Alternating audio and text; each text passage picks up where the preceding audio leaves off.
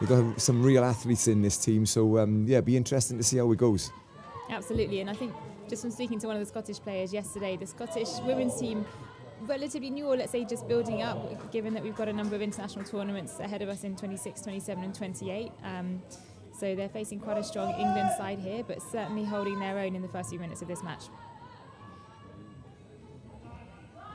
So as we see Scotland now bringing fresh players on, driving up to the halfway line, opening up now into midfield, setting something up. This is coming up, I think, is a 5th touch and a fumble and turnover.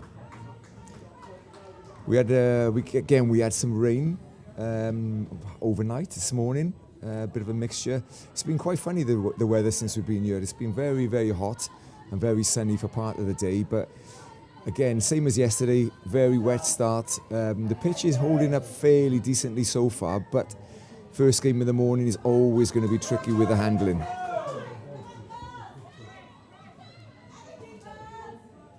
Scotland win the ball back. They're facing strong England defence with those 4 players to the right-hand side of the pitch moving up, now being shut down as they come up to their box. Let's see if when they get some fresh players on how many metres they can make on the pitch.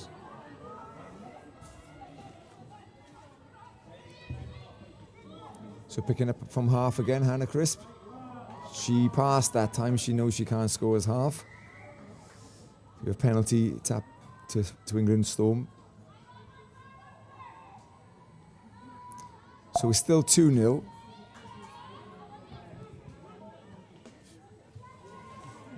I'm not sure what's happened there. So we're just trying to sort out the score. You can maybe see on the live stream here, it's not Switzerland and Scotland for the qualifying. We've actually got England Storm and Scotland, and it's 2-0 to England Storm at the moment.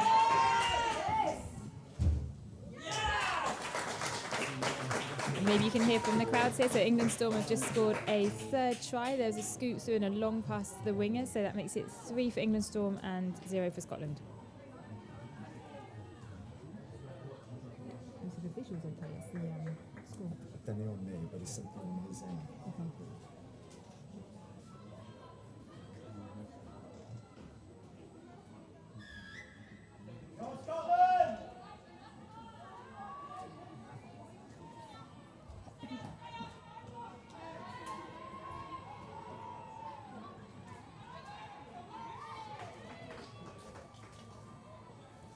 So that's 3-0 now, isn't it? Yeah. So bear with us as we're just still sorting out the scores you can see on the screen. Scotland have just won 6 more touches. That's touch number 2 as they make their way up to the try line.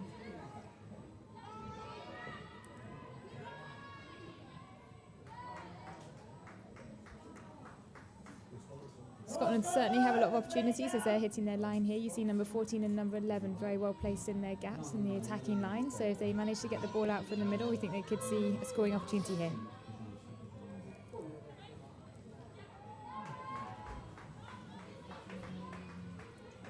Yeah, I've done it on there. That's right. It says team 1, team 2, 0, 0. Well, I've definitely got it right there. England Storm, Scotland. Oh, yeah, but the score. Oh, got it. You not got that? It's all. Oh. It's not coming from here. It's coming from over there. For some reason, it's not picking up this. So. No, è ancora così. Ok, adesso io dico. Punteggio devo andarlo a chiedere, sei sicuro? Sì, non so così. Ah, non lo stai controllando. Here we have Scotland trying to box out. They've just lost the ball. They face very dynamic England defence. You can see how the players are coming up to take those touches in defence, and then as soon as the half touches the ball, another England player is moving up in defence. And now we have England in the attack, trying to make some metres up the pitch.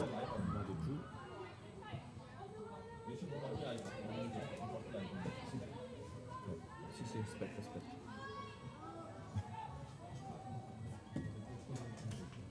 So it seems that we now have the right teams. The right teams on the live stream, but the wrong score. So just to double and as we said that, there's another try that's been marked by England Storm. Again, a long pass out to the winger. The winger, who I believe is number 6, Carly Wynn. So that makes it 4 for England Storm and 0 for Scotland in this first half. By half time, we might get us right.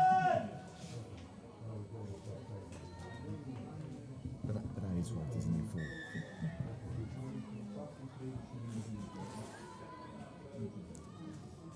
Sorry, Jane, we're definitely having some technical issues this morning.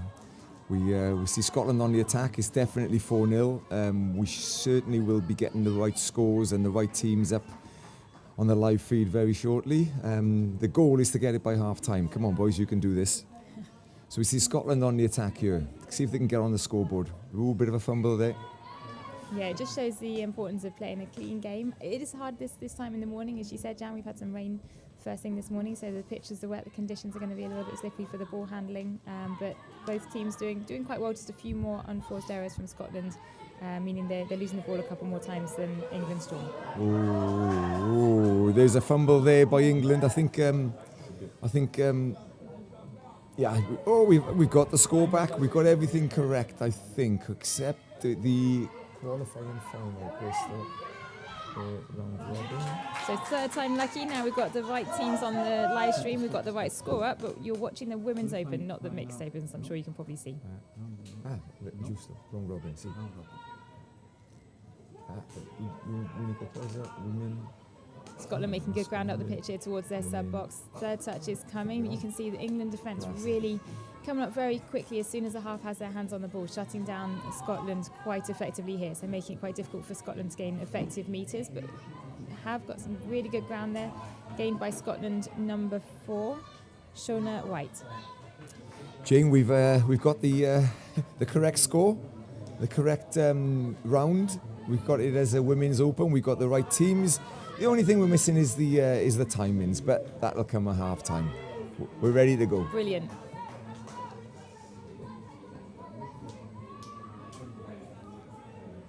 So Storm on the attack again there, still 4-0. Looking to set up in the middle of the field. Number 10 there from Storm is Grace Pyrgos. Good defence by Scotland. We're about just coming up to 15 minutes into this first half, so 5 minutes left in the half. Let's hope Scotland can put a score on the board in this first half. You mentioned earlier, Jane, about the importance of looking after the ball, especially when the conditions are a little bit very wet, like as they are first game this morning. I think sometimes, as a coach, you like to, obviously, you want things done 100 mile an hour, the intensity, the drive, everything needs to be fast. But sometimes you just got to take a little bit of pace off things and concentrate on looking after that ball, making sure you get the ball down without any movement, under control. More important than going in, steaming in 100 mile an hour. Yeah, no, absolutely. It's about playing a clean game at this point, especially in the first half as well. So just making sure that we don't have those unforced errors, ball handling's clean, enabling the team to really drive their way up the pitch, as you see England Storm is doing now. Yeah, Storm driving out again. Again, with the conditions as they are, there's been very few mistakes really, which shows just the level of skills really of these the two teams. Absolutely, and it's not at the expense of ball handling either. You can see quite a lot of ball movement as they're driving up the pitch from both teams, which is great to see. So players staying live, looking for that extra pass, especially when you have one shooter coming up from England, as you see now, Scotland moving the ball around really nicely. Yeah, Scotland now coming back up to halfway, bringing on fresh legs again. Can they get field position here? Yeah, touch 5 coming up, ideally to set up for a scoop. Hannah Christen evades that fake pass. Let's see if we have an opportunity to get up here. Much better from Scotland. I think if the link had looked outside, then the winger was free. She was indeed, but instead we have a forward pass from Scotland, so England Storm take the ball with a penalty.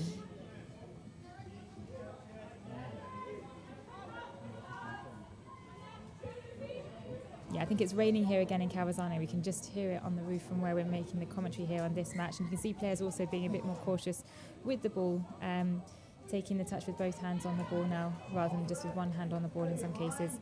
But so important to keep that ball secure, number one priority here in these conditions.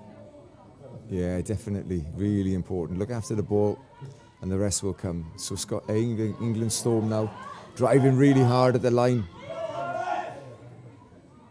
The England player calling offside, Scotland there, but what's the referee given? Referee's given second touch, I think, from what I can see on the pitch.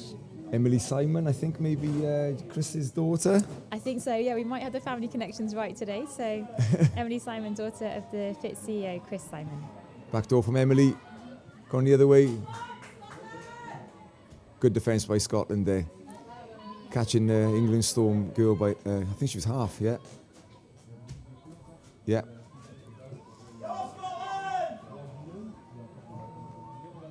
You can see how England's defensive pattern coming up in a wave of 3 there, putting a lot of pressure on the ball carrier in the middle, forcing them to take the ball out to the side. So it's really important that the girls here are running from depth in order to make that ground when they receive the ball. Scotland's doing a great job of driving up the pitch. Yeah, really good drive this from Scotland. Final touch coming up, yep. Scooper. I think for Scotland, it's definitely they need a bit of field position because they've not really, in the last sort of 5 minutes, all they've managed to do really set up the 5th touch just in the other half for the scoop. But, I think field position again is key. Get up there and get some opportunities on the 7. Yeah, absolutely. You can see some great attempts by Scotland number 10, Emily Neal, scooping through, looking for that pass as she scoops through near to their attacking line, but just not quite able to make the same ground that England Storm are making at the moment. I think some of it's also linked to how quickly they can get players off the pitch and back on the pitch when they're going to their sub-box. But as we said earlier, Scotland is definitely a bit more of a nascent team compared to England Storm. They're holding their own here. You see some great defensive work from Scotland. So you can definitely see there's a very strong foundation there on which to build.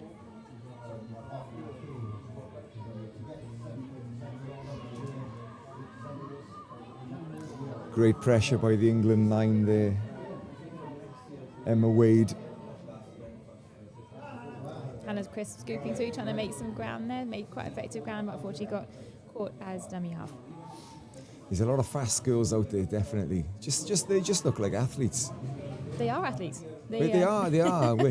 I meant in the sense that they could be like sprinters, or Yes. of course they're With athletes. athletic training, yeah. I understand what you mean, Jan. I'm just teasing you. No, but absolutely, the speed of these girls, I hope you can see it on the live stream, is absolutely phenomenal. So much energy, so much dynamism. We've already commented on that as part of the English defence we're seeing here on the pitch, and you can definitely see it with the speed at which they're driving up the Zante pitch Lord now, going the attacking line, and that looks like I it's think a that's ball down. for England. Touch called though. Touch called. Okay, referee has called. Touch made. So ball turns over to Scotland. Yeah, Zante Lord, really, really good effort there, but good defence too. I think they're still. Oh, he's given the score.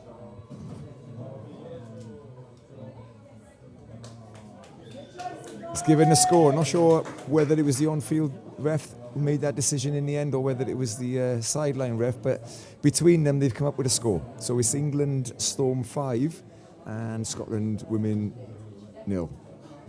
Can't be long left now, Jane. Can't be long left in the first half, and there goes the hooter. Just as we said it, here comes La Sirena. So half-time, England Storm 5, Scotland 0.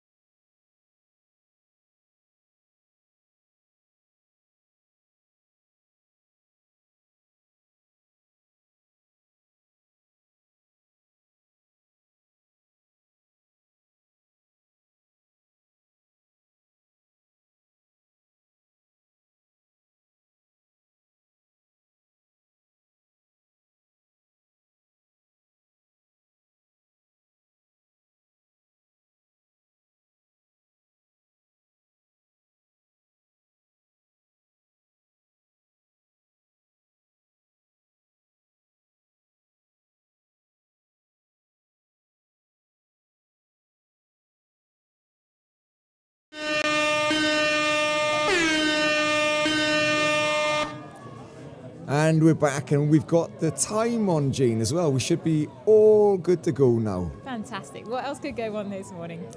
Absolutely nothing. I'm sure it's going to be absolutely smooth as a whistle. Indeed. It's a Sunday morning. We're watching some amazing women's touch here, watching England Storm versus Scotland in the second half of this Women's Open match. So Scotland do have some ground to make up here. They're starting the second half 5-0 down.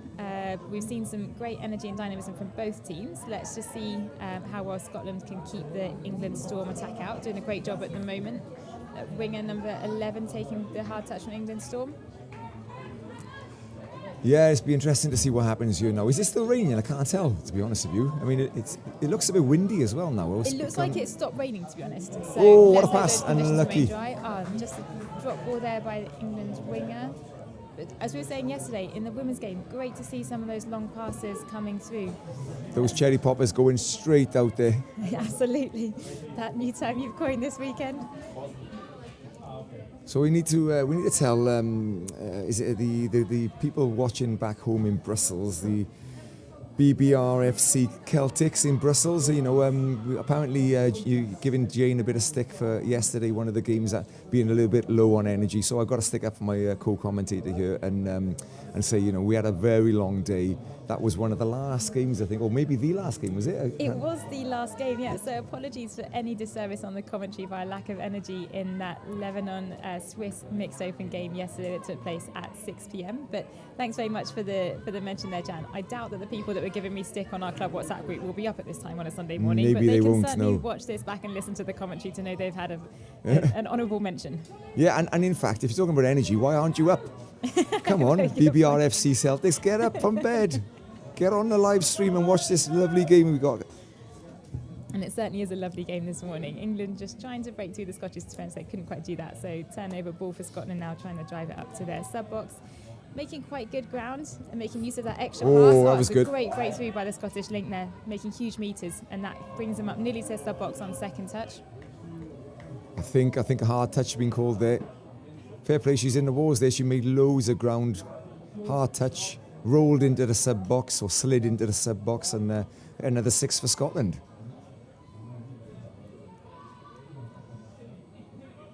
You see again how that England defence is moving up. 4 players at once, putting a lot of pressure on. Sideline ref there communicating to the on-field ref. Great communication between the referee team here. On-field ref is looking to the sideline for confirmation that was indeed a forward pass from Scotland.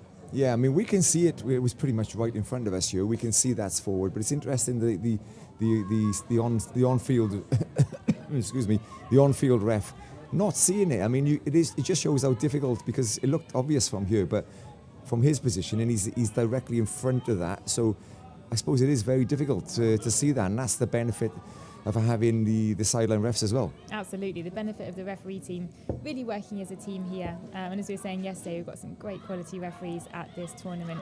Backdoor runner, winger open, number 1, as she got it down. Touch called from touch notice from the sideline ref there, yeah. So great effort by England Storm, but not quite a try this time.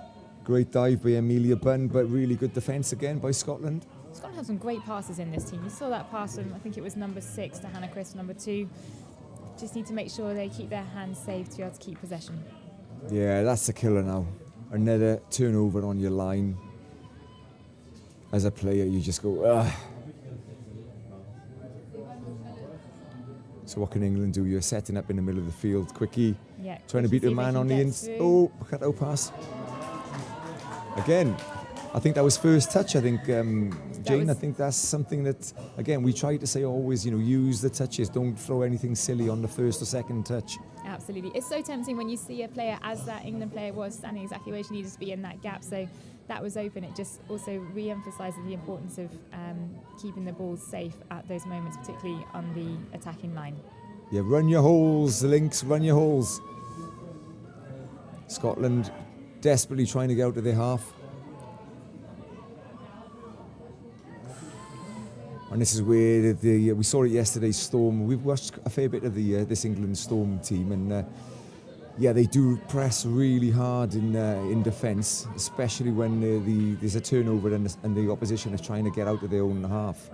Yeah, it's all about the pressure you put on in defence, and it's so important as the team's moving into their sub-box as well. If you can kill that momentum from the drive, which England Storm are doing quite effectively, it makes it so much harder for the team to get up the pitch and towards their the attacking line. Another quickie here. Lovely dive. I think she's got it down. Yeah, referee's giving it. I think it was number 15 for England, which is Zante Lord. Yep, so that's now 6 for England Storm, and Scotland still yet to get a try on the board. But that just shows that's a perfect example of really working really hard in defence when you turn the ball over. I think they turned Scotland over on the sixth touch, pretty much on halfway. I mean, so much easier then to just get up the field, and you've got plenty of touches, and that's the result. Yeah, and you can see Scotland number 2, Scotland number 6 working hard as a pair to get the ball up the pitch here. Just got a couple of girls on the ground. Let's hope there's no injuries.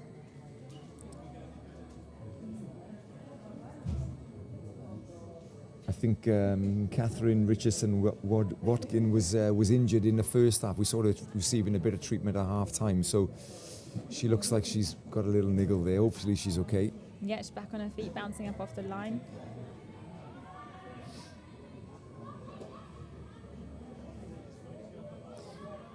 Storm players working really hard to get back to the line. Hannah Crisp, long pass out. Oh, it was a good effort. If that pass had gone and stuck to hand, I think there was a try there. Yeah, absolutely was. Yeah, that Scottish winger number 11 is exactly where she needed to be to receive that long ball. So, as we said, great to see those long passes coming more and more into the women's game. Carly Simon working hard. Catherine get into the box. Hopefully she's okay, get them a bit more treatment. This is great shutdown defence by Scotland. Yeah, they've worked really hard. They've done exactly what we said just now with the Storm have been doing. They've turned the ball back over in the Storm half. So, again, giving them good field position. Can they get up into the red zone with enough touches left? So they're driving the ball to their sub-box, giving their teammates a chance to come onto the pitch. I think they desperately trying to get off there, but wasted a few touches maybe in the process. I think now we've got a 5th touch coming. No more touches, Scotland to try and make this score.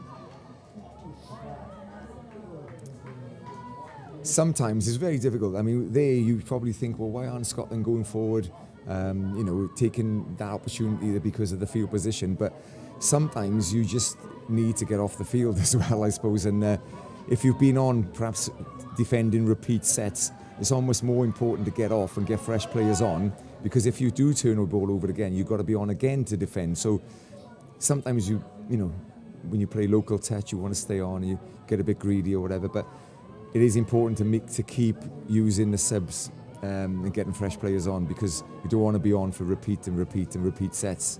No, absolutely. That's when the legs start to tire, and especially as you now enter into the second half. We're 8 minutes into the second half already. You can still see the England defence is going very strong. Scotland are on the line though. They have a chance to score. Yeah, number 10 from Scotland there. She's Emily Neal. She's trying to set something up. I think the ref's going to give this one. That's a score from Scotland, number 10, Emily Neal. She's been a really Fair valuable play. player in this match. She's the one that's making a lot of the scoops and breaking through in that first half. She's managed to put Scotland's first try on the board in the second half. Yeah, great feat, and she beat her opposite number, and that was awesome. Well done, Scotland.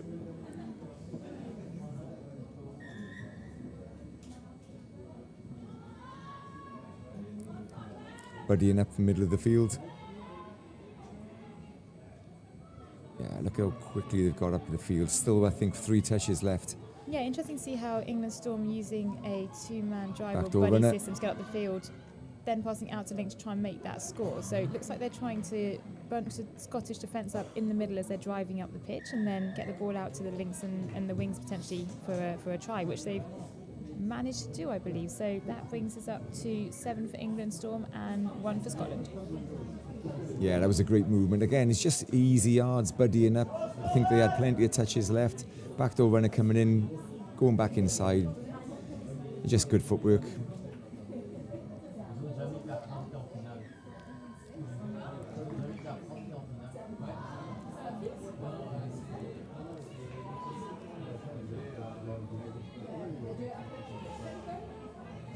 bit more energy here by Scotland. Absolutely, moving that ball around between the players, trying to find those gaps on the line. Yeah, Facing good still save. quite a tough English defence, so I see that it's difficult for Scotland to break through here, but they're keeping that energy in attack. Another long ball there from Hannah Crisp. Ooh, was that touched in flight? No. No, turnover and ball goes back to England Storm.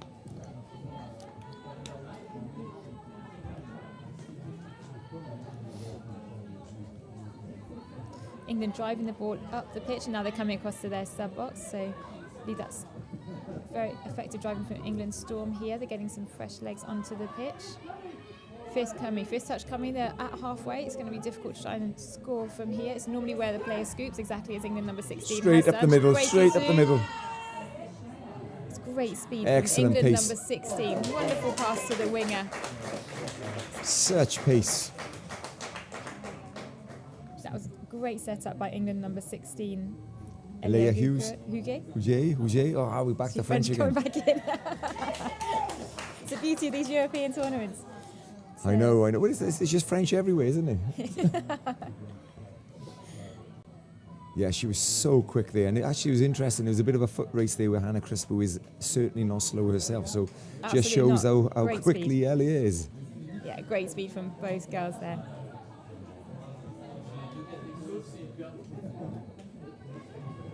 We are seeing quite a few scoops and breaking through the line in this match, but also quite a bit of diversity in the attacking moves as well, which is wonderful to see. Chance here. Great shot by the England winger. Although it is another 6, I think it's come off her. Yeah, I think the ball was touched in flight. Referee's given 6 more to Scotland. Yeah, good defence though by Carly Wynn. Backdoor runner come in, going the opposite way. That's Opens another up. breakthrough Can she from get it Scottish down? player. Oh, it's another breakthrough from number 10 for Scotland. Emily Neal couldn't quite find a teammate to pass the ball to. So hard to defend that when you've got a backdoor runner. You think it's going one way and then they change direction. It's so difficult to defend. There's some great intelligent gameplay here from both teams. It's wonderful to see.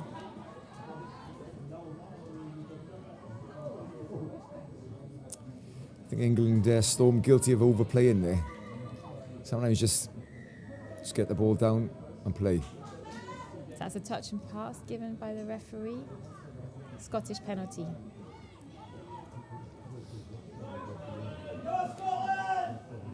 Go Scotland, cries from the crowd to see if they can get another score. Supporters really can make a difference when you're playing a match like this. You know, you're a few scores down, and it's great to hear the Scottish supporters from the stand here. Absolutely. Hannah Crisp she's scooping up the ball, trying really to break quick. through the line. She's broken through. She's got it to her teammate, and that's the score. Wonderful. So that was a great setup by Hannah Crisp. I think the score was then made by number 12 from Scotland, Gabriella Adams. So England have 8 and Scotland 2. Yeah, fantastic score. They, again, the pace from these girls. Just, I wouldn't like to defend them. No, I'm pretty sure they'll outrun you for sure. Hey, hang on, you see me run? Yeah, no, I agree with that.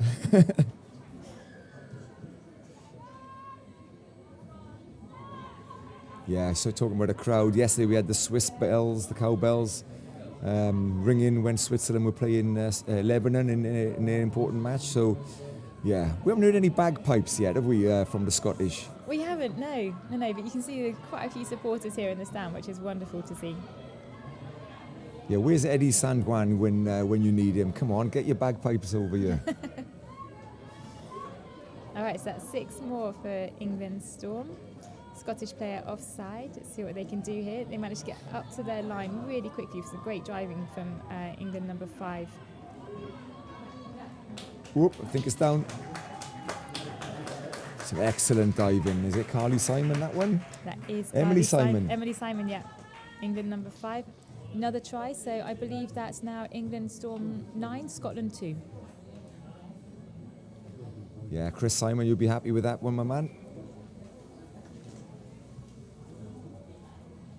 So we've got just over 5 minutes left in this match, the first match of the day in Calvisano. I can see the clouds starting to disappear a little bit. It's gone a bit brighter. So hopefully for the rest of the day we'll have a better day in terms of sunshine like we did yesterday, and all good for more running touch. Absolutely. You've seen a great game being played this morning as the first opening game on this Sunday. do you have the planning for the next? Yeah, this one. But England driving up the pitch. That's fourth touch coming here. Oh, it's a great run by England, number 9. Oh, they're running over. Okay, no more touches for England here. That's a scoop and breakthrough for England, number 9, passing to 15. Could she make it through? That's just been touched by Scotland, number 2, Hannah Crisp. Great job keeping focus on the half there and mirroring their players in the Scottish defence. Oh, nice pass there to get extra yards. Sometimes you're just looking for that extra one pass when they send a flyer up like that. Yeah, both teams have been pretty effective at doing that this game, actually. It's great to see the heads-up touch that's being played here. So that extra pass can just make all the difference, as you said, Jan. Yeah, I mean, touch is so structured. If you anybody who's played or if you haven't played, I mean, often you think, oh, they're just going forward. There's no plan or anything, but it's such structure within this within the game. But at the end of the day, it is a little bit sometimes heads up. You know, if you can see there's an extra pass on or whatever it is, you know, you've got to play what's in front of you as well. Absolutely.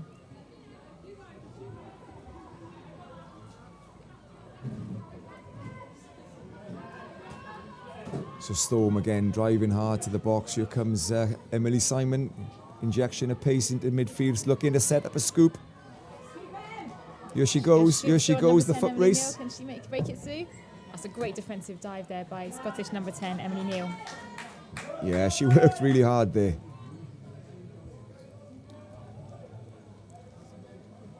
Plenty of dives in attack and defence, so key. I mean, it's not like tag, it's not like flag or whatever you call it. You know, it's you can touch any part of the body. You know, if you can get just an ankle, a bootlace, Ponytail.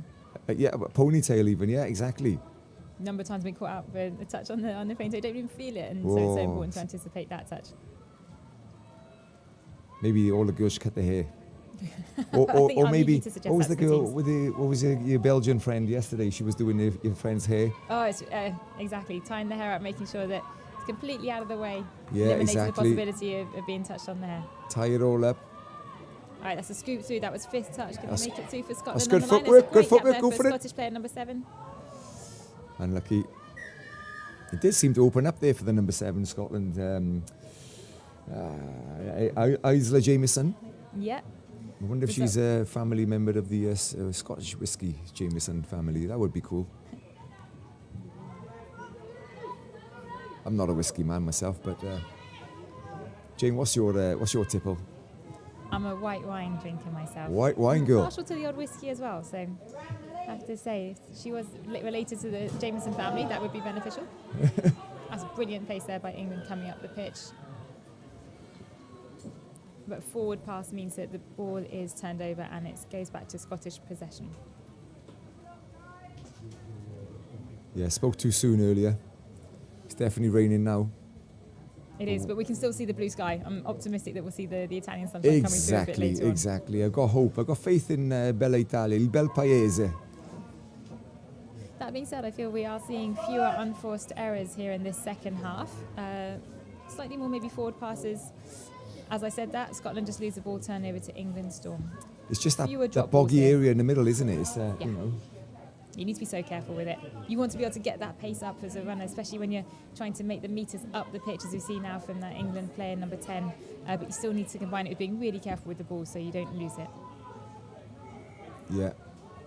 Some great energy injected here by the Storm players. Setting up a scoop. This is final. Yeah, here she number goes. 4 showing her right for a scoop. But that'll be 6 more. Emily Neal just tried to intercept the ball there. Yeah, Danielle Evans, number 4 there. She's really quick as well. She really went for it then. But again, nothing the defence could do except tap the ball down, and it's number 6. Indeed. You're right, Danielle Evans from Storm number 4. Yeah. Not the Scottish number 4 that I just mentioned. Did I say Scottish? No, that was me. Oh. Haven't had my second coffee yet. Oh, she's caught. Bit of acrobatics there. Appreciated in the box, Storm box. Danielle Evans again, looking to set up. Strike player, here she goes. She's going to be able to dive for the line. There's a gap there. Tell you what, such good diving. Yeah, it's brilliant to see from both sides. Man, great defence there, Gwen.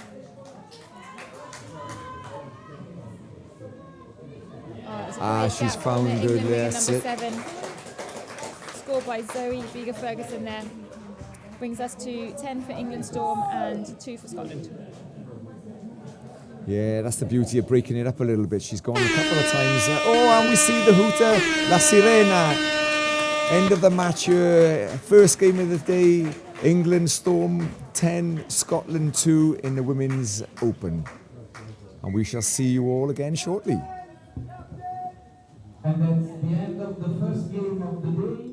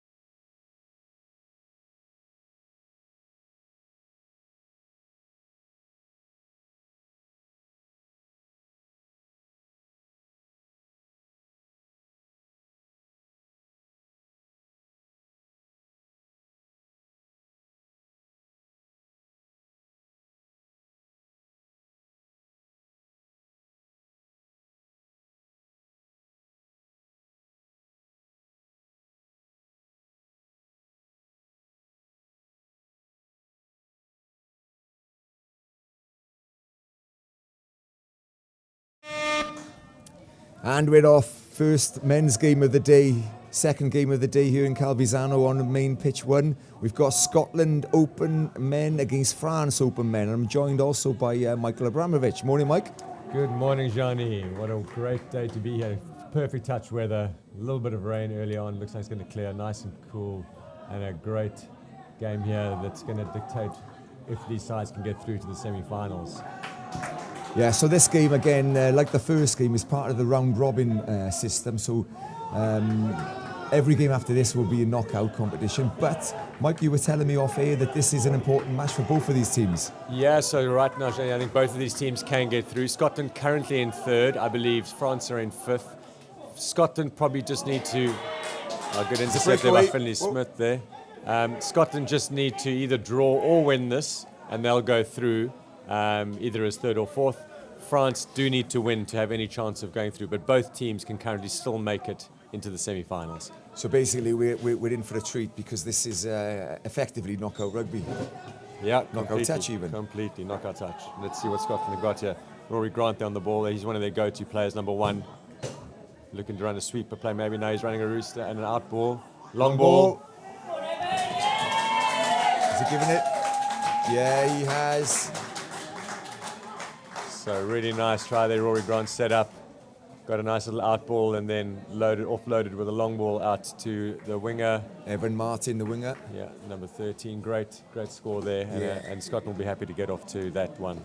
We've seen that play yesterday. We watched Scotland here on the main pitch a couple of times, and that is definitely one of their go-to plays. And the number 13 there, Evan Martin, I think he must be racking up the tries here because I've seen him certainly score about 6 or 7. France looking to reply. Great feet, but good defence there by Scotland.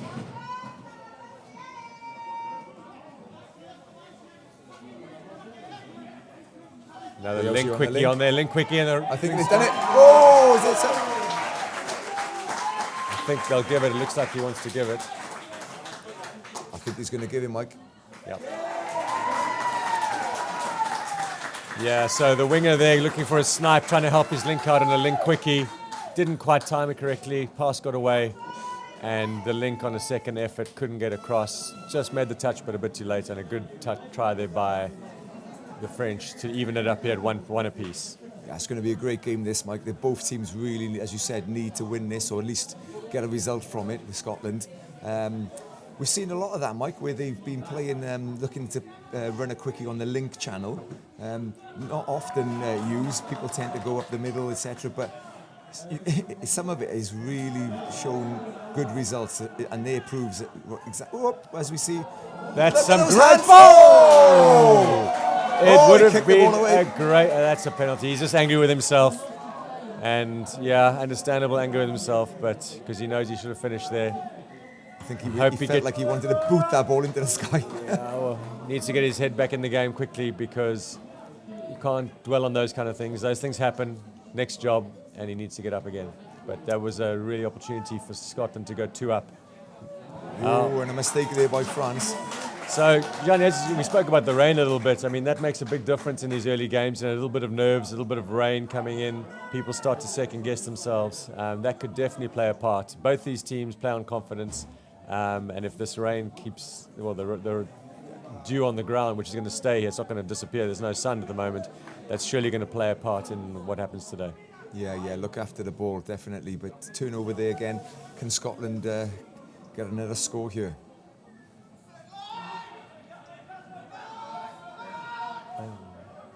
Oh, good footwork. Oh, what? Touch and pass? Maybe no, not given. Okay, referee called play on, and he should have just gone through him. Instead, he didn't. They played back, and then he's just carried on with the game. So probably lost 2. But here's a 32 short with a wrist long ball. Should have long ball on. I thought he was winding up for the long ball there, Mike. Didn't release it, but probably finally use that play again. And I'm sure Coach Michael Short in the box, a really experienced player and coach now, will be telling him to look for the long ball next time, or at least look for his options off that. Yeah, good yards, excellent yards. Nice yards by the French here. It's a little bit better from them. Controlling the ball nicely. There's a number 20. Fifth come in. He's one of their key players for sure. There's number 20. Here he goes. Step. Ball gone. And that's offside. Yeah, number 20, Martin Punier. He's had a really nice tournament. Watched a few of his games.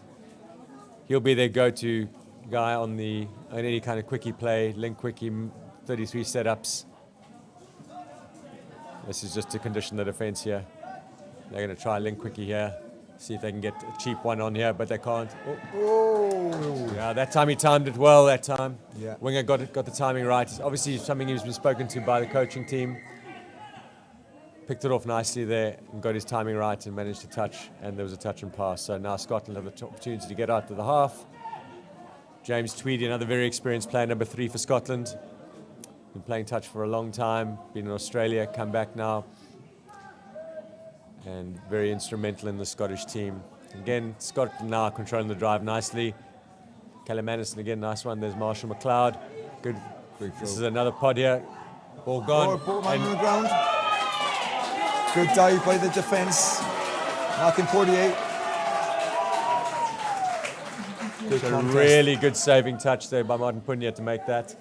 Marshall McLeod in for all money. Probably could have dived a little earlier, but great diving touch. Second efforts by Martin Punier. The French now driving it up nicely again. It just goes to show the dives is not always in attack. It's the, Yeah. it's the savers, the defence diving everywhere. Oh, that's a We've got beautiful run through by He's gone Evan through. Levesque. Wonderful trip. Evan Effort there by Levesque. Evan Levesque, yeah. He's happy with that one, Mike. Really well played. A little bit of dummy straight through. Part of the Levesque family from France who are very involved with all things Touch France.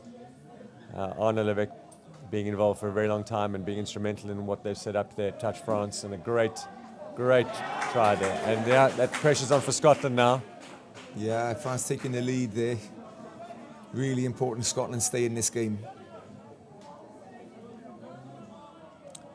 But Johnny, as you know, these games turn over so quickly, and all these games have been so tight. The top 6 teams in this division, they've been literally 1 or 2 tries separating almost every single result from the top 6 teams. So a really competitive tournament that we've watched here today. Yeah, that's what we want, isn't it, really? Yeah, the last 3 days have been really some good touch, competitive. There's a nice long ball. Great long ball. Stepping in, and some really nice Good second cover effort there. Good second efforts by both Lewis Burns and James Tweedy. Going short side. You think he's in? He's offside. That's tried out. I think he's That's going to give this. a try. Definitely didn't make the line there, did he? No. Wow. Another try, France. Certainly Scotland need to settle this down now and stay in this game. Perhaps the next score now is crucial. Yeah, I don't think Scotland will panic too much yet, Johnny. They've got a few experienced heads in there. They don't want to lose too many points in this game, but I don't think they're going to panic just yet. But that's some really nice effort by the French, taking advantage. Let's see if they can keep their composure and keep on doing what they're doing, because that's definitely getting them into this game and putting them on top at the moment. Yeah, as you say, Mikey Short, their coach, is very experienced. He won't be panicking at all. Oh, is it try? Yeah, really nice play there. There's a score there. Rory got another out ball. As I said, he's probably their key player at the moment. They're certainly their form player. They've got a couple of key players, but he is their form player at the moment. He's playing some good touch the last 3 days. A little bit of an out ball, slight goose step and getting on the outside of his middle, who couldn't quite get there for the touch. So nice response there by Scotland. Yeah, definitely. Definitely best to score the next one. He didn't want to go 3 down. Here's Levesque again on the ball. See if he can do anything. Another looking at link quickly again, and is that Punier? That's a great dive. No, That's a great dive. that's the number. Is that number 13? See when he turns around now. Might be Whoever he is, he looks very young, Mike. Remy Melo. No, it's not. It's the 23. So it's Arthur Ferry. Yeah, I think Arthur actually played in the junior tournament recently. I believe he was in the 20s. I think he was one of their key players as well in the 20s from Well, memory. he does look young, Mike, so it's quite possible. Ball back inside. A really nice Oh, out what a follow nice play. dive. Very nice play there by Scotland. Or a pass straight back. Yeah, we're seeing some great attacking touch here. It's just the energy that's going into this, you know, and just so difficult for the defence to get across and save. Yeah, as coaches, you tell the players all the time, no matter what the players' movements are, to watch the ball, because that will really tell you where everything's going. And probably the middle just pulled away from where the ball was going originally, then too slow to get back. Now we see France up there. Well done getting up in the link channel there. Big, tall, number 4, John Strain. He used his frame well there. And made some great meters as well. It's really what we wanted to see here. Oh, he's offside. This is really what we wanted to see here, Gianni. A really nice game that's flowing now. End to end, definitely. Yeah, both teams getting the ball, now not making those same errors they were making a couple of minutes ago. I mean, it'd be nice, Mike. I mean, you said this division especially is so competitive. You know, you've got these 2 teams. You've got the 3 English teams as well. Ireland, you know, we've watched an amazing game yesterday. Ireland, I think 10-0 with one of the English teams. I can't remember which one it was. What a game that was. You know, it'd be great to see a final where it's mixed up a bit. We don't want to see dominance by one particular team altogether. So I think certainly this division is open, isn't it? Yeah, really open, Johnny. And it's and as you say, it's exactly what you want to see, a competitive division, close scores everywhere. James Tweedy going there. Great defence.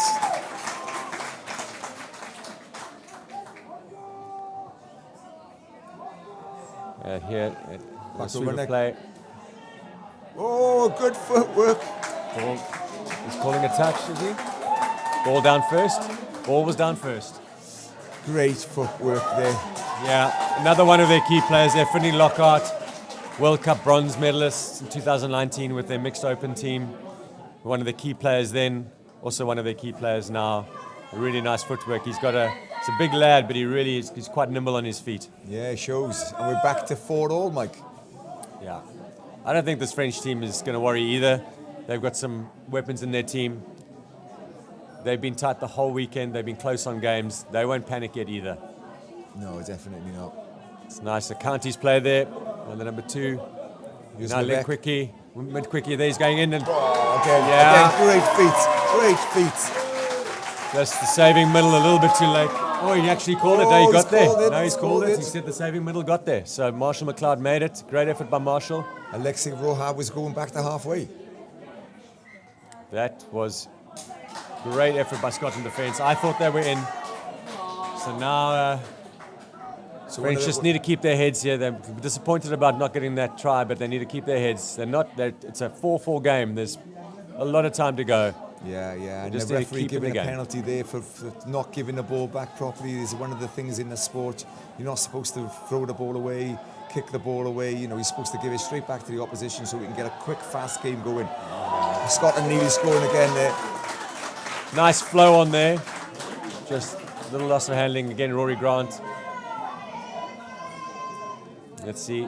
French get out there. Oh, that might be a penalty. shoulder going in there. He needed to put his hands out, yeah.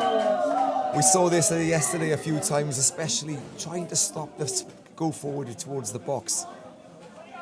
Thank you. Right, so now France taking the ball up here nicely. There's the danger man, number 20, Martin Ponier.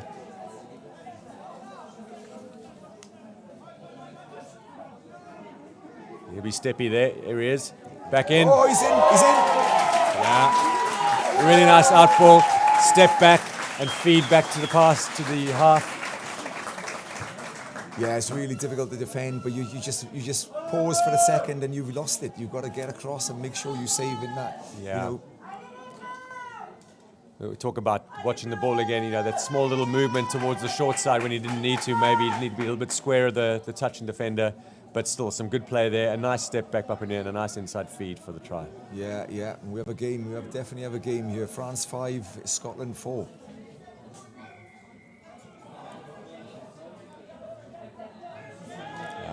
Good effort by the number 4 there. That's cool. I've watched him a bit over the last few days. Matias Fernandez, he's definitely a fighter. He's a scrapper and he really works hard. Yeah, he's in there. Oh, great shot there by the winger. Really nice read. we've seen that so many times in the last couple of days, the winger coming in making great decisions for all teams. We watched it yesterday with the Swiss against Lebanon, and the girls were coming in from that wing channel and making the correct decisions. People don't realise just how difficult it is as a decision making as a winger there, where you stay out, where you come in. Yeah, we talk about wingers really being almost the key defensive person nowadays in touch, especially in men's touch with decisions they have to make. They can make or break an attack set just by their positioning and their movement and their reading of a play. So defensively, wings so important in the modern game. Yeah, absolutely. Scotland, great field position here. Well, the guy's dropping back, he's got to get up. Yeah, The other middle, he's getting him up now. They're flat there, now they want to go here. It's on. Oh, he's just got stuck in that boggy part. And forward pass off a ruck. Oh. So that's a silly error they made there. They had them for all money. They don't want to make those mistakes. Yeah, as you say there, Mike, the defence got to come off the line, and the attack is trying to get them, trying to entice them off their line. So it's much harder to get back at 7 metres and defend. But it's a bit of gamesmanship as well. You're trying to show the ref going off the line, but you're not really. It's quite a difficult decision there for the refs there to see. Yeah, I mean, all credit to the referees. They've got to have eyes everywhere. They've got 3 of them, but it really is still so difficult. Yeah. Chance here for France. That's a nice ball movement there. They were always running out of space, but that's where they want to leave the ball. If you want to be anywhere, be up in the opposition 7, so they have to come the whole length of the field to get back. Yeah. Yeah, we've got just over 3 minutes left in this first half, and it's been such an entertaining half. Scotland here trying to level the scores again. Play on, called. Whoop. Surely not. Ooh. Yeah, now he'll give the penalty. So call play on, play through. Yeah, It's gone back for the penalty. There. So let's see what they set up here. James Tweedy on the ball here. Winnie Lockhart on the left. Out ball first to be a bit slow. Touch called. Good touch there by Martin. Punier again. Really good diving touch. Yeah, the ball perhaps should have gone a bit quicker there. I imagine they'll go Kanti's play here. No, he's going a quickie play. No room. I think the 20, he made the line.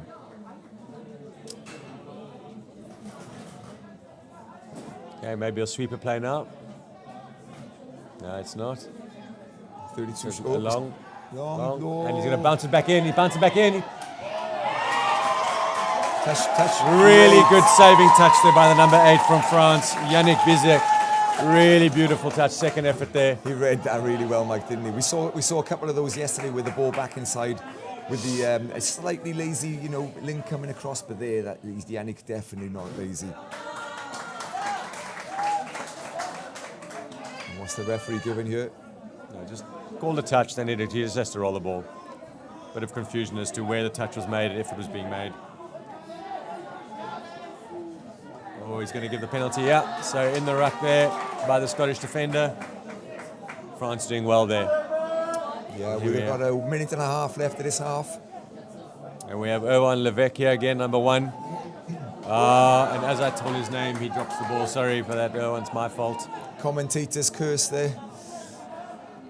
All right, let's see if Scotland can get out and have one more shot at the French line. France up 5-4. Strike round is coming on. Good pace. Here comes a scoop. In that bog here, he's got good feet. I think he's got it. He's got it down. A really lovely scoop through by Rory Grant again on the short side. He's just got really nice movement. How did he get through there, Mike? How did he manage that? Such good feet. Yeah, he has the ability to stop players and then accelerate. And once you stop as a defender, it just takes a second and you've missed your assignment. And he got through there, and the link got free. Great time nice to score try. as well, with 30 seconds remaining on the clock. So Scotland will want to keep out. They won't want to drop one here. A little bit of a Hollywood there by Marshall McLeod.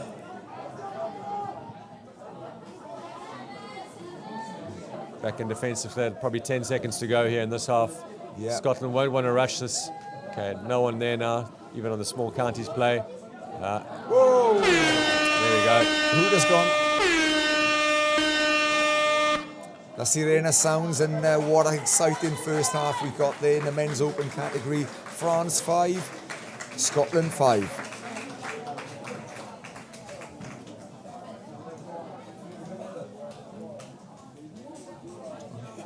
And then half-time break.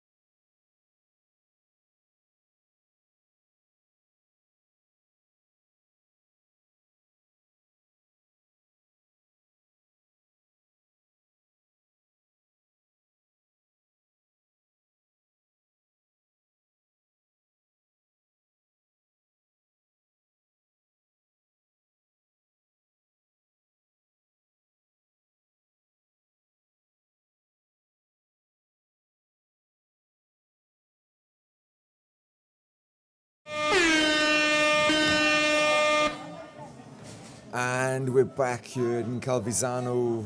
Second half just underway. La Sirena's just sounded. France 5, Scotland 5.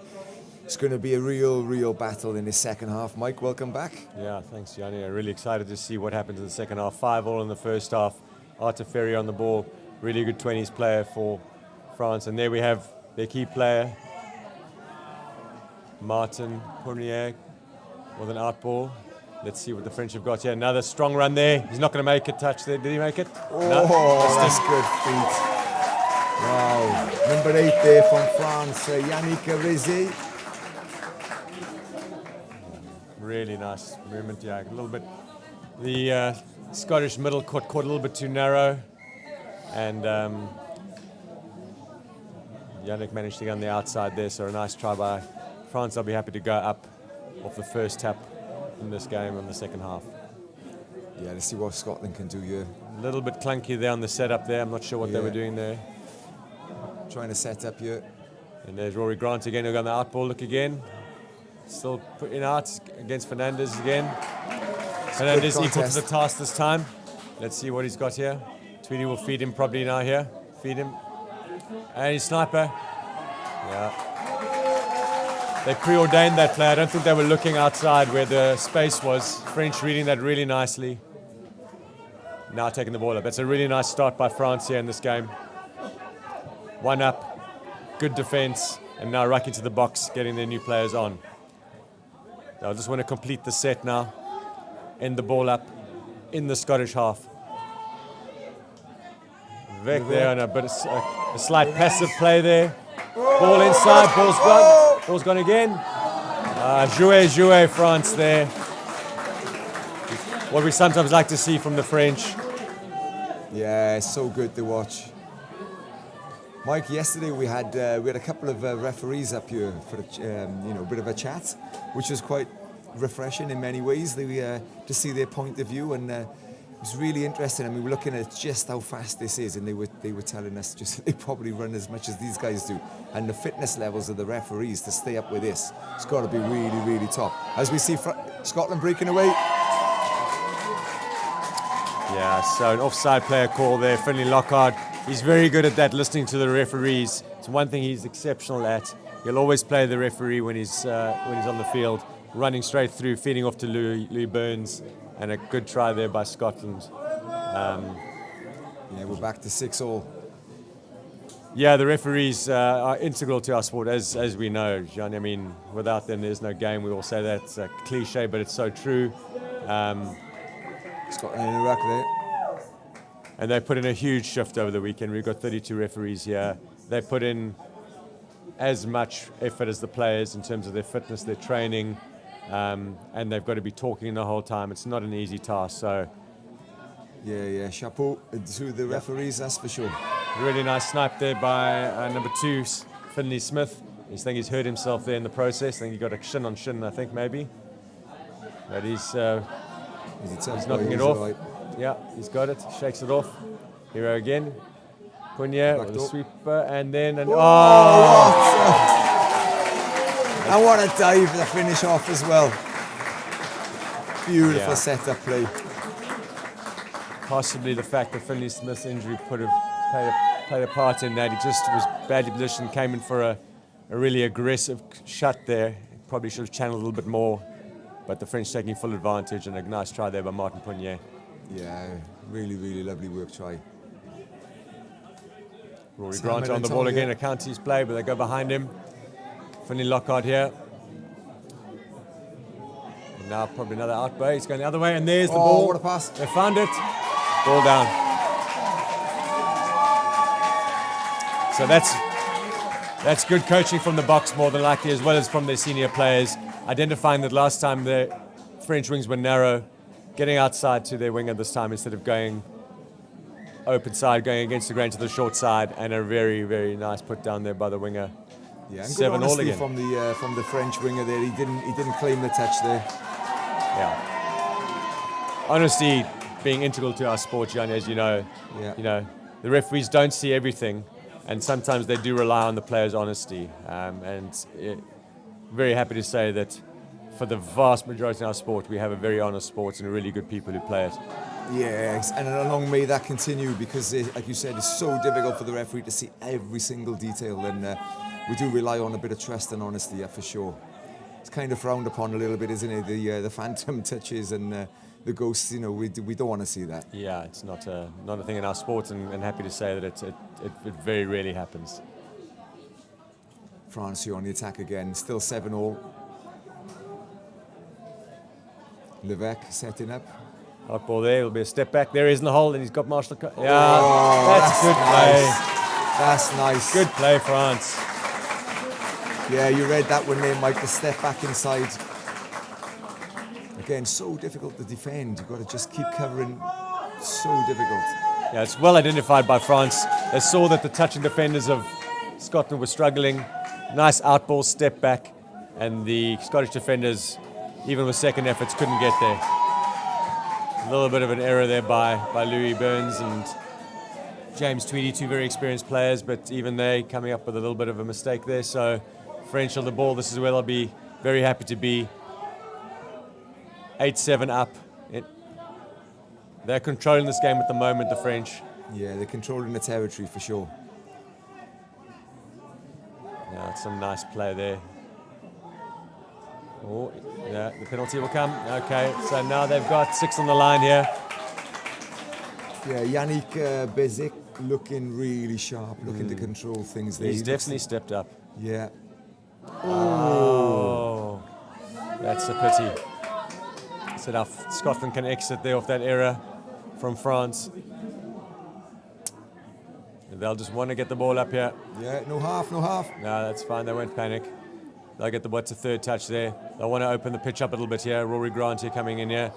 He'll look for a switch up here, and he'll probably take a scoop through from here.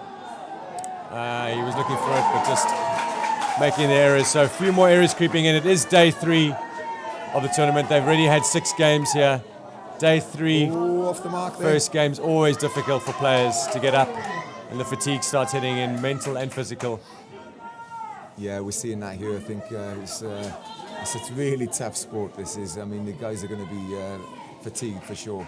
Oh, and the pitch doesn't help either. Yeah, pitch with a bit of rain today, getting a little bit cut up now, and it'll be a little bit soft underfoot as well. So lateral movement and.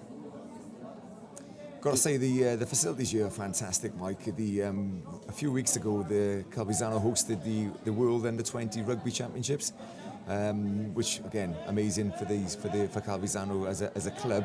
But I think it did cut the pitches up a little bit prior to this, which can't really do much about that. But yeah, they're holding up just about so far. Yeah, no, they've recovered really well. I mean, we had really good response from referees and players for these pitches this whole week. I mean, a testament to Calvisano and Italia Touch for putting in such a lot of effort to get these facilities up. I mean, day 3 you expect things to happen a little bit, especially with some rain, but they've held really, really well. So congratulations to everybody at Calvisano and Italia Touch for making this. Yeah. Big shout out to big shout out to Morelli, who is he was a former player here. He's I'm not really sure what his title is, but he does a bit of everything. He opens up the grounds in the morning, he closes at the end of the night, he marks the pitches, he's in the kitchen cooking. I mean, I'm not sure what he doesn't do, to be honest. So if you are listening, bravo Morelli. Yeah, we rely so much on volunteers in all our sports across the page, but certainly for rugby and for touch, volunteers play such a big part. That's a bit of a loose pass there by Louis Burns. Bit of a tight pass. He's normally much better than that. I think he knows it himself. Yeah, you can see that. Okay. France now nicely driving to their box in 3, getting up. That's a good drive. 4 there. Fernandez on the ball again, the setup player. A lot of energy. Yeah. Maybe I missed the touch count. I missed the touch count because this is now, he hasn't called 5 yet. The dive. Good defense. And that's 5. It's a good contest, but yeah, the winger did really well there. Last touch. They'll just settle in the corner here. That's what they need to do, just to get Scotland to come the whole way out of their half. And then it's coming nicely out the line there. Closing the passing channel options. Yeah, really good. forcing the guy to take the touch. Callum Smith coming on there. Rory Grant, come in. friendly Lockhart. Callum is, and he's through. Got That's a great good, feet. really nice diving touch there by Hernandez. He certainly looks like the scooper in the team, doesn't he? He's quick. Rory Grant, really good player, but really nice defense by the French to stop him in there. Whoa. They've got his number. Yeah, Hernandez, he's the guy. Yeah. Unfortunately, got a little bit overzealous there. The one thing I will say, I have seen it a couple of times. He gets, he's a really strong player for them, really good, puts a lot of effort in, but sometimes it just goes over the top occasionally. Yes, that French temperament, passion. We want to see it, but we've got to temper it, definitely. Here comes Scotland again. Oh, he's got Rory him, he's Grant, got him. He has. Oh! Arthur Another Ferry six. with a really good save there. That was in for all money. Lovely save there by the young Arthur Ferry. If I'm honest there, Mike, I thought he was going to go through himself.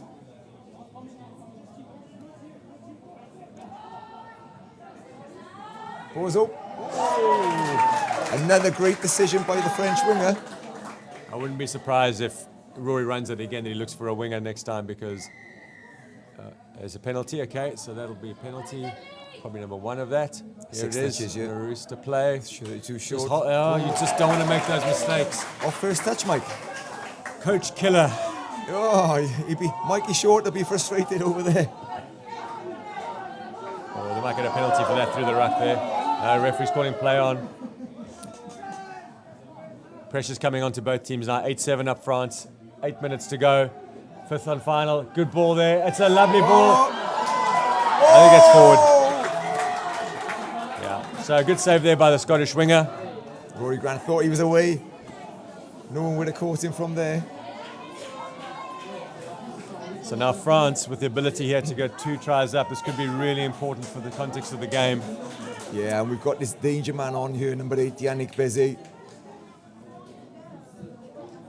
He looks really sharp. What can France do? Yeah, they're looking to get a link quickie on him. Oh! He's claiming a Scottish player was in the ruck, but no, turnover ball.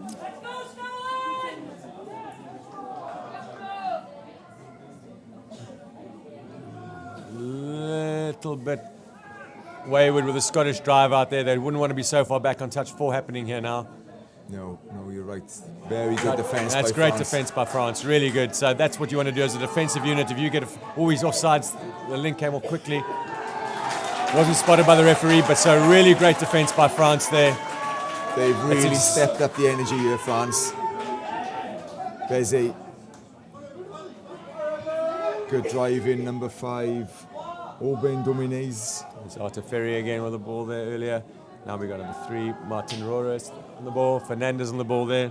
Looking for his number 2, Alexi Rohart. Also a steppy player. Here's Arthur Ferry. You'd imagine he's going to set up for some quickie play here if he does. What's he looking for? He just got knocked to the ball. Too much downtime. On here, son. Managed to get his head in the way. The old number 15 for Scotland, Callan Shreenan. It all counts. Yeah, we've just got 6 minutes left now. It's a 1-score game here. France up by 1. And Marshall McLeod through there. Good drive. Excellent. Fernandez drive. looking for the off the mark, but not getting it from the referee. It's a little bit better from Scotland. Spreading it out a bit here. Funny Lockhart on the ball now. Driving it up for Tweedy. For the scoop to go through. On the short side. Oh, he's through. He's done him. Got him. He's got him. Our winger's out.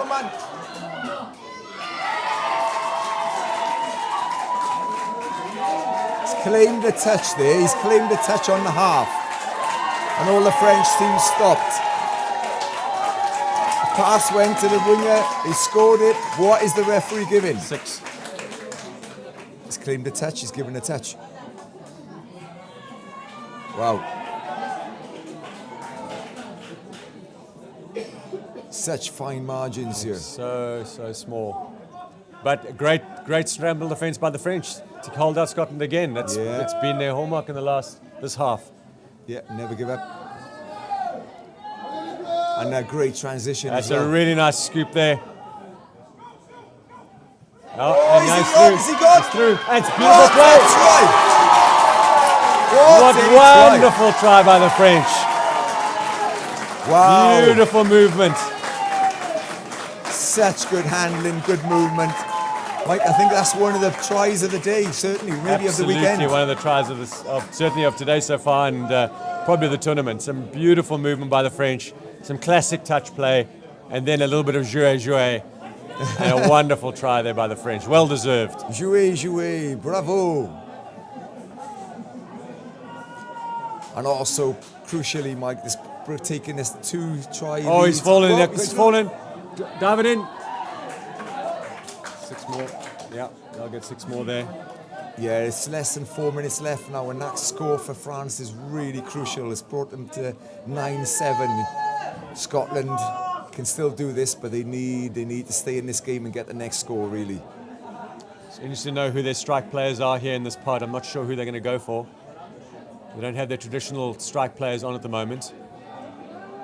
And it's showing a little bit disjointed. Backdoor runner come in. No, going the other way.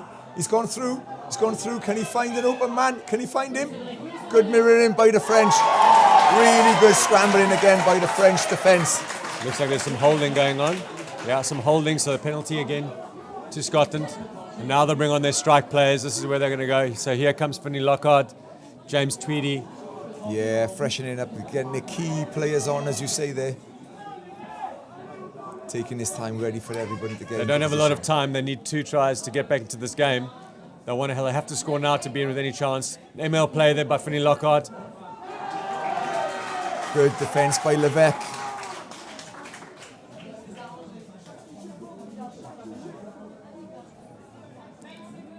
They're looking for it again. They withdrew, Dropping so they're the- going to have to pull it out again. Yeah, Yeah, they were That's the dropping second. Is that the second penalty they've got there? So that's 2 here now. Yeah. That's 2, showing Crucially- 2. If another one happens, they lose a player for a period of time. So let's see what the Scottish can do. Can they finish here? So, that's going he's to be dropped the critical in the ball. game. That could be crucial. If France leave the ball up in the Scottish half, I don't think Scotland can come back. That's Oh, lucky. A play bit on, of play a on. bit of a spill ball. No, He's he's called it. pilled, yeah. Oh, wow. You just So said here if it is. France could go into the other half and they didn't. So this is this game. This is the game we love. It's wet. People are tired. It's all on the line. It's a crucial game. And this is it. There's 2 minutes left. As you say, they've got to score now, Scotland. Scotland have to score now. Yeah, they're withdrawing again. He's gone outside him. Now the penalty comes, but that's not going to help them. They're going to need to move quickly here. Yeah. They're going to need to move quickly to score. They've got to score in the next 30 seconds to have a chance here. France working so hard in defence.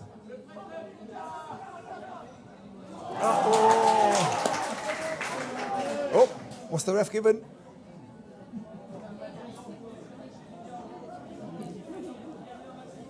Ball down. Ball down. Oh, it's crucial. That's It's a probably going to turnover. be the ball game, I'm afraid, for Scotland.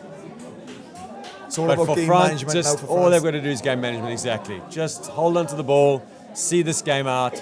Doesn't even matter if they get caught in their own half now. They've just got to use the 6th. Trying to Redland's fly play there. He's flying going up the wing. side, and that'll be a penalty. Oh, the crowd didn't like that one. That's a little bit Bit of... of frustration there by the Scots. Exactly. A little bit of frustration, understanding that the game's probably, well, is done.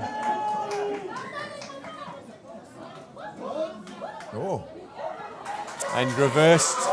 So let's see if Scotland get a consolation here.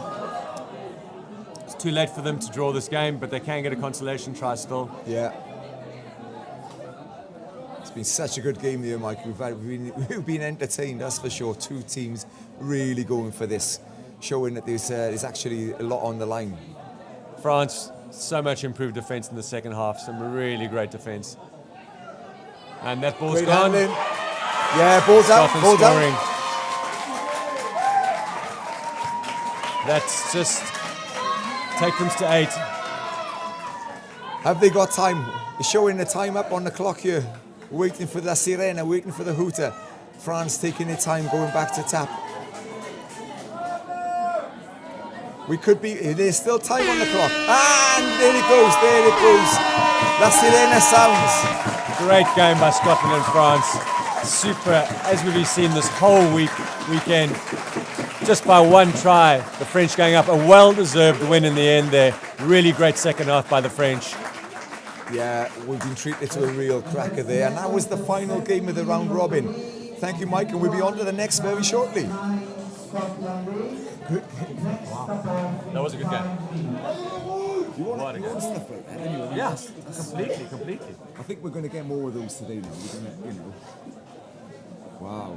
So what were we saying? France will now play. Well, I don't know. I've got to see what will happen. One of the English teams. I don't know. Well, it could be Ireland. It could be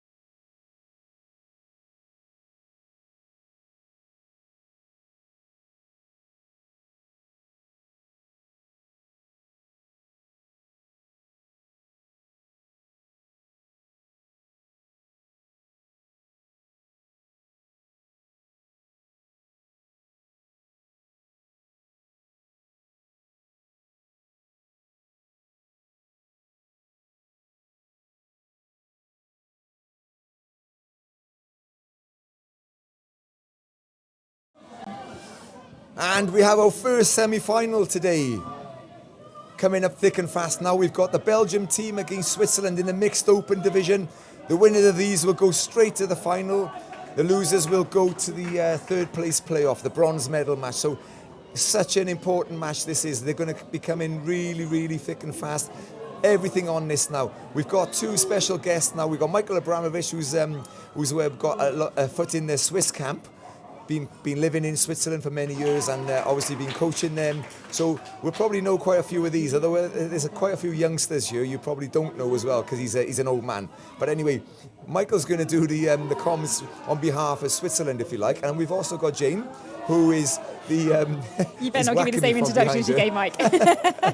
Jane's actually got a foot in the Belgium camp. She's living in Brussels and has been the president of Belgium Touch and coaching and playing there as well. So she, again, will know lots of players. I'm not going to say Jane's an old lady, but I can get Very away with kind it of with you, Mike. thank But I'll introduce you both and leave you in their capable hands.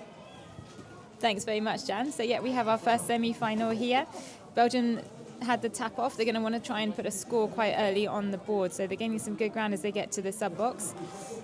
Quite an experienced mixed open team here. A number of these players from Belgium did play in the World Cup last year. They've come through the junior pathway as well, but also an opportunity for a few of the newer players in the team to cut their teeth in their first international tournament. That's a scoop through there from Ernest Vallon. He's just looking for a teammate to put the ball down. I think he might have found it in number 13, Antoine. And yes, that's the first try on the board for Belgium.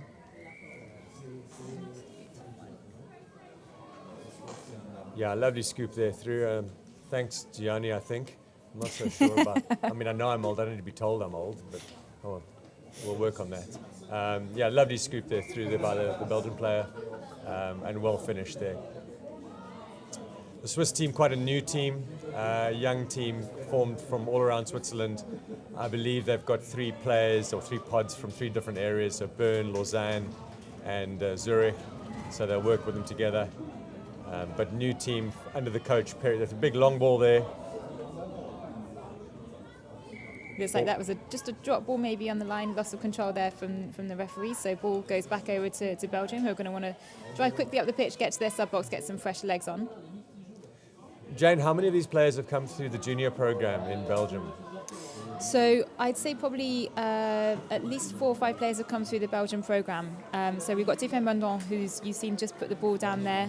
Naomi Trevelyan Ship has also played for the junior tournament. Loic Van Ecke has just picked up the ball, and number 15, Louis Chantren, both have come through the junior programme. In fact, Louis' brother, Henri Chantren, was nominated MVP of the tournament in Limerick earlier this summer. So you see quite a few family connections as well in this team. Tiffany's brother, Corentin Bandon, is the assistant coach for this team. So it's great to see how that youth pathway is being developed by the Bandon family in Belgium primarily, and how it's leading to the mixed team you see on the pitch today. So Switzerland here, driving the ball nice at the pitch. Good release there, but some nice defence by the Belgians. Did the number 15 for Belgium, did he play in the recent juniors, or was he also a player there? He also played in the recent juniors in Limerick, yeah, as well, with his brother Henri Chantren. Right. So number 15 is Louis Chantren. Okay. I remember the bucket hat. I remember seeing that bucket hat. The bucket hat is famous. Or infamous, maybe we should say. There you see number 7, Jo Fanon. She's actually playing mid for this mixed open team, which is fantastic to see also for the female development of the sport. And there are quite a few clubs in Belgium that play females in the mid at the national championship as well. Just means they get exposure to that position as part of the mixed game. Creates a little bit more, I would say, different environment. She's got great fitness, great dynamism on the line, Jo. So wonderful to see her playing in that mid position as part of this mixed team. Yeah, absolutely, James. It's very rare actually in a mixed open format to see a lady playing in the middle, but if you get the right person playing there, and she obviously is that person, then she can make a huge difference to the team, and she clearly is at the moment. Yeah, absolutely. She's one of our strongest female players, but we also have seen quite a few clubs in Belgium start to play women in the mid, and also the club that I play with, the BBRC Celtics, has started playing women in the mid since we first sent a women's open team in the 2014 Euros, so quite a few years now. And like I said, it just gives more variety to the mixed game. Clearly maybe won't work in every situation. Most international formats would have 2 male players in the mid, but I think it's absolutely fantastic for female development to be able to have that exposure in that position. as well as exposure for those players that are playing as part of women-only teams here in this tournament today. Yeah. Do you find that they play mid the whole time, or do they choose attack rather than, or do they choose defence, or where would they, or they just play middle the whole game? Generally speaking, middle the whole game. Yeah, and I know that some teams where they mix up the players a little bit do utilise the players based on their strengths, either attack or defence. Normally, I would say most clubs then you have players in those fixed positions for the whole game, whether you're in attack or defence. Right, so a little bit of a midfield battle going on at the moment. No team getting really on top yet. Belgium having a strike here on the line. Louis Tren picks up Scoots from half. Can he find? Some really good movement there. Just not completing the pass. No, Naomi, the length you see there was ready for that dive, just couldn't quite keep hold of the ball. So hopefully Belgium will have a few more opportunities on the line. Up to the Swiss now to drive up the line. I think we're just checking the mark from where the game should be starting here from the on-field referee.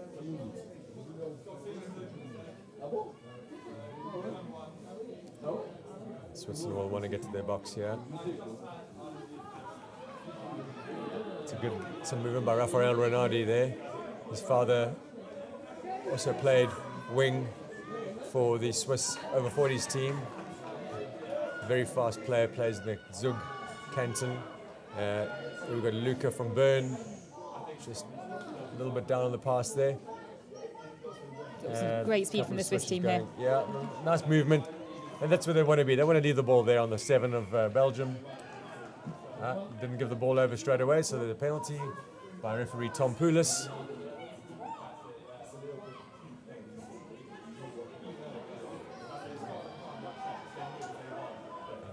Play on by the referee. Great run on the Really wing by drive Belgian up the player line. Linnea Coleman. Back over to Joe for the mid. Let's see if they can set something up here for the Belgian team. So Joe, number 7, just passed the ball to Belgian number 8, Ernest Fallon, brother and sister on the team. Family connection. Do lots of families play touch in Belgium? Is that how lots of people get into it? I suppose the Bondon family is a key example of that. We have a few, yeah, the Bondon family, the Fallon family, a number of families also playing in the clubs in Flanders as well. So it's just great to see how it reflects the inclusive nature of touch as a sport. Just great to see the family connections that are coming through, especially when you see parents playing with sons, with daughters, siblings playing together. Yeah, that's exactly the same in Switzerland as well. Families who joined, play for seniors, juniors play into the opens or into the junior section. So as you say, it's a real big family connection, community-based sport. It really is, and I think that's also reflected in some of the smaller European countries as well. It's part of the growth of the sport. Yeah, and that's affected in Australia as well. That's how it starts. Families play together. That's how it all starts. New Zealand the same. It's a really nice touchdown there by the Swiss. Some really good ball movement. Couldn't quite get to the try scorer was. Swiss wing, we're just waiting to see if she can turn around so we can see her number. You might have heard that Swiss cowbell ringing in the background as well. I think we'll hear a lot of that today every time there's a try from Switzerland. It just feels like I'm back on the Back home. on the Fun and Steel in Zurich, listening to the cows walk around. So just to confirm, I think that was Swiss number 6, Josephine Ellis, who got that try.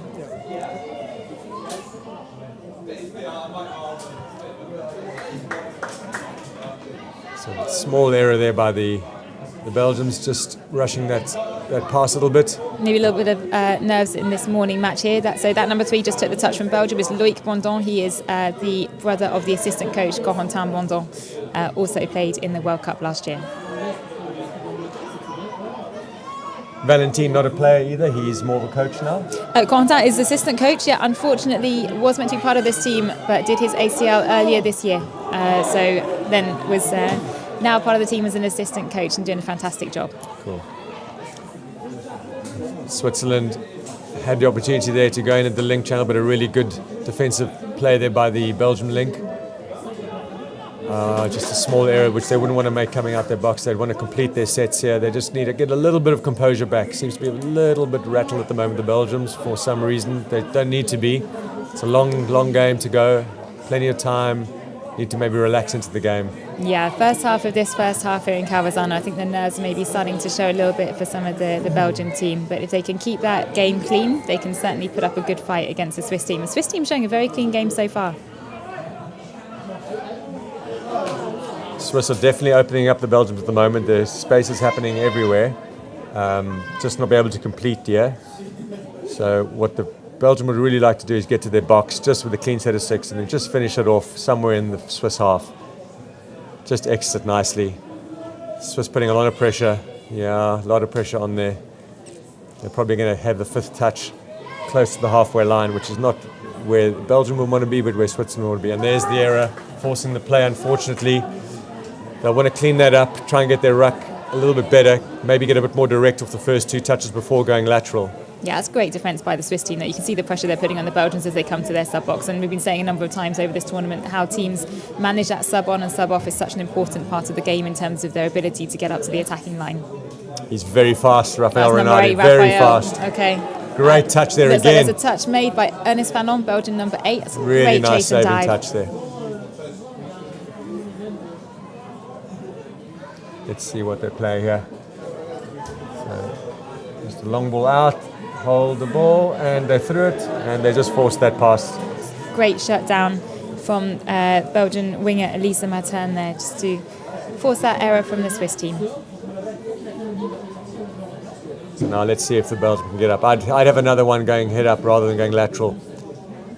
And then you come out sideways. So let's see. They still get there, which is fine. They're there for 3. That's kind of where they want to be. 4th touch is there. They'll have a strike dump in the half of Switzerland if they've completed. Yeah, those nerves coming through again a little bit. Yeah. Great shutdown by number 17. I think both teams have a few younger players in it, maybe a few inexperienced players, certainly on the Swiss side, and maybe on the Belgium side too, a couple of them who are just, the nerves getting a little bit the better of them and rushing the play, which they really don't have to do. They just need to take a little bit more time on the ball. Both teams putting up a valiant effort in defence though, not really giving the other team much to do in attack.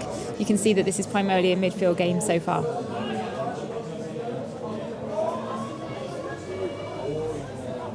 Mid coming up there, Axel Huillier, one of the key players and coaches from Churo Touch Rugby Club in Brussels. There's that infamous cowbell again as Switzerland score a 2nd try on the board. Yeah, so a nice little setup play there by the Swiss, led by Luca from Bern. Simple play with an overlap option, 4-1-3, hands through, and the Belgian fence just a little bit too late to get there. Yeah, Belgium going to want to come back and strike in this next attacking set. Just want the Belgians to take a little bit of their rush on that pass away from them. They need to take a second more on the ball. They've got more time than they think. Hopefully the coaching group will have a chat to them. Just get them to calm down a little bit. Don't chase the game. There's no need to. There's 27 minutes left of this game. It's only 2-1. Yeah, exactly. It's an important game. Semi-final, as we said. So these are the teams that are currently sitting in 2nd and 3rd place, if I'm not mistaken. So the winner of this match will likely go through to play France, and the loser of this match, I think, will likely go through to play the Italian mixed team later on.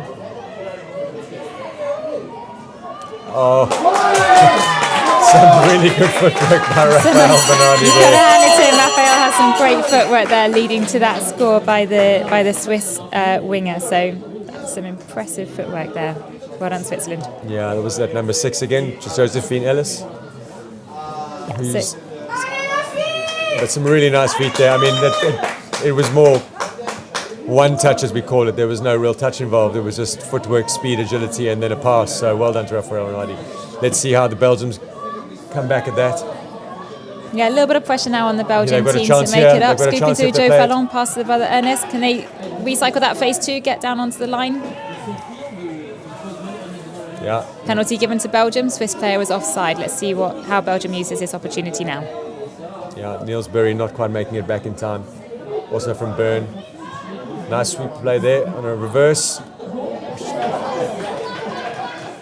I think slight miscommunication there from the Belgian Belgians were team. You missing can a see winger. we've got They only had 5 players five on on. the pitch. Oh no. It's okay, they'll come back. Come on, Belgium. They want to. Neutral commentary here, as always. They want to correct that. That's just a small error from the box. The Swiss with their tails up a bit now on the drive. Definitely were picking up their play. Belgians need to get themselves together. Diving defence by Ernest Fallon, just didn't quite manage to get that Swiss player, but brought it back to make a defensive touch on number 22. Here's the setup play. Stepping in. It's going short side. That's the half that's broken through now. Unfortunately, just couldn't quite convert that into a try. Great defensive shutdown by Tiffaine Mondon from the Belgian team. So let's see what the Swiss have up here.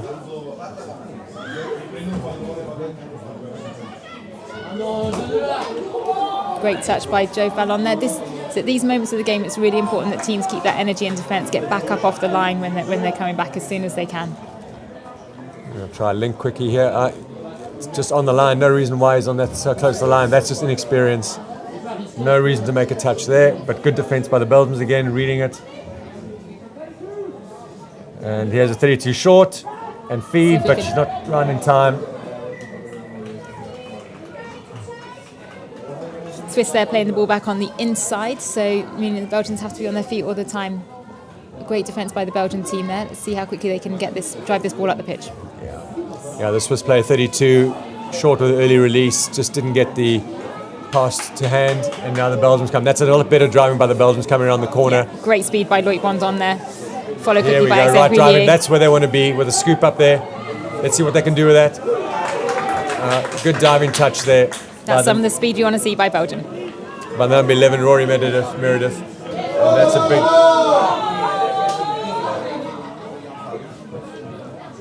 See the tension's just getting a little bit high on the pitch. Touch was fine from the referee, so play on has been called. Yeah, that's number 38, Timothy Berton. Very new player into this team. Someone I haven't heard of before, but just needs to get on with the game now, stay on his feet. There's a nice drive there by Luca. And there's the quick guy. Rafael Bernardi is very quick and steppy. He's going around the whole team. And no one knows what he's going to do, least of all himself. Luca down with the ball there. Let's see what they set up. They might set up a sweeper here for Rafael. There he is. No, 32. Great touch by Excel, getting back And on why is he side. behind? And Naomi's right in front of the player, so Naomi Trevelyanship right in front of that Swiss link, exactly where she needs to be in defence. It's a great defensive set by Team Belgium. So the Swiss at the moment are playing a very loose game, just based on the players, and that just comes down to inexperience of what to do in the right situations. But the Belgians defending well through it as well. They have to still defend, and they're doing it properly at the moment. Yeah, so you got Loic Van Aken driving the ball up the pitch now. That's some great meters being made by Loic. Louis Chantrain scooping his half just past the Tiffaine Mondon.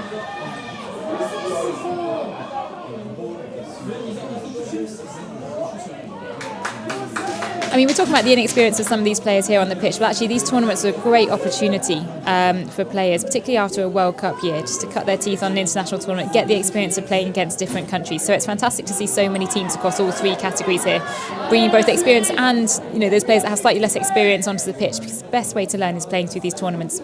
Yeah, 100%, Jan. That's exactly why these events have been set up this year. World Cup down here, no big Euros to train for, play for, no big World Cup. And allows players, as you say, to develop into this year. And that's a good, It's a great set by Loic Van Aken. Louis Chantrain, the referee's going to give the try. So score by number 15, that infamous bucket hat, as you were saying earlier, Mike. So that means that Belgium is now on 2 and Switzerland on 3. Yeah, a really nice try there by Louis. Set up, you can see he's one of their key players in this game. They need to get him on the ball and attack a lot more. And if they do that, you can see him scoring a few more tries, or at least setting them up.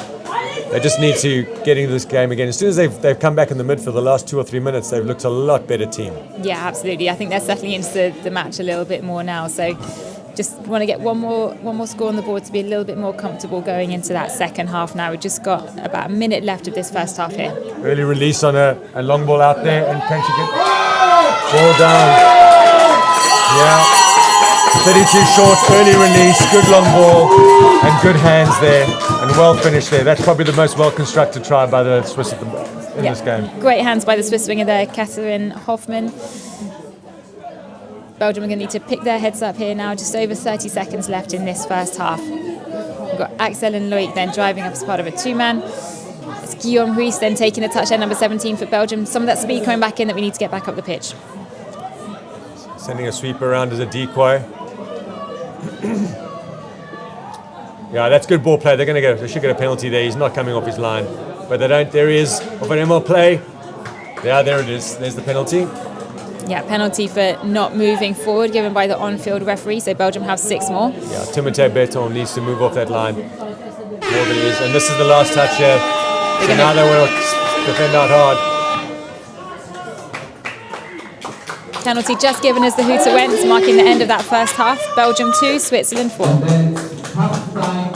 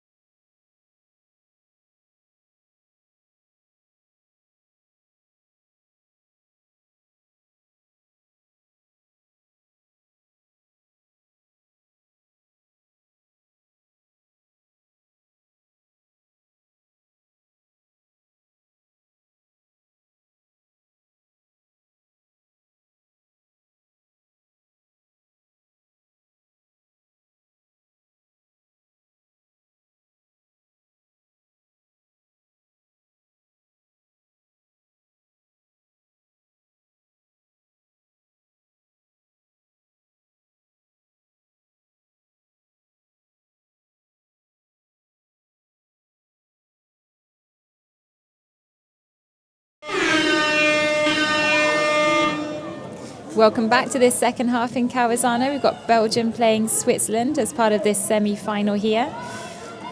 Final score as we left the first half was Belgium 2, Switzerland 4. So we're seeing both teams come back now. Belgium are going to want to make an impression at the start of this second half, not let the Swiss attack get through. So that was a good defensive set there by Ernest Vallon and Naomi Trevelyan Ship. Yeah, Switzerland trying a link quickie there. But good defence by the middle, getting up for the step back.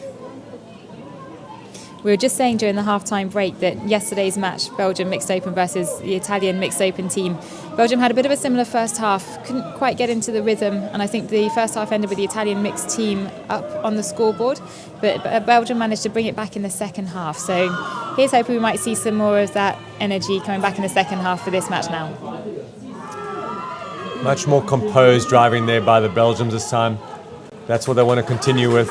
They finished the first half really well with that kind of driving, and that's what they want to continue with. And I think they're just going to look for a little bit better exit on the final touch there. Absolutely. We have got a little bit of rain here in Calvisano, so making the conditions a little bit harder for touch. So ball control is going to be incredibly important during the second half. Yeah, so a nice exit there by Switzerland with their driving pattern. They look comfortable coming from midfield at the moment, holding onto the ball. It's a bit. This I think is the inexperienced part. It's not a pass he's going to want to look at again on the replay. A little bit loose there on that, with no real function on it, but trying it having an effort, having a go.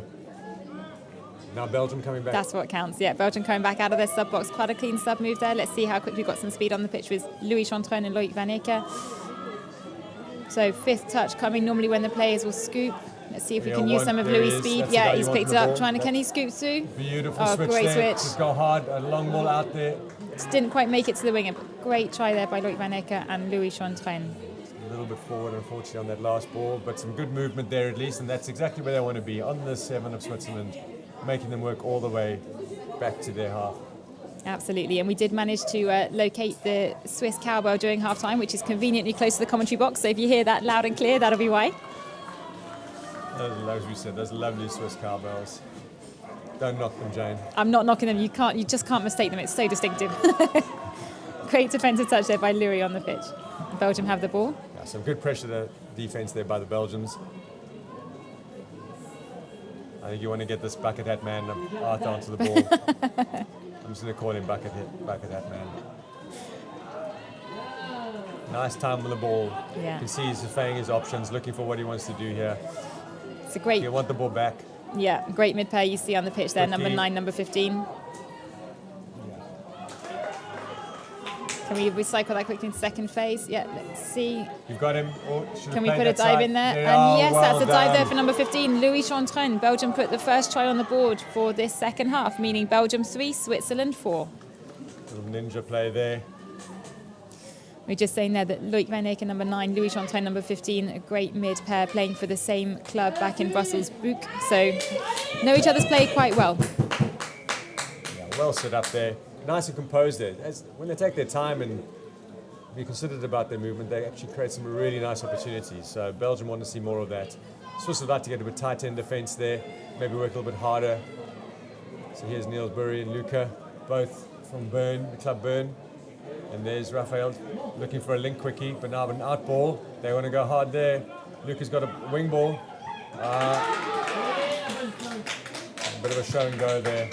Great try by Switzerland there. Maybe a little bit more communication needed from the line from the Belgian team. So that's now Switzerland 5, Belgium 3.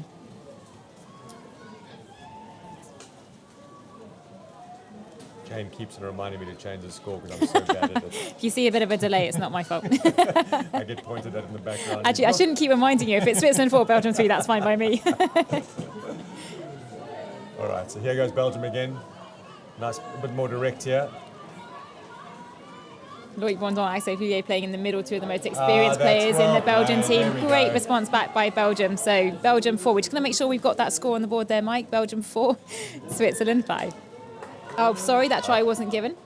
We were looking at the scoreboard and not the pitch, so the ball goes back to Switzerland. Belgium's score remains on 3. All right, so Switzerland now with the ball. They want to get out of this half here. Belgium a bit unlucky there with that, and that's some nice pressure there again by the Belgians. Great touch there by number 17, Giorno. Switzerland probably need to stay a little bit stronger on those touches. There's nothing wrong with those touches that are being made by the Belgians. So here's an exit by Switzerland. Yeah. Great shutdown in defence there by Belgium. That was 6 there. I think the referee just lost the touch count. And now Belgium. So we're back in the midfield battle again, 5 minutes into the second half.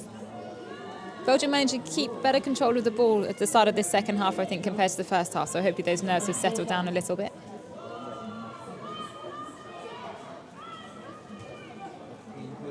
That's good movement. Here we go. Yeah, back fifth at that coming. man. Louis scooping again on 15. Ball out to Loic, making up to number 14, Simon Posca. Referees are giving the all clear. I think we're not mistaken that time. It really is Belgium 4, Switzerland 5. Great passing there by Belgium. Nice flow into the line there by Belgium. You know, again, just took their time, patient with the ball. A bit of rain here now.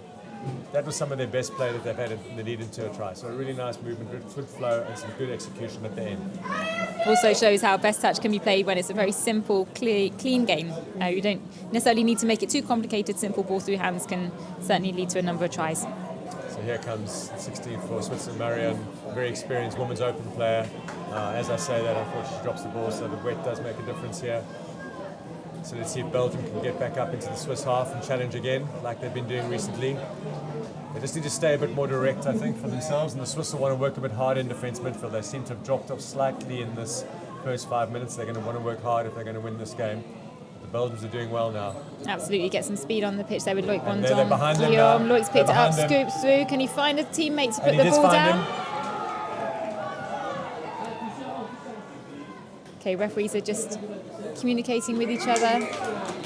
That's a forward pass there from Belgium, so unfortunately not a try that time.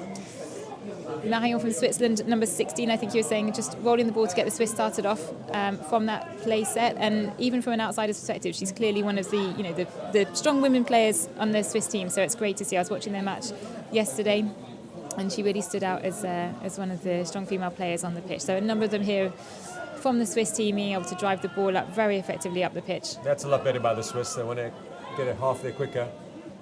And now you want to go through here, you want to have a scoop, and here go as hard as he can into the end zone. Passes off there, ball's gone. Yeah, that's a touch and pass there. Referee Tom Poulis calling. That was a great defensive shutdown there by Kinscher and Tiffen from the Belgian team, forcing that touch and pass there from the Swiss. So the Swiss will want to be a little bit more active in defence here, getting early in there. They start off with. That's a bit better by the Swiss. Belgium's not getting ruffled though, also driving nicely. Nice So clean nice drive. competition. Touch number 3, almost at halfway by Team Belgium. Touch number 4, okay, now they need to make something of touch 5. Are we going to see another scoop? Yes, here's your man. We are indeed. Here's your Louis man. Chantrain scooping through. Can he find that gap? Right idea. Just couldn't execute with number 9, unfortunately. But that's what they want to keep doing. If someone's going to turn this game, it's going to be your number 9. Number 9 from Belgium, that's Loic Van Eyck, whose parents are supporting on the other side of the pitch. I'm not sure if you can pick it up on the live stream. We have a number of Belgian flags there on the other side. You can hear the supporters from this side of the stands, on the Here's Swiss Arthur. side and the Belgian He's side. scoring in And there. looks like ball might be down there. No penalty. So this pairing is really important for Belgium. Number 15 and number 9 for Belgium. These are their go-to guys, the try scorers, I think. You'll see Arthur controlling it here. Here's Arthur. They're going quickly open, step back. Now he goes outside. That's very good play. Very good play on a quickie out, and then stepping outside is saving middle. Great play there from the two middles there. As you might have noticed on the pitch as well, that was probably, you had the links and the wings both in their right spaces, so a number of options were there for Team Belgium on their line, but try made through the middles, so brings us up to 5 for Belgium and 5 for Switzerland. So ding-dong battle here. As you said, Jane, yesterday they came back against Italy, today they're coming back against Switzerland. Let's see if the Swiss have an answer to it. Absolutely. 10 minutes still to go. This game could really go either way. If I'm not mistaken, do we need a drop-off on this game as well? Do we need a result on this game? So if it is equal, then we would see a drop-off situation. Every player's nightmare, every commentator's dream, if you know the rules. So handing back over to you, Mike, if we do get a drop-off situation here. Yeah, we get a drop-off, then we go straight down to 4, 2 minutes of play. The team that didn't tap off first in the game gets the ball first, and they have opportunity to score. If they score, then the other team gets a chance to score until 2 minutes. If it's up and there's no winner, you drop down to 3, and then it's first to stall who wins. So a really exciting format, and I half hope we get there, but I'm sure that they're... Not sure my nerves could take that.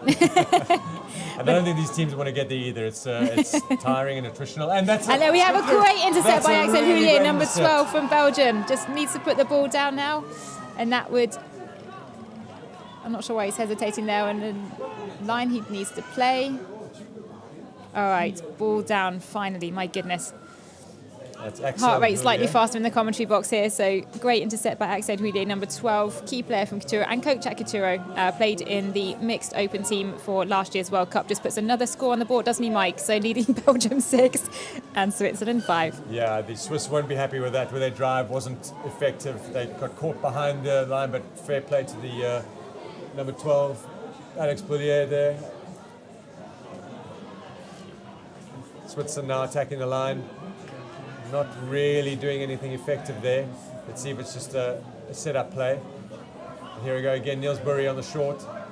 And you want to wrap, and there's a long ball going out. That is a beautiful long ball, but unfortunately, Kinscher from the Belgian team was right there on her winger, just didn't quite make it into the hands of the Swiss winger there. You can just feel a bit of a momentum shift in this game. Looks like we've got a bit of an injury from Swiss number 13. She's just holding her face on the pitch. Let's hope she's okay. Yeah, that's Annika Ram, number 13. Got maybe a finger in the eye or a hand in the eye, so being replaced here by number 5. That is Anya Brody. Been saying a number of times this tournament, this moment in the second half is really key for both teams to be able to keep up their energy and momentum. And we're seeing that right now from Ernest Vallon, Belgium number 7, passing to Antoine. Link number 13, I just couldn't quite make that pass through. But it's a really key moment of the game in this second half. You've got less than 10 minutes to go. So let's see, both teams so far keeping up a really good level of energy. But this is when the legs start to feel a little bit sore, especially on day 3 of the tournament. So the Swiss going away from their box now, having a go up the other side. A little bit of loose play, which I'm not sure if the Swiss coach will be very happy with. That's 3 touches. If they don't, they're going to come into their box now. So here they come to their box. Still got some fancy footwork from on the field from Team Switzerland, so they are still gaining some ground with that. Let's just see if they can keep that momentum, drive it up the pitch. Just feels like there's a little bit of panic here from the Swiss, which they again don't need to do. Ball's out there, Timothy. It's going hard. Looks like he missed. That was a crucial score there from Switzerland. You might have heard the cowbell in the background. Valiant chase in defence by number 13, Antoine from the Belgian team. Just couldn't quite make it. So Switzerland equalises. I'm not sure I will point this one out to you, Mike, but now we have it on the scoreboard, 6-6. Yeah, that was some very loose play, but it seemed to confuse the Belgians a little bit, and it created an opportunity for Switzerland to score. So 6-6 we are. 6-6, one step closer to that important drop-off. Let's see if Axel Loic and Houllier, Axel and can make this. So maybe that's going to be a 6 more. Let's see. Yeah, 6 more on the line being called from the sideline ref, echoed by the on-field ref. So Belgium has 6 more on the line. And he'll step back in the middle. There it is. Yeah. Number 12 again, Axel Houllier from Kuturo, making that score, just putting Belgium slightly ahead now. Belgium 7, Switzerland 6, as we approach the final quarter of this semi-final. Yeah, so some inexperience there on defence by the Swiss, especially by the Swiss link there. Just not being tight enough, and some good exploitation there by the Belgians. I think that's their go-to play. The quickie platform, the quickie step-back platform, quickie step-back feed. That's going to be where they're going to get all their joy. It's where they're closest. It's where they get the most tries. Absolutely, and just seeing a little bit of a discussion here from the Swiss team before they start that tap-off move. So I'm wondering what they're going to pull out of the bag now. They're clearly going to want to come back with some energy and some fight, which they are doing. Which is unfortunate. These conditions are quite slippery. I think it's still raining a little bit here in Calvezano, so meaning loss of control from the Swiss team. Back to Belgium. Yeah, forward off the ruck there by the Swiss. And so, some nice driving there by the Belgians.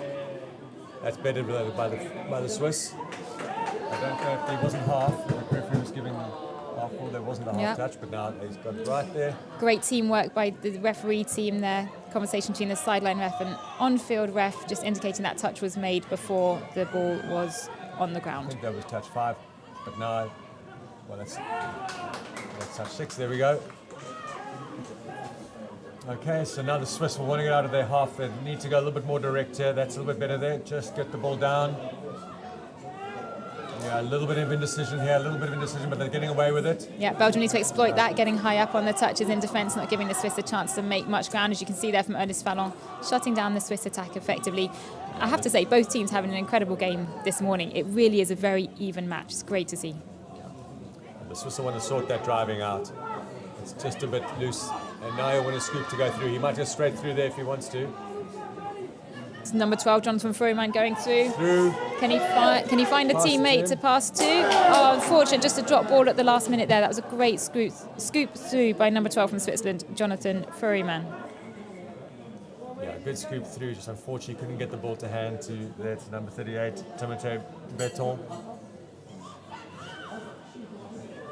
That's some good shooting defence there by the Swiss. Belgium still able to get to their box in 2, 3 now with a sweep on. I think that might be touch 4 if I'm not mistaken. Is this touch 4 coming? I think this might be touch 5. Touch 5, right, yeah, touch touch 6 coming up. So Belgium scooping through. Okay. Can they make a through? Look, Rondon just caught by Switzerland, number 8. So good defence there by Switzerland. Let's see if they can get up. They just need to put their head down a bit and drive. At the moment, they're just getting stuck in the midfield. They need to put their heads down and get the ball down on the deck. Yeah, anticipating the touch is such an important part of this game, especially when you're also trying to make that ground up the midfield. Should go for another direct drive here, the Swiss, and they go off that, but they've now stopped. I think this is touch 5 coming up now. What are the Swiss going to do? We're going to see another scoop and breakthrough. So forward pass there, but called by the Swiss.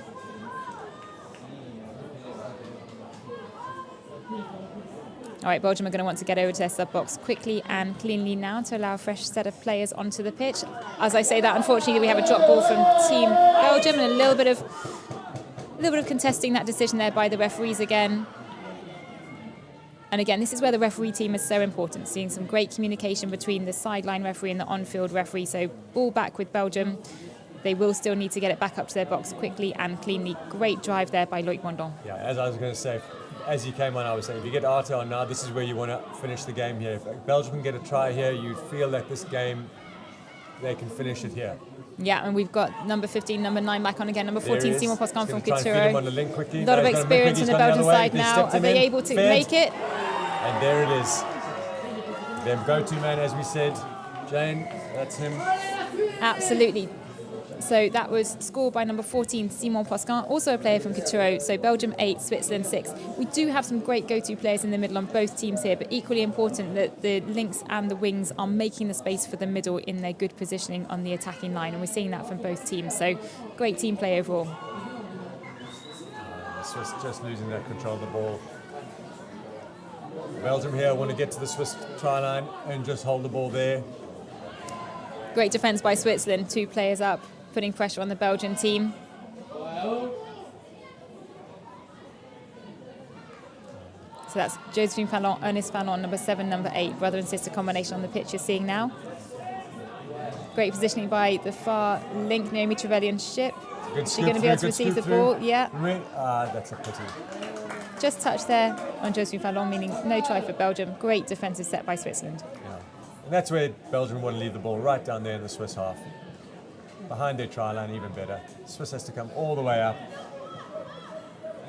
It'll be very difficult for Switzerland to turn the game here. They've got this chance. If they get this chance and turn the ball quickly, they can get it, but it'll be a long shot. It's a better drive there by Switzerland. That's a lot better pace by Great speed there by now. Switzerland, absolutely. Putting the Belgian players on the back feet. I mean, they have to be forcing that pre-touch position there.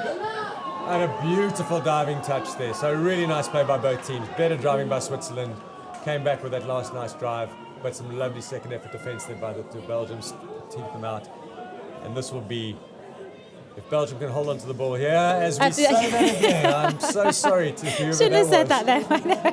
We've got less than 30 seconds on the clock here in Cavazzano. So it's going to be tough for Switzerland. Let's see what they can do. And maybe this could be the final attacking set. Let's see if they can finish well. Thanks for the explanation of the drop-off rules, by the way. So I'm not sure we're going to have that situation, but definitely ready if that comes up today. Quickly open, stepping back. The gap is there. Looks like a great defensive touch by Naomi Trevelyan-Ship, number 10. That's the Hooter goes. last chance for Switzerland. Touch there by Josephine Fallon, number 7. What a great game from both sides. So we finished the semi-final, Belgium 8, Switzerland 6.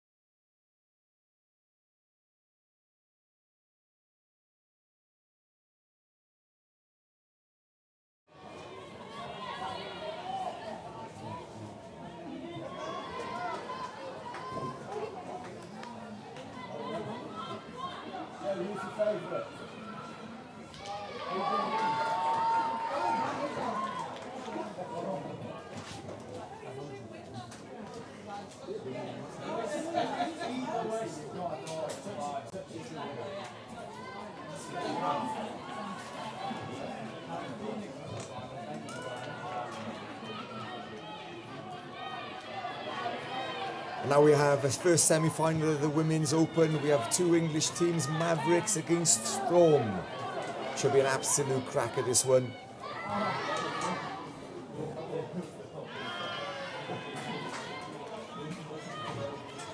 Two teams that know each other really, really well. England bringing 3 teams in total, the Mavericks, the Storm and Phoenix. And as I say, this should be an absolute cracker.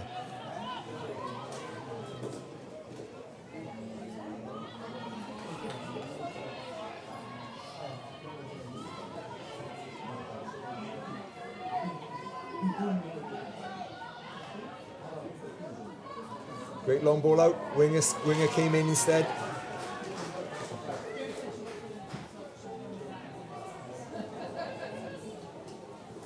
I've got it. Sorry. I don't know where, so that must be the next game.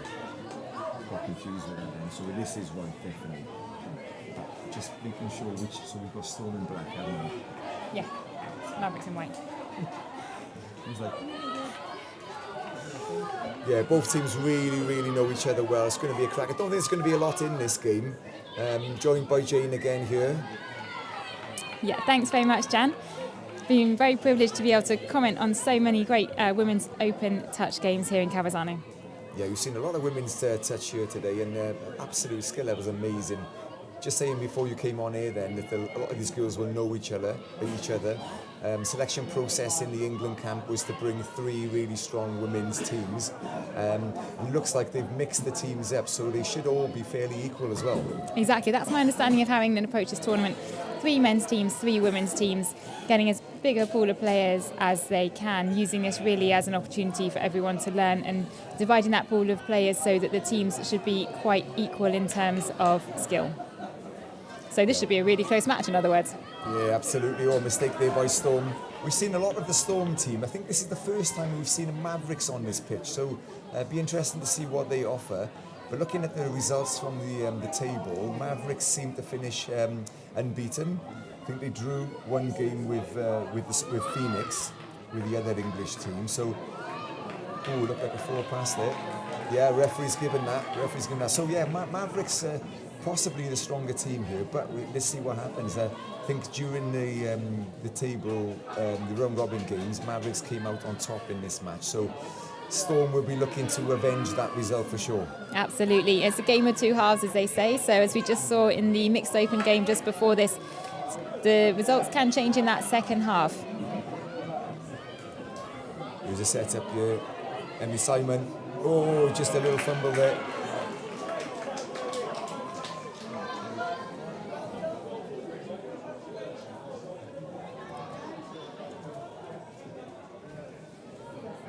Seeing some good movement off the ball here from England Mavericks as they're driving up to their sub box. Important that they get that subbing pattern resolved quite quickly, so you get those players on the pitch as soon as they can, but they've picked it up. Some just penalty being given there, penalty back for England Mavericks. Yeah, I think the touch wasn't necessarily really hard, but she came in from the side, and often the referees look at that as you're coming in from a different angle, and you're likely to push the player over, really. Yeah, absolutely. It's what one of the things referees look for if they're looking to see if it's been a hard touch or not. I think we've got number 12 from Storm just hobbling off the pitch there. Hope that she's going to be okay. So that's number 12, Izzy Rance. Seems to have picked up a bit of an injury there. Yeah, I hope she's okay. She's been crucial to the Storm so far. She looks very fast, and a number of the players in the Storm team look really good. But this Mavericks team, like I say, we haven't seen them so far, but they've got to be really good, having beaten the Storm in the round robin matches. Absolutely, and we're day 3, so it's a test of every player's legs, how teams can continue to work together. Great dive there. Looks like the touch has been made. Yeah, good touch there. Emily Simon, I think it was in the middle. I believe it was number 8 from England Mavericks, Katie Nicholas, who was making that dive, if I'm not mistaken. I have to keep checking the colours in black and white. England Mavericks, England Storm. Hopefully we're not going to make too many mistakes on this commentary. You're not colourblind, are you, Jane? No, not that I know of. But I mean, this wouldn't be a great team to test it against. Sorry, Mavericks on the right to you. So just to confirm that little bit of confusion, we've got England Mavericks in white playing on the right-hand side of the live stream and Storm in black playing on the left. So Storm with the ball. Oh, great pass. hands there by number 14. Push and pass there, maybe. Referees No, are playing on. Play on. Oh. Touch and pass, you're right. Touch and pass given by Phil Holiday, who was the on-field referee, level 5. So far, we've had 5 minutes in this game, and there's been no score, which just shows just how difficult it is to score when you've got such good defence. And I think we were talking earlier about the weather conditions, and I think the wetter it is, it's still raining, I think, by the looks of it. It was raining certainly recently. It's a bit of a leveler as well. It becomes, a sort of game of attrition then. And I think key to that then is absolutely field position, because it is literally a game of attrition. Yeah, no, absolutely. Interesting here to see the defensive pattern from both sides. You've got players coming up off that mark as soon as the half has their hands on the ball. At least two players in most cases. Yeah, and then one player really nominating hard. to take the touch. Really hard, yeah. And that's really what separates some of the good players as well, is that keeping that level of energy up throughout the match, being able to bounce back in defence to be able just to shut down the attack. Yeah, definitely. Energy level is going to be key. Whoever wins this match goes on to the final. The other semi-final is being played as we speak, I think, with the other English team, which is Phoenix and France, who finished 4th in the table. Oh, great run in. Number 1 Mavericks, long ball out. Number 1 from Mavericks, Lauren Fagan. She looks quick. As I say, we haven't seen the Mavericks much yet. So it's interesting to see what they've got. Absolutely. Although I think it was 11, Sophia Jelfs. Might need to get those eyes tested. She was colourblind. Eyes tested. Oh, we've had mathematical issues. We've had technical issues, eyesight issues. All got up here in the commentary issues. box. Yeah. It's not an easy job, this, is it? No. Not sure they'll invite us back next time. Great driving there. Great driving by England Storm. Can they make the most yet? Oh, that's a sensible play by Emily Simon. Seen that gap, running straight for it. There. Yeah, the games we've seen of the Storm prior to this, I mean, they've been making far easier yards than this, and they've been putting the other teams under pressure in their own half. But you can see now they're coming up against a team equal to them. It is a lot of the game is being played in the middle of the field. We've not seen an awful lot on the try line. No, and that was also in the second match we were just commentating just now. A lot of midfield game, particularly at the start. You see a lot more try-line game as we get into the second half. Just shows how equally matched these two teams are. It's going to be a very close match, neither really able to break through the other's defence. Yeah, exactly. I think certainly in this first half we've had 8 minutes played. Whichever team can get sort of field position and get those chances on the line is potentially the team that's going to come away and win this. But at the moment, we've got a break. Oh. Great break there by England Storm player number 3. So that's Catherine Richardson-Walden. Thought she might have had it there, just got caught by the Mavericks defence. Yeah, Catherine's really quick, as you can see there, but the Mavericks defence equal to it.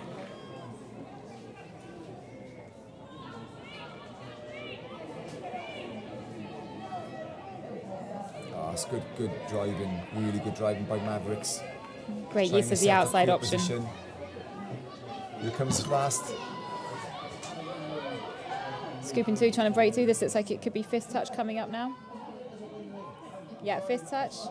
Oh, perhaps a little bit guilty of not realising the touch count. Although, she got through. Can she find Can she get the ball away? That was a great breakthrough. Just shows that even on fifth touch, if you can scoop and break through, you still have a chance of scoring. Yeah, absolutely. Yeah, very quick there. I mean, I didn't think she was going to make that then. I didn't think she could get through that gap, but fair play to it. Oh, and there's a mistake by Storm. So now we've got field position from Mavericks. Is this something that can come from this now? If they can get to the line with a few touches left to see what they've got.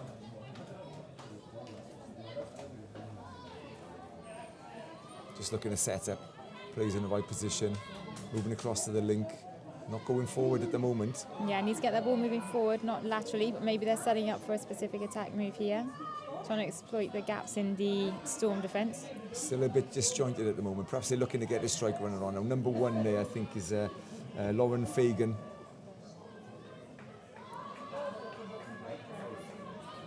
Here goes Lauren. Defence equal to it. I think Mavericks guilty there of perhaps a little bit of a wasted possession there, taking too many touches to get themselves into position and then only having one on the line.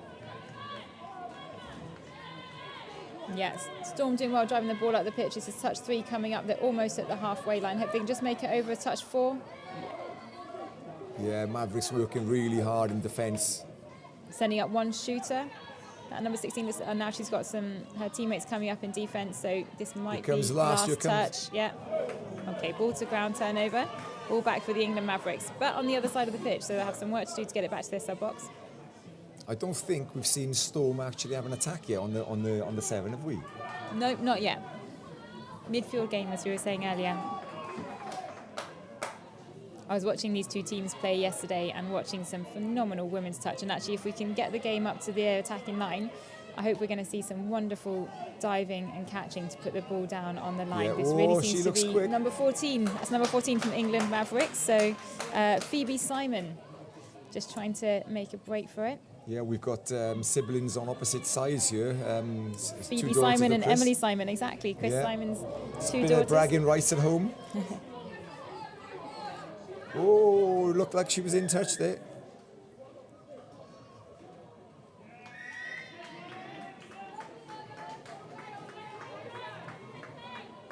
That's penalty being given, and England Storm hold on to the ball.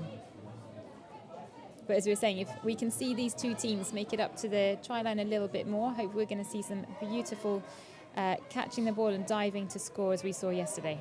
Yeah, definitely. We've seen, certainly from the Storm team, we've seen lots of that. Yeah, I think it's There's been a chance here. One ball out to the link. Can she get the ball away? No. Good option again by Mavericks wing. Yeah, that's been a feature, hasn't it, Jane? The wing is coming in, making good decisions. No, absolutely. It's been wonderful to see that decision-making in the game here from a lot of different teams. Mavericks driving the ball up very strongly up the pitch now. Yeah, Mavericks did really well there to come away from their try line. Up to the halfway. Good defending by Storm, though. Fifth touch coming. Are we going to see a scoop here? There she goes, number 1. She's Lynn coming in on the outside, creating that space. Great work from number 12. She's won the race. Can she get the ball away? Oh, did she get it down? She did get it down. She's claiming it. Waiting for the referee to clear the try. That's a try given by Phil Holliday. Try given, wow. Great try by England Storm. Exactly what we were talking about just now. If England can get it up to the line, both of these teams, we're going to see some beautiful catching and diving to put those tries on the board. Yeah, and she looks really quick, Lauren Fagan. Yes, indeed. She got the ball away there, and what a dive by the wing. Great play by the Mavericks. What's that? Do you know what? It is. No, it's Mavericks. It is Mavericks. Because I think Storm on the left and then... Yeah, you're right, it will be. And Storm working away straight back up the field. Now, this is an opportunity on the line. It is final touch, though. Not much... Oh! Emily... Oh! Nearly getting away. What's the ref giving there? Touch and pass, so that's a penalty for the Mavericks. So it's a tap from the Mavericks, 6 touches. They'll be making their way to the box now.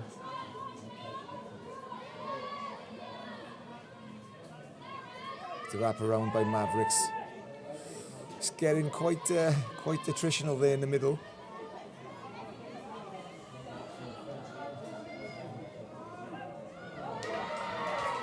Just a little bit of an error there from England Mavericks, meaning that Storm have the opportunity for the ball well into the Mavericks half.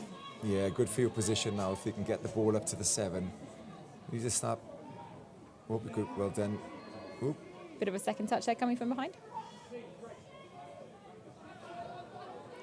Storm ringing the changes, bringing on the strike runners. Looking for those gaps. Number 10 is Grace Pyrgos. Here she is with the ball. Off she runs in from half, looking at the inside ball. Defended well again. Touch and pass given, I think. Yeah, strong start by England Mavericks on the drive. Great hands there by number 14. Yeah, she didn't Phoebe want to drop Simon. that. Again, having a repeat set. That's not what you want close to your line. No. Oh, that's... Oh! Just trying to give another pass off, just to create it more meters, but then ball going to ground. It's a risky option, but luckily they do win the penalty.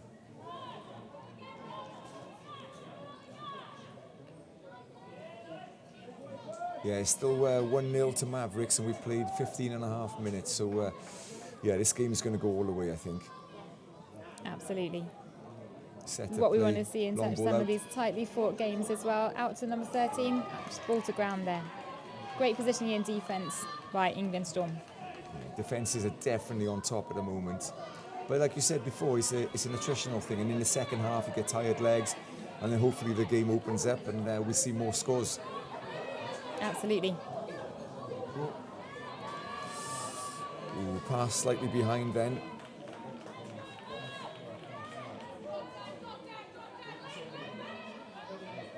Hearing loads of communication from both teams here on the pitch as well. Yeah, we can hear great. it from here, can't we? Yeah, absolutely. As you should be able to. It's one of the most important things in a game of touch. If you've got good communication, it just means that the teamwork is much more seamless. So great to hear all these girls communicating on the pitch. Yeah, I think it's another key aspect of the game, communication. You've got tend to come from the outside in. You look at the wingers who've got the eyes of the team, if you like. They can see right across the line, so they should be communicating inwards. And the same with the link, I suppose, communicating with his and her middle. Absolutely. Just makes it a little bit easier then for the mids There's a to be able to dive in see there. those gaps. So I think that's touch being called there by the referee. No try. Number 16 there, Abigail Wolf. She dived right in the mud as well. Oops. Thought she'd beaten it. Touch made by England Storm. Now they have the opportunity to try it back up the pitch. Good drive in, but a good defence as well by Mavericks. It's great. Putting pressure on, Great to see. Also, keeping Storm in their half. yeah. And that really Last is part of the touch on the defensive game. halfway. So difficult to do anything when in that position.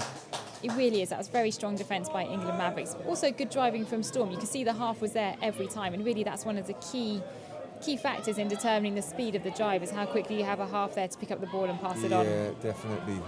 Absolutely key. So Mavericks have done well to get over to their box, using that extra pass where they can. Up referee. Give a forward pass there, I think.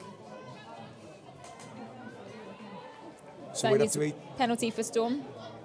Yeah, penalty to Storm. We're up to 18 minutes now on the clock. 2 minutes left in this half. Still only 1-0. Might we see that infamous drop-off, do you think? Now you've read up on the rules last night. You'd be able to Well, explain yeah, them I to made the people sure. listening. You stitched me up yesterday saying that you were gonna, you're gonna ask me about the rules for the drop off. So I think I am. If this does go to a drop off, I think I am fully aware of the rules. Excellent. I should know them, really, shouldn't I? You should. But Mike also gave a very clear explanation on the last game that we were live streaming. So if people were watching that, then it should be a little bit more up to speed on the rules for a drop off. But In that case, then I don't need to give the rules. I don't think you can get off the hook that easily. See Mavericks coming forward. Final touch Final here. touch, gone to number 11. Look at that It's the speed up the same pitch. It's player. great to see. Looking for those gaps, balls Keeping the ball away. alive. Still alive. Brilliant defence by England Storm. They're just not giving up on the players that had Yeah. the ball. So we're into the final minute here of the first half. Mavericks still putting massive pressure on the Storm in their half. We haven't seen this against Storm yet. And that's offside called by the referee for England Mavericks, just as the hooter goes on this first half. And the siren, La Sirena rings again, and what a half we've had in this first semi-final in the Women's Open. England Mavericks 1, England Storm 0.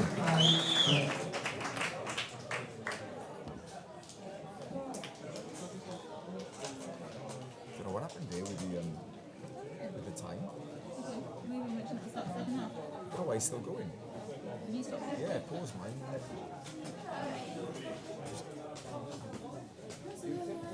Did you find find it? Yeah, Jan had it. He just wasn't opening his eyes. He's not doing that on the pitch either. I'm positive I brought it up. I'm sure you did. I should have made a double check. It's a great game. It's amazing. Absolutely brilliant, yeah. Oh, it's so lovely to see. Are you able to watch it? I've just been stood down there. Yeah, okay, well done. I'm raw. It's hard because I play touch with every single one of these girls on both teams. So Oh, right, you want where them are they all from? to do Nottingham? well. Yeah. Well, yeah, so I play like 4 from here, 4 from there, from Nottingham, and then like 5 and 5 at a Nationals for Midlands. So you're not. And then I play under 20s with half of the other squad, so Oh, wow. So are you Nottingham based as well then? so I just want them all to do well. Yeah. So how did they when they chose the teams then? What was the criteria then? If you like, and how did they mix them up? From And, juniors, yeah. opens, training squads in the past, and from like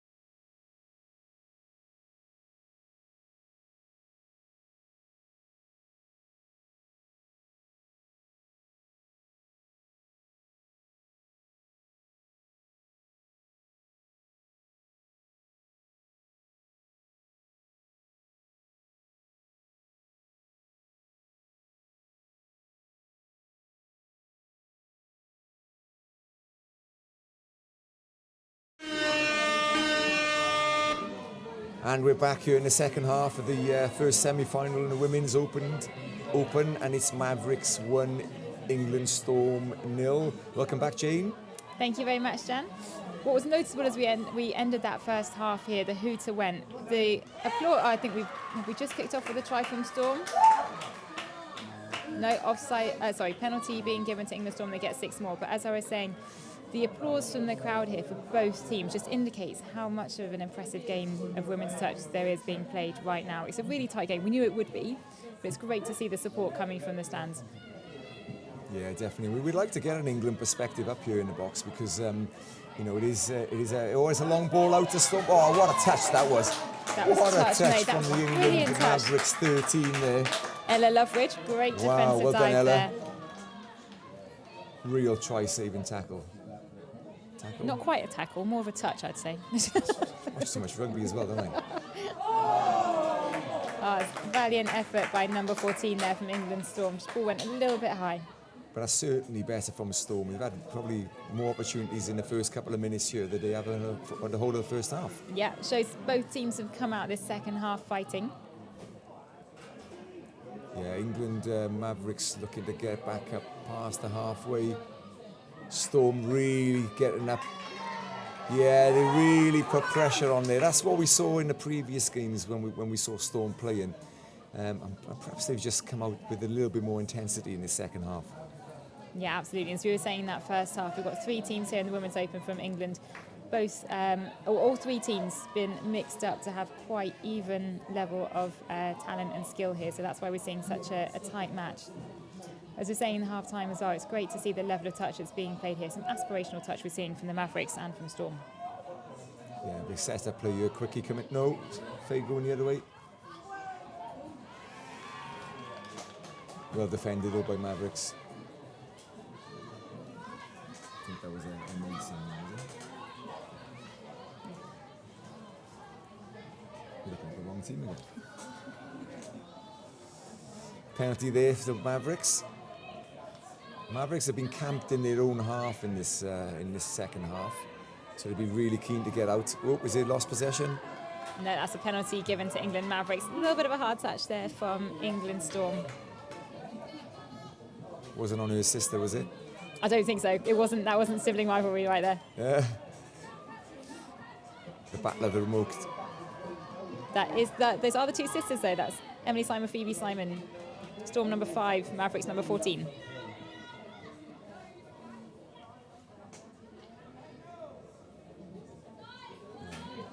Yeah, Phoebe Simon, literally opposite her sister, Emily. Couldn't quite break through the Storm defence there. Yeah, Storm looking to break out again. Mavericks go putting them under pressure. Oh, and the pressure tells again. As soon as you're up in their face. Yeah, it's putting Doesn't that matter how pressure good you on are. constantly, as you're saying, when you're coming up to the sub box. It's such a crucial part of the game. Great run there by Mavericks number 3, Emily Rona-Roper. We haven't had any French names in this game yet, have we? No, unfortunately, we can't hear your beautiful French pronunciation for this live stream match. Yeah. I have to say, it's got a lot better over the course of the weekend, though. Oh well, thanks for the compliment, Jane. I've been working overnight on my French pronunciation. De rien, Jan, de rien. I've been reading lots of things, been watching French movies and. Oh, it's a long ball out to Great Mavericks. ball there from the Mavericks. That's a try. That's down. Great try there from Mavericks number 13, Ella Loveridge. Beautiful long ball there. Just a little bit more clinical, I think, Mavericks. I mean, Storm have had their chances in this second half. They have, and it just shows how important it is to be clean in this game. But as we were saying earlier, very little difference between these 2 teams. It's just great to see some wonderful attacks and wonderful defence. Yes, and Storm now looking to hit back straight away. Number 3, trying to take it on the outside. Touch given. Yeah, touch given there. Quite a lot of space open there on the right-hand side for England Storm. If they can just manage to make most of that space, I think we could see another try. We've seen Catherine Richardson Walden many times going for the same play there and making a dive. She got a good dive, but yeah, no change yet off the Mavericks. Yeah.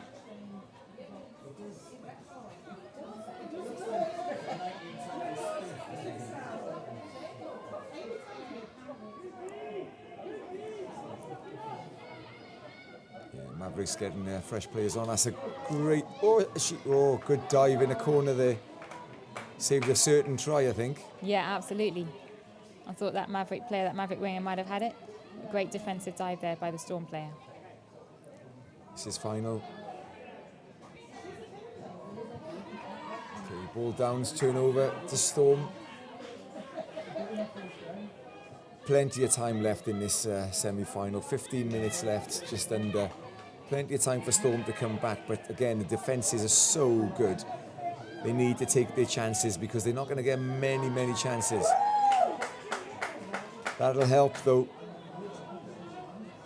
A little bit of help there for England. Storm, they get a penalty. They're just above halfway. Emily Simon taking the ball up.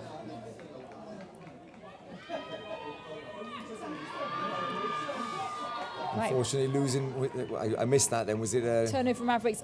I think it was an incorrect roll ball, but don't quote me on that. Danielle Evans, she Yeah. was looking to get on the ball there. Unfortunately, incorrect roll ball again by Mavericks. Yeah, so Storm get it back. See, second half, Jane, this tiredness, this slippery ball. Yeah. There the touch was made first. So even though the ball was then dropped to ground, Storm keep the ball. But yeah, you're right. This is when tiredness sets in, as we said a number of times. So although you wouldn't really be able to tell it looking at these girls on the pitch, I have to say. Their energy and their speed is certainly keeping a lot of momentum in the second half. Sorry, Jane, I couldn't get a word of that then. We've got the flying arrows going over us again. I'm not sure if we're near an airport or something, but yesterday we had a couple of times, we had some flybys, that's for sure. Yeah, we're not too far away from Verona Airport here. Although in the middle of the countryside, it's a fantastic rugby setup at Calvisano, but you really feel like you're in the middle of the rural Italian countryside. It's beautiful. Yeah, you found your way here fairly well, didn't you, Jane, on your own in the car? I did. I didn't get lost once, which makes quite a surprise for me. Oh, that's really good. And Awesome. you were a bit perturbed as also by the Italian driving out here. As we see a break from number 14 Mavericks from half. That's great. Well Phoebe covered. Simon there trying to break through. Brilliant run.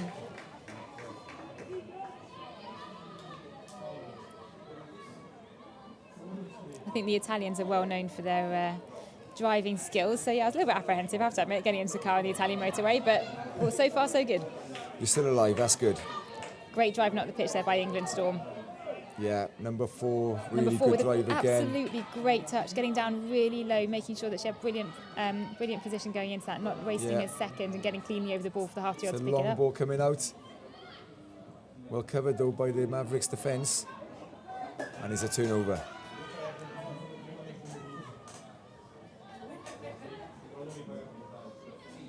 Oh, that's great yards, Mavericks. Well done. Oh, looking for a ball. There was nobody there. Just coming up to halfway now. Good pressure by there. Oh, Yeah, great running there by England Mavericks. looking for the setup here. Oh, she's broken Straight through. in the hands of number She's 2. broken through. Annalise Thurley breaks through, manages to put that score down. So that is a third try on the board for England Mavericks, and Storm yet to get off the board. Fantastic. Annalise Thurley, she was really happy with that score. Brings us 3-0. I mean, it's been nothing in this game, really. There's been, but like you say, I think it's just a little bit more clinical in terms of opportunities on the line, and the Mavericks have taken theirs, and the Storm just haven't. Yeah, exactly. They're coming up to the line with quite a lot of intensity here. Touch just made by the number 7, I think, from the Mavericks, the link. You can see just how tight the Mavericks are defending in the middle there. You see their setup on the pitch now. They're leaving a little bit of space on the wing, chasing out where they need to. So great game intelligence and vision from that winger, England Mavericks number 13. Yeah. So Mavericks starting from their own line.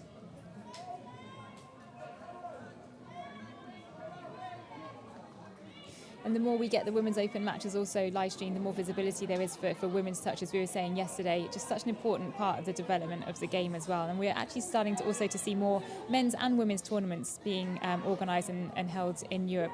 Just sets a great platform and foundation for the international competitions. Yeah, definitely. I think if you look back over the years, the women's game, I mean, the men's game's grown. Obviously, there's more seniors generally and everything, but certainly the women's game has grown hugely. From back in the day when I first started, there were far less women playing the game. In some countries, you struggle to get a mixed team out with enough women, etc. But now, even the likes of Italy, as we see Storm going forward, even the likes of Italy now, today, this weekend, they've had... Oh, we've got a chance here Got in a the break over corner. number 4. Oh, Ball great. back inside. Fantastic score. Great score by Elliot Ruge there, number 16 from England Storm. I'm not sure if you could hear the almost deafening whistling here coming from the stadium, but a lot of support for England Storm as they finally get one try on the board. So England Mavericks 3 and Storm 1. Yeah, that was a really well-worked try. Ball back inside.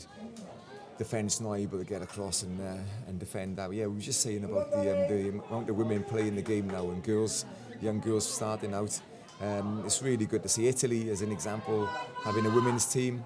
Women's and team, having men's a team mixed- and a mixed team here in Cavazzano. So clearly using the opportunity of the tournament being hosted in Italy on home turf to put together as many teams as they could, which is great to see. And I think it's been a real learning experience for Italian men's and women's. That is a great try. Immediate response back there by England Mavericks. Off a play with 2 players there. So Mavericks number 9, that is Ella Housel, who scored that made try. by Sophia Jelfs there. Great camera angle there. It just happened to be really zoomed in on them then, so that was a great opportunity to see that try. Mavericks 4, Storm 1. I think that was a perfect response, because if the Storm had scored the next one, it could have been quite interesting. But now they've opened up again a 3 try lead.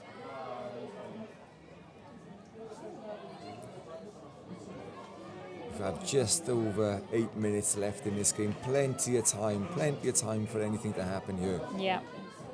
But as we were saying, the development of the women's game as well, really important. And not only through the junior players coming through and through the opens you can see here, but also in the senior categories. So we're starting to see women's 40 categories coming through, which is fantastic. I know they had a European team also in the recent seniors tournament in Stirling. So really being developed both at the senior end and at the opens and the junior ends for women's touch.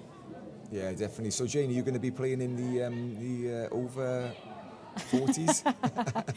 No comment, no comment. Yeah.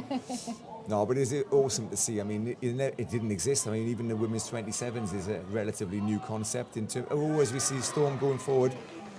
Yeah, Just touch made their 5th touch. Yeah, I mean, Jane, if maybe you can tell us a little bit about the sort of the development in women's game. So, whereas the men's used to have the over 30s, I think used to be called the Masters, and then that's grown to 30s, 35s, 40s, 45s, 55s even in the next World Cup. It's going to be amazing. So the same with the women now. We've got the 27s women, and as you say, the 40s, which just shows that the growth of the women's game. Absolutely, and we were having this conversation about women's touch the other day. So I think the women's 27s category was introduced, I don't know the exact date, somewhere around 2014, 2015-ish. You do get a sense of natural attrition in some of the female players sometimes for different reasons when they get into the older age categories. So the women's 27 categories was created to try and stem the flow of that attrition and give more players the opportunity to play at international level. And it's working really well, as we said. One clear illustration of that is that we have now open mixed and senior mixed categories, but we do have, as you were saying, Jan, women's open, women's 27, women's 40s categories. So even more senior female players going through the categories, maybe you could say, than in the senior mixed. Yeah, that's brilliant, really brilliant that is, yeah, and long may it continue. And I think, like you said, you're going to be, as it progresses, if these girls continue playing, we'll have even more categories. Absolutely, let's hope so. Good defence there again by Mavericks. Yeah, Storm just couldn't quite break through. Some good movement of the ball though, but couldn't quite break through that Mavericks solid defence. Yeah, I mean, Ella Rouget trying to get involved there and make things happen. She's key to the previous try by Storm.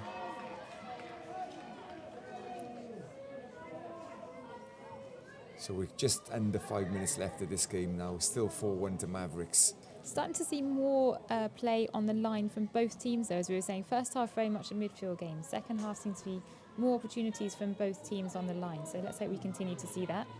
Yeah, definitely. As the game opens up, people get tired. Should see more opportunities. That's good play by Mavericks. Number 2. That's a good touch, hard touch by Ella Rouget again. Final touch. She's working hard there.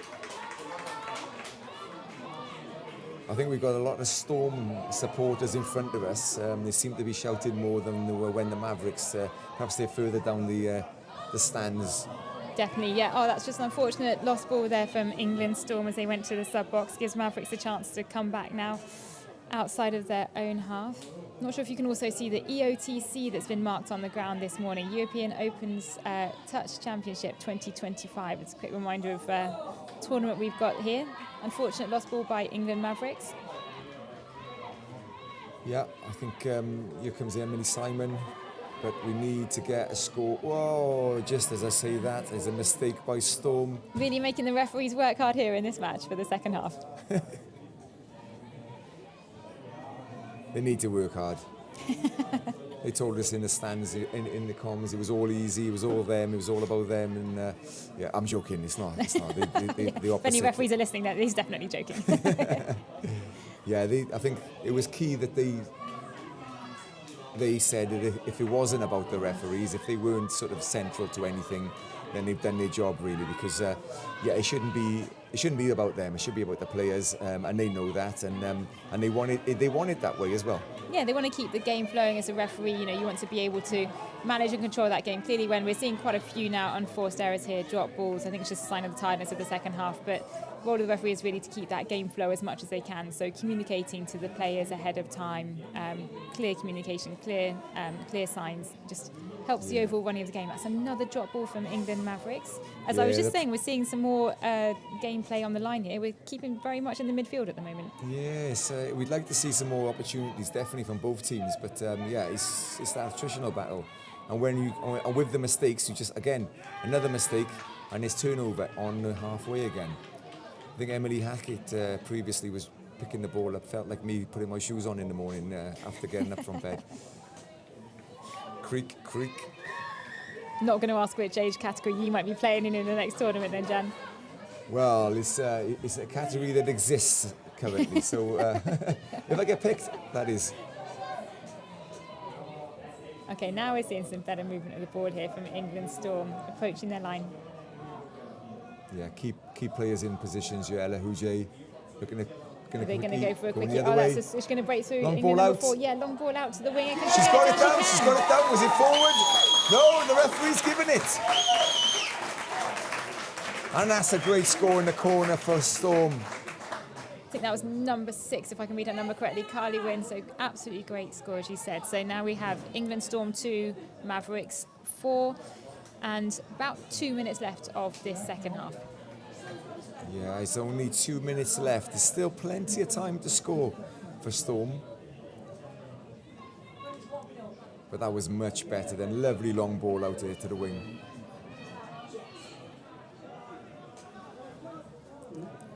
Mavericks looking to reply straight away. It's Phoebe Simon, sorry, moving. Oh, number 3, did she make that? Touch was called previously. But as you said, that was great ball movement by Phoebe Simon. They're really keeping the ball alive, trying to recycle it quickly, give themselves the best opportunity to score. Yeah, last touch here, just going to kill the ball in their corner. Storm need to get out now with no mistakes.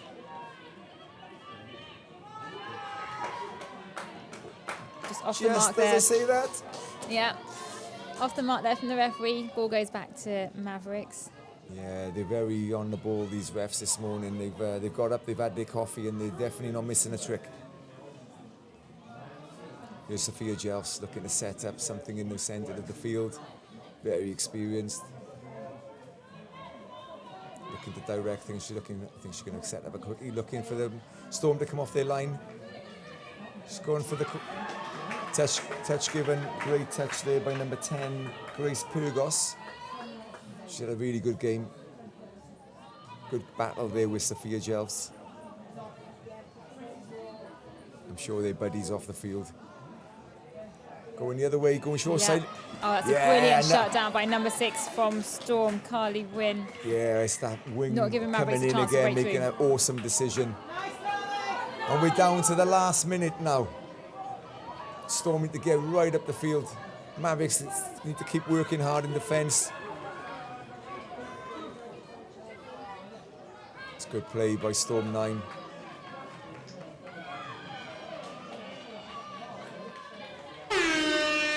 And we have La Sirena.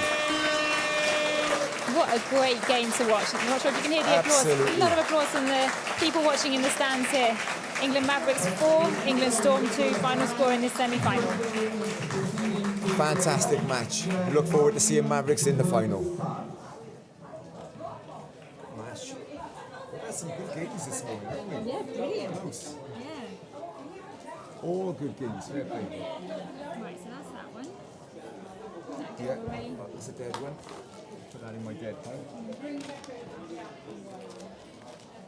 Who's up commentating next? Men's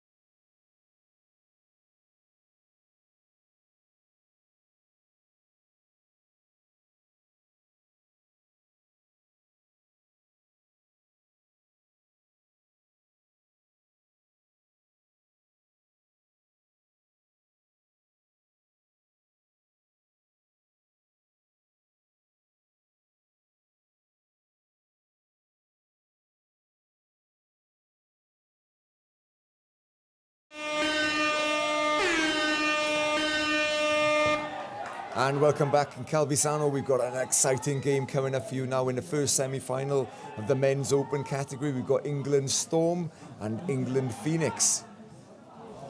With me, I've got Michael Abramovich again, and he's going to give us some insight on some of these guys out there and his knowledge about coaching and all the rest of it. He's so insightful, really good to hear. Welcome, Mike. Thanks, Gianni. I don't know about insightful, but we'll try and see how these teams get on. Two exciting teams. Watched a lot of touch. They played a lot of touch this weekend. Seventh game this is the 8th game in now. So semi-final, and this is where it starts to light up, where the teams really start to play. So Louis Trey's there on the inside ball, getting down. Ben Meakin giving that ball. Yeah, we've got some super players here. Louis Trey's in shot at the moment, just about as half receive the ball. A couple of boys with super long balls. I mean, this could be really exciting.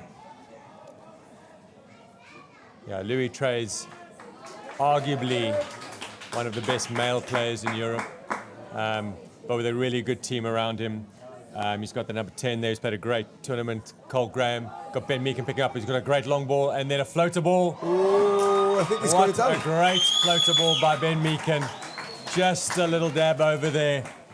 Just held on the release and gave it in. He's happy with that, and that should be. What a decision. I mean, you know, just a split second to change it. It looked like he was going long and then hitting that floater. I mean, amazing. Fair play. 1-0 straight away to Storm. Yeah. That pod of Storms is their key go-to attack pod.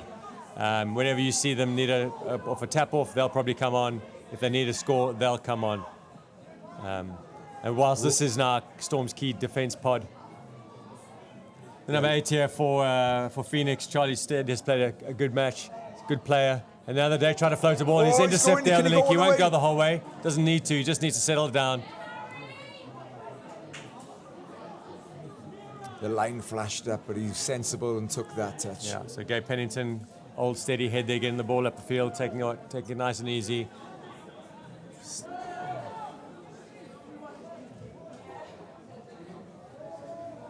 So feeling each other out here, looking for what they want to do, setting up for look to the link quickly, put a long ball, and then a short front door, but a good touch there, good first assignment there by the number 13 for Phoenix, Sebastian Conaghan. Yeah, well read.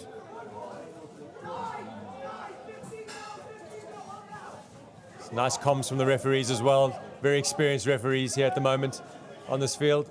Matt Hobbs. Welsh referee. Sorry, Kevin Hobbs, not Matt Hobbs. That's his brother. He's not here. Kevin Hobbs, really experienced referee. Matt's also a good referee, but Kevin Hobbs, exceptional referee. Controlling the game nicely. Gareth Hines on the side here as well. Excellent player here by the Storm now to get off. Some good yards there. Oh, it's great yards. And here comes the main strike pod for the Storm. Yeah, Louis they'll look for it now here. They'll probably play an out ball here to Louis with a step back, I'm guessing. Diving in, just on a nice, easy 4-3 release, and good defense there. Yeah, it's great defense. I think this is going to be an absolute cracker, Mike. It's, the intensity and the speed of the game at the moment is just unreal. Oh, and there you go. There's a loss. That's a little bit of to and fro there by the number 14 for Phoenix, Anushin Lalenko. Yeah, Storm with his strike runners on. There's Louis. Ben Meakin. Oh, he's beating him, and is he? He's just so good at that diving play off. That's so good. Off an a smile on his face. Just so good on the outball, Louis Treys. A really nice finish there. Yeah, he's such a good player. His sister playing also in the women's open division, Ella. Let's see if Phoenix can come back here. So Clark Hobson, a very experienced head there, lots of touch on his belt, started playing in 2007 for England, still going, still playing opens. Looks for a link quickly there, but then a long ball, that's a great ball. That is. But no, that's forward, so just call forward. But a really nice ball there by Sam Dixon. He'll look to load that all day, that's his go-to. Wow, that was about a 40-meter pass. Yeah, just slightly forward there as ruled by referee Hines.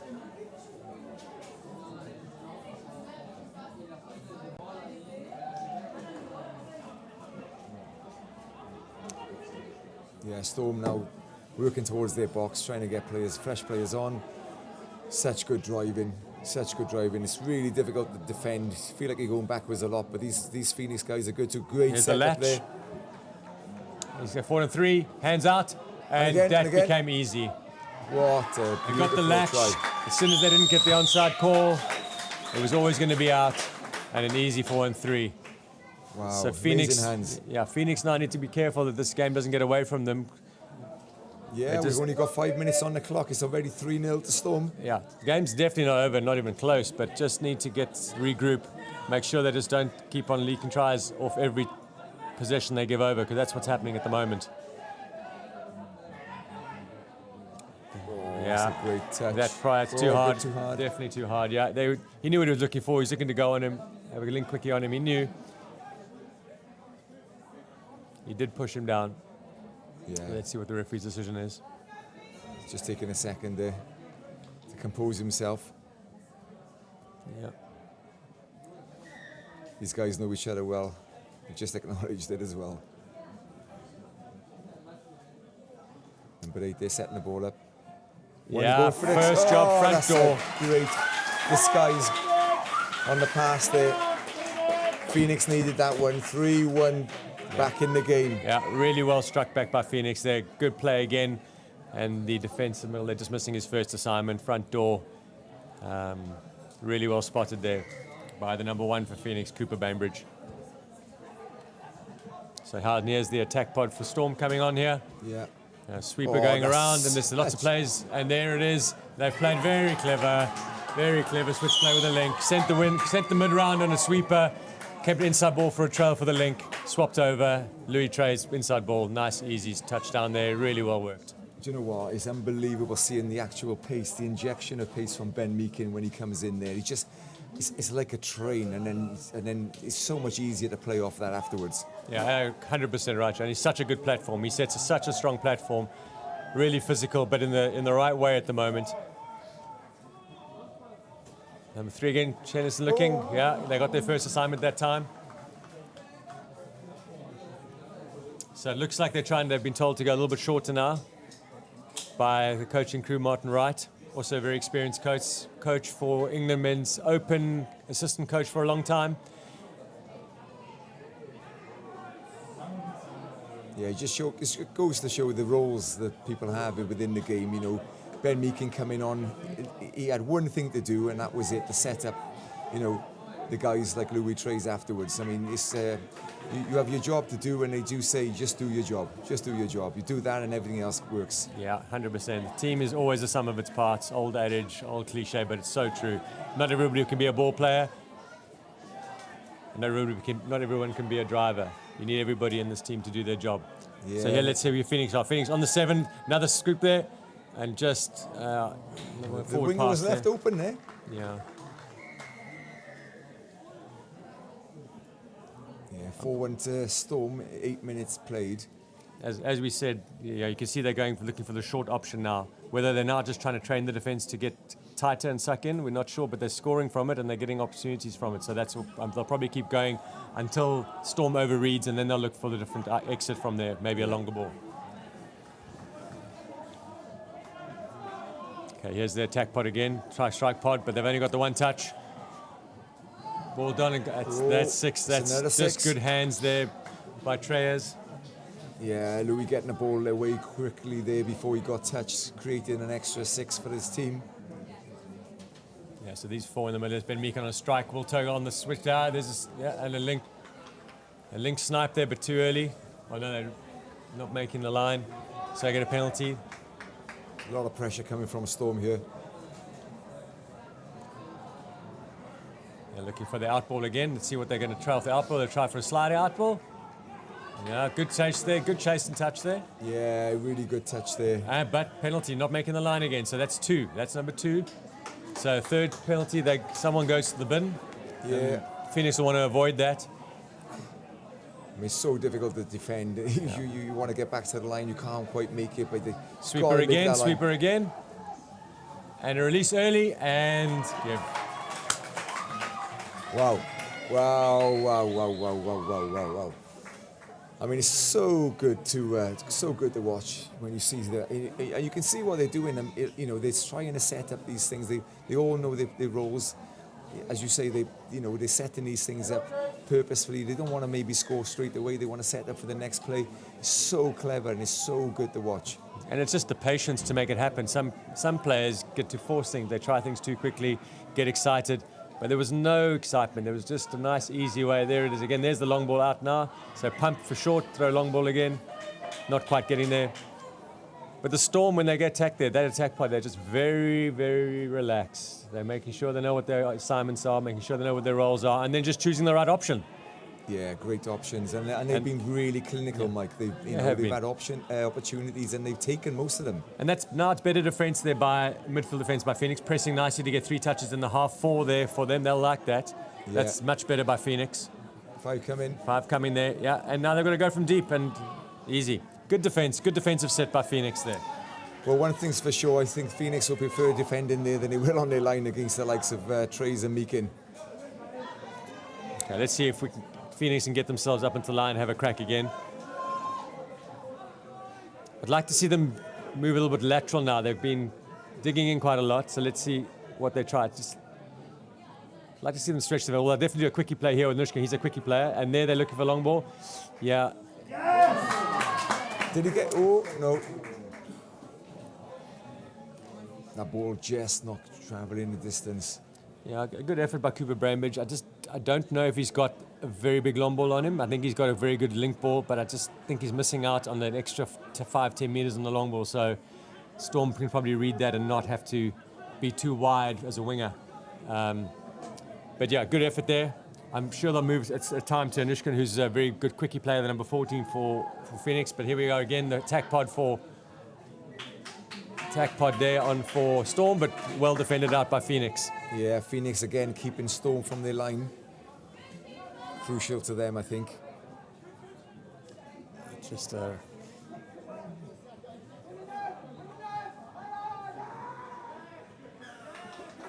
penalty there for offside.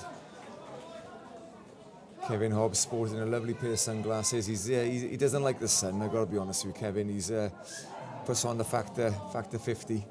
Well, it's hardly blazing down in the sun today. No, true, but he's not taking any risks. Yeah, great man.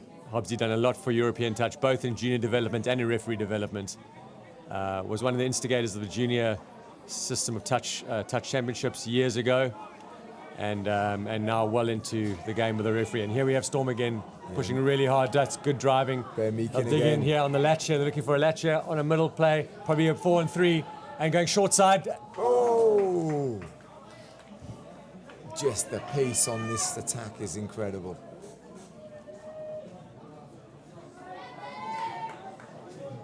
But again, Phoenix keeping them out. So a game coming into a bit of a driving, again, midfield battle now, as sometimes happens in this game. Both teams not wanting to make an error, trying to do the easy stuff and do it well. And there's a front goal again. They've gone front door again.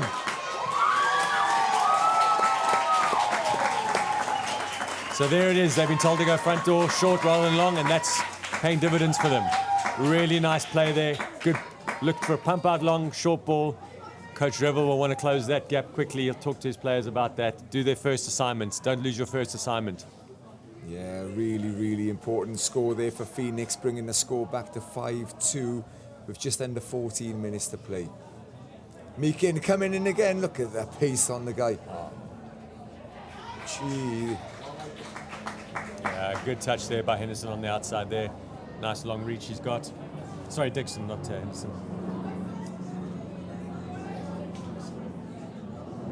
Ben Meakin, and yeah, well defended there. Oh, and that's going to be a penalty.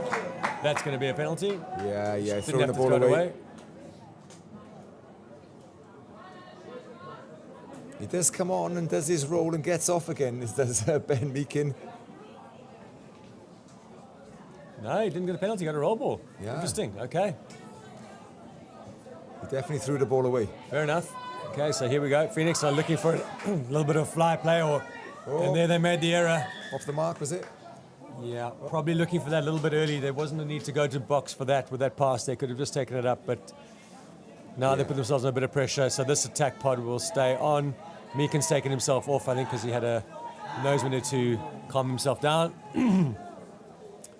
So let's see where we go with this. Trey's there now. With the number 10 for him, those two work well together. Cole Graham. And that's a bit wet there underfoot. And yeah, that was, he didn't have to do that. A little bit of afters, yeah. That, he had won the battle already. He'd won that battle. Just grab a bit of afters. Maybe wants to let Louis know that he's there.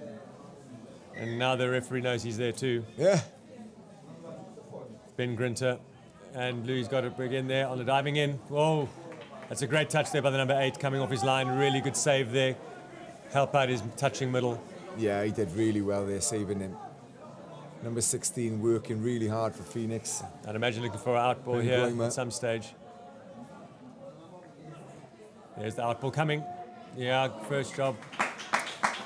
Yeah, well defended there by Phoenix. And that's what they want to do, defend out that attack pod of Storm, not let them score every single time. Yeah, hard touch coming in there. It's definitely getting more physical this game now. Yeah. Let's see if Phoenix can use that as momentum shift in this game. There's always shifts of momentum in this game. Phoenix just got the upper hand in defense on the Storm main attack pod. Let's see if they can get to the line and have a crack. Yeah, they're driving well. Getting players into key positions, setting themselves up. Man on there, and a great long ball. Forward pass from the sideline, though. It's a great, great long ball pass, slightly going forward. It's unlucky Phoenix.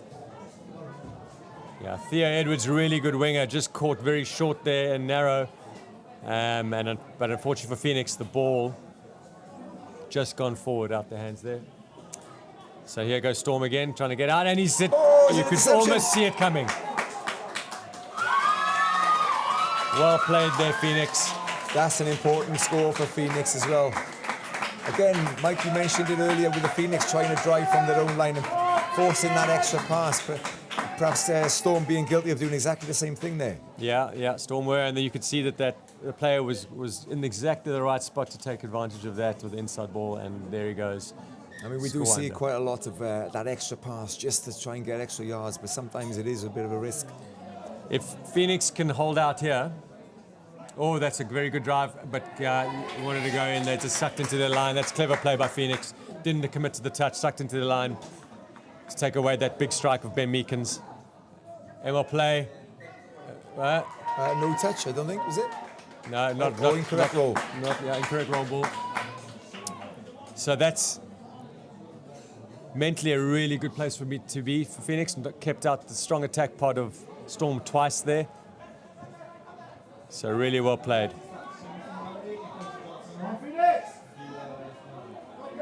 Good injection of pace there by Phoenix. See if they look for Cooper Brambridge on the left to right again. That seems to be they've been trying to get earlier. They'll dish out there. And there he is. Left to right ball. What's he going to look for? Switch out. Clever. Touch. Really well played there. Great movement. Great switch up for when man on. And a wonderful touch there by Theo Edwards. And very good honesty there by Ben Meekin. For hand in there. Really nice honesty. That's what we want to see in our game. Yeah, absolutely. It's giving Phoenix another chance. Looks good touch there. Touch given. Looked a tad forward the pass, but fair play. Good long ball again.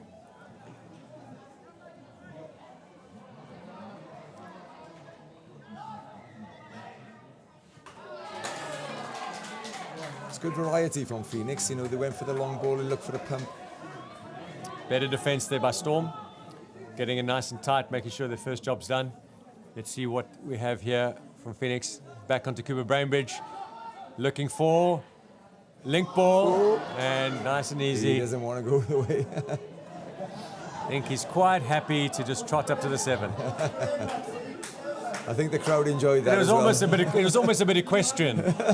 He was show ponying. He was up to the 7. Not seen too often in a touch game, but always welcome a bit of equestrian. I think I gave him a 7.8 dressage. Follow the dressage, do you, Mike? I don't, but I will now. Yeah, good ball. Diving Catch catch. in. Really Good nice wing, touch. really nice defensive wing play there. Right on the sirena, right on the hooter. And that's a really important save there by Phoenix. It keeps them in the game. Half-time score, England Storm 5, England Phoenix 3.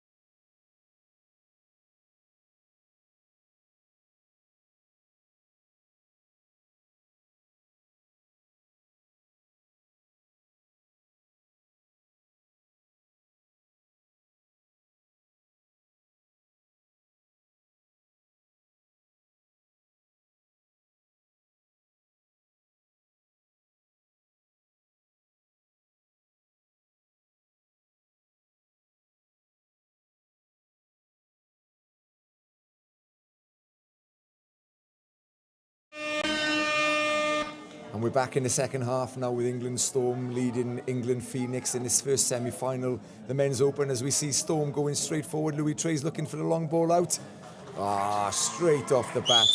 Mikey was just, you literally just said, we just spoke then, if Storm, who's got a tap off? If Storm scores, then it's going to be difficult, because if Phoenix go up the other end and don't score, then, you know, this could be a difficult game for them. But if they hold them out, it could be a different game altogether. But that is literally just what's happened. Yeah, so let's see if Phoenix can get something here. They're going to really need to, I think. If they allow Storm to score again before they get a try, I think it'll be a difficult game to come back in. But here we go. That's a long ball, and there we go. Theo Edwards, well positioned, good ball. So let's see Storm get up here. Storm have started really well so far. A good try to start off with, and now they've got to the box. A beautiful run through. They've got Shannon. Just it's gone to sleep by the Phoenix defenders. The wing and the link will be upset with themselves. James Simons, I think it was. But really well taken advantage of by Storm there. I'm not sure why they stopped there. They might have got a call from something, but I don't know what happened. But that was not what they'd want to have. Two quick tries to go in. They're going to have to get back really soon in this if they want to have any say in this game. Yeah, absolutely. It's a 4-try difference now. Long ball coming. Oh, and he's gone front door again. Yeah, and Gabe Pennington, old campaigner now, controlling the game, knowing what he needs to do with his team. This is his pod to control. Nice, considered drive. Just get up to the box, do the basics, get off for 3 close there. That's again, he's gone through. That's a really beautiful drive by Ben Meakin. And they're going to look for it now. Ben's going to take off here. He'll take off and throw a long ball, maybe a passive. Long ball out, tap back, Ben. That's a forward pass there. But again, a really good driving set by the Storm to get into the Phoenix half. Yeah, I mean, such pace he puts into this Ben Meakin is incredible. And then the long ball as well. Seems to have it all, Mike. Yeah, so Phoenix will want to stay in this, just keep grinding away. Don't get pulled away by Storm. Feel like Storm can anytime they can break up. There we go, get a penalty. That'll help them. Yeah, definitely. It looked like for the first couple of minutes there, you know, Storm were just driving so hard. It's almost like they were driving through the Phoenix defence. Referee just taking a bit of control there. Harry Richards getting a bit excited with the ball. Here he is now with their number 3, Sam Dixon, their main ball player behind. They want to set up for him. Charlie Steed as well. Also a good ball player and a setup player, but here we go. So, on to Lin Quickie. Yeah, nice defend, well defended there. Nice and tight there. Yeah, crowded out. Seems as soon as Sam Dixon goes short side, the defence knows they need to compress because he's not going to go for his long balls. Yeah, good exit there. Nice by Theo Edwards and Ben Meakin alike. Good drive here. That's a good, really nice movement there by number 10. Cole Graham again. And onto the latch there. They'll look to go out, probably come back in for another latch there. There it is, coming back, looking for the latch. But they're caught halfway. It's nowhere to go, so they just want to hold it out here. That's it. Good defensive set there by Phoenix. That's it. They're getting back in the game here. Yeah, exactly. They needed that. Don't want to concede another try. Lost control there. They need to just keep their heads here and hold them out. Here it comes. So they're going to bring in the attack pod. This is where they want to strike. They want to strike here. Yeah, Louis Trey's coming back into the middle. Put the foot on the throat here is what they want to try and do here.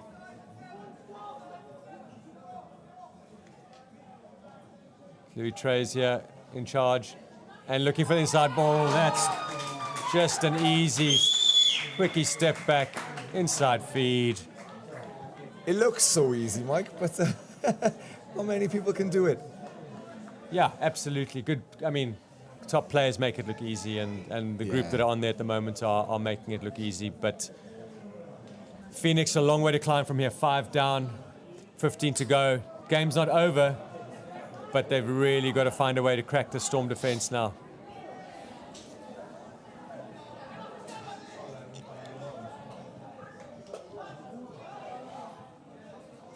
Yeah. Set of 6 for Phoenix. 6 more.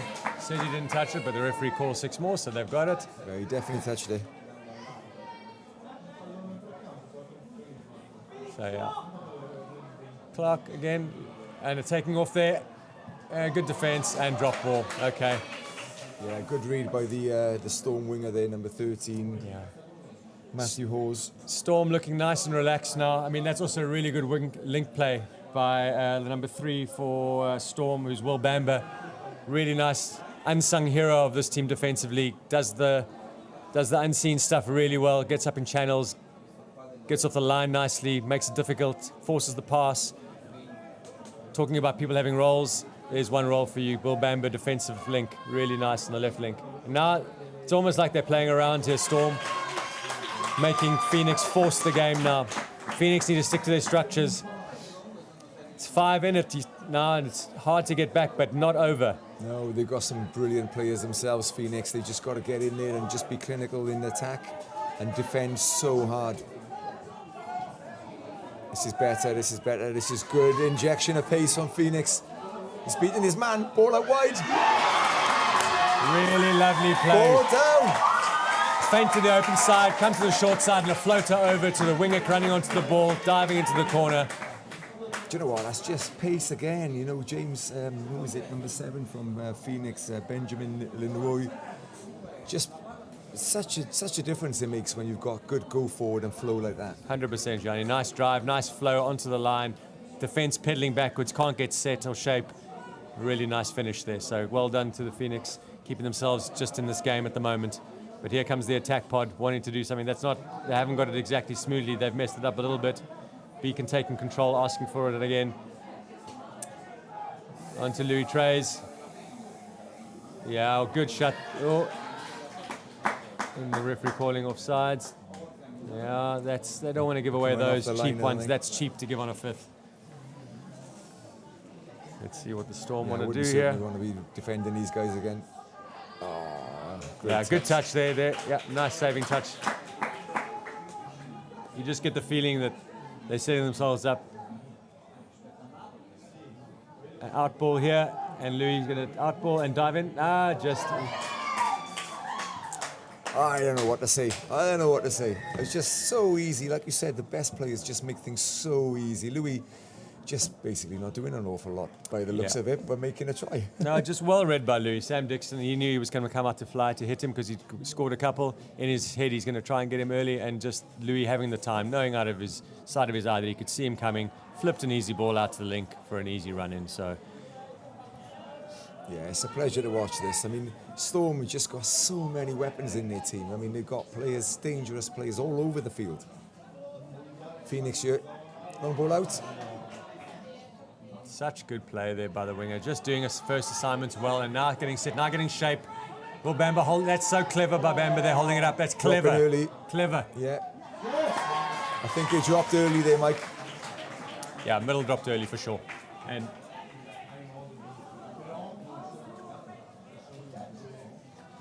good decision by the referees. Yeah, Phoenix keeping the ball alive there, forcing Storm into an error. Looking for a slight passive play, but it wasn't run exceptionally well, unfortunately, and a loose pass caused that to go down.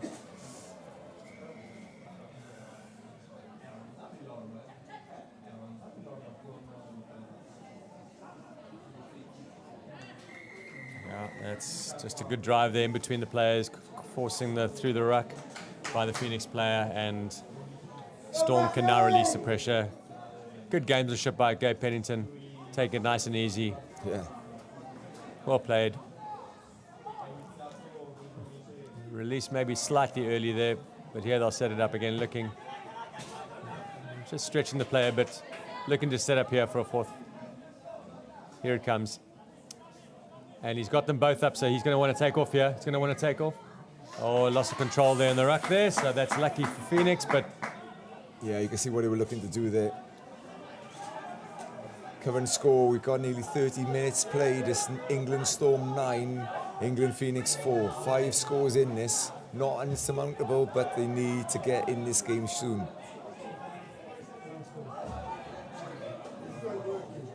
Yeah, just good defense, good holding, good pressure. Now they've got to force something, and just there won't be a lot of rushing. And Number 2 there from Storm got chasing in a little bit, but loose pass let him off the hook.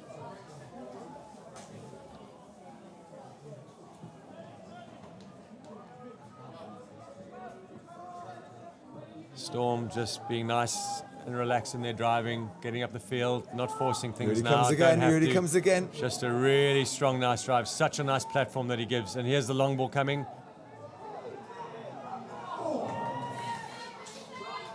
He just makes things happen when he comes on. You can feel that energy rise, you know. It's just, and the fear in the defence.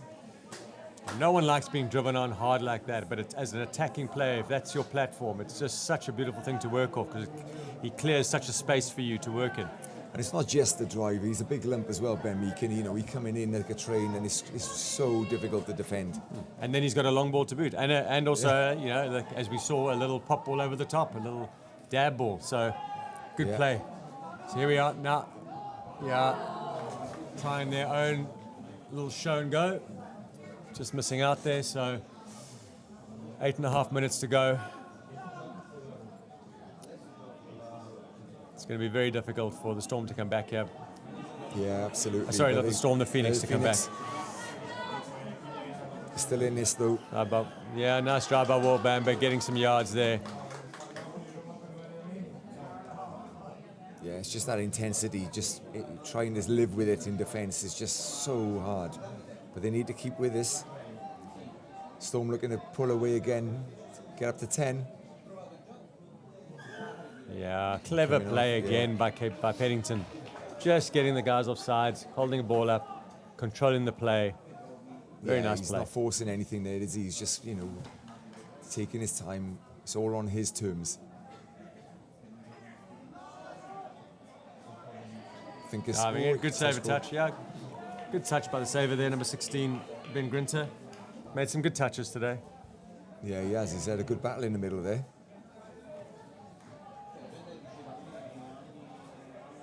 He just didn't get there that time. I think he missed him, yeah, you're right. I think they were looking for a different play off that time.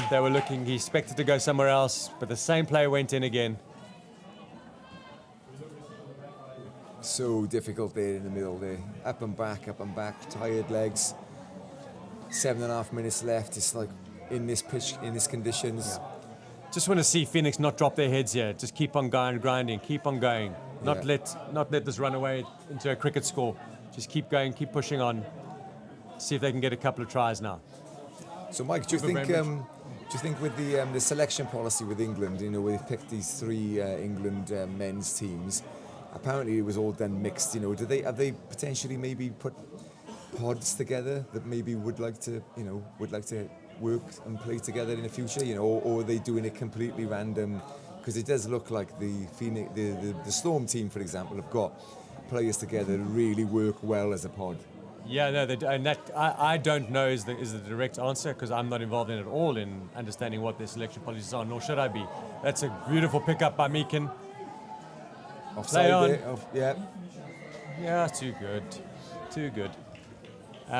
So no, Johnny, I don't know what their selection policy is. What I do know is that they clearly work together and they've made, you know, some of these pods know each other and they play well together. And more than that, ML play here, Louis going and diving in, but a good touch there made again by the saving middle. Clark Hobson just getting stuck on the line, looking a bit leggy at the moment, but still a really good player is Clark. Put a lot of work in, and there he is. Owen Louis there, and a long ball out, and just lovely options. A player with time on his hand chooses the right options more often than not, and if the defence doesn't pressure enough onto those key players and give anybody with Louis' ability enough time, he will exploit that, and he has done again. Yeah, absolutely. I tell you what, I mentioned it yesterday when he was playing that Louis is a Welshman. I'm gonna reiterate that. You know, I wish he was still playing for Wales. I mean, that would be amazing. He was certainly Wales's loss and England's gain. I mean, what a player he is. Right, so Phoenix now on the attack here. Yeah.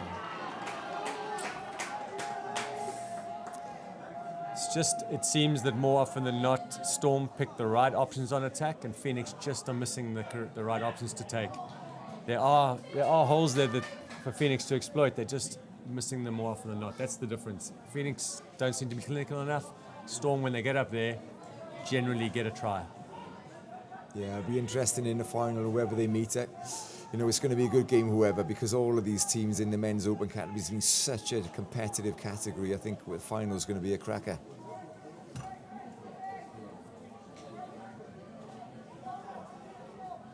He's off. That's a late pass, it looks like there. Touch Pass, yeah. So Phoenix get the ball here. 4 minutes to go in. They're just over 4 minutes in this game. Coach Gareth Revel will be very pleased with his charges here. He'll be liking what he's seen from attack, liking what he's seen in defense. You know, I think he'd be very happy with 4 or 5 touchdowns conceded, especially when you've got the attack force that they have got.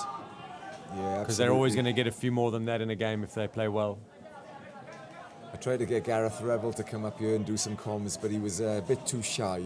He didn't want to do it. However much I twisted his arm, but he didn't want to do it. Good play there by Edwards in the end to shut that down, but some nice play by Phoenix. Nice, a little bit more enterprising play. They seem to get some joy and movement out of that switch play, late cut. They might want to work on that a bit more. There we go. There's the ball. That's it. Yeah, well done, Phoenix. Good try. That hole's been coming for a while. Edwards has been chasing out really well, got stuck a little bit on his back feet there, and well exploited there by the Phoenix. A nice drop ball into the link channel, and a nice try there by Phoenix. Well done. Yeah, they deserved that. They kept going all the way through this game. 3.5 minutes left.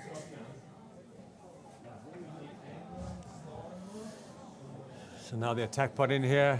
You'll see the same shapes they show. Meekin coming in now. Decide where they want to go, what do they want to do with it. There's a sweeper. Do they play? And they played him, dive back in, and just... Michael, you're smiling, you're laughing there. It's like, it's almost, that's too good. It's too good. Wow. It's not just having the options, it's choosing the right options. And they just, you know, if you choose the right option 80% of the time, you are going to win games. And they are just doing that at the moment. And they've got players in the right positions at the right time. They know their roles, and it's just working like a Swiss clock, Michael. I'm glad you said Swiss clock. Yeah. Good baton. Lovely baton there. That's just really good play there by the link of Phoenix. Super. Amazing hands there. Amazing hands from the link. It just shows the level of skills that was on display here. There we are. I can do this, you can do that. Let's see what we got next. Yeah.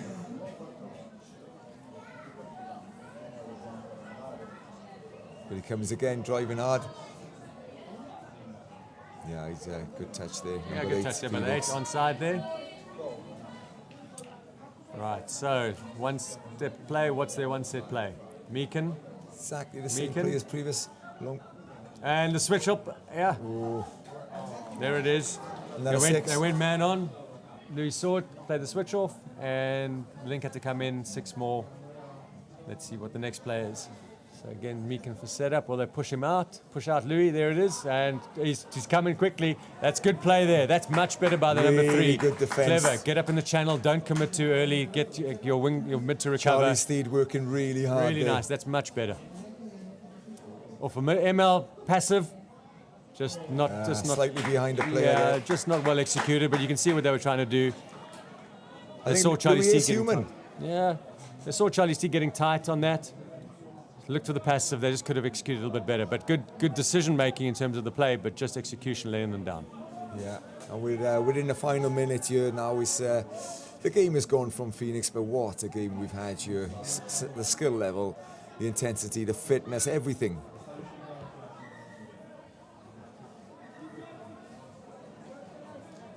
Has he been subbed? Not sure what's happened there. So last 30 seconds, Gianni. What do you think of the Storm's chances in the final? If they're going to play one of Mavericks or Ireland, we're going to find out who that is shortly. Well, I mean, you know, what we've seen on display here is going to take an absolutely amazing team to beat them, that's for sure. But as we said, it's a competitive category and anything can happen. Oh, as we say that, another score from Phoenix. But yeah, it's going to take a very good team to beat them, Mike. I think, you know, they set the marker down here. But Yeah. we'll see what happens. Looking forward to seeing you back for the final. Absolutely. Final score, England Storm 13, England Phoenix 6.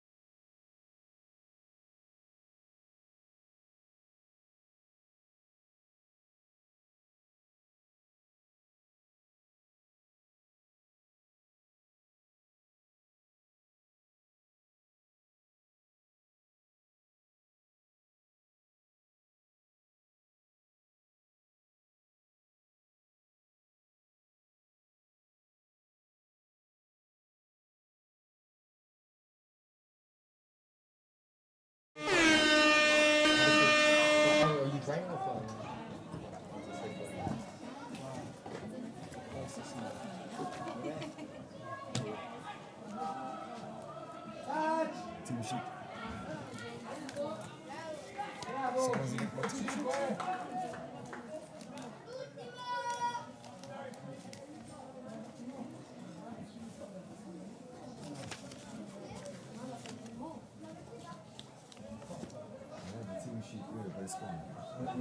We know the Italian team anyway.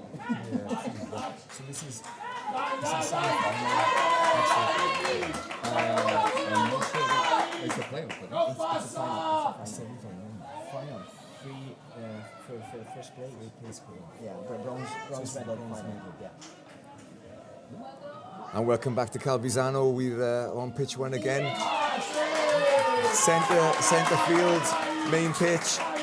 This is Italy against Switzerland in the mixed open. I think this is the bronze medal match between the Swiss and the Italians.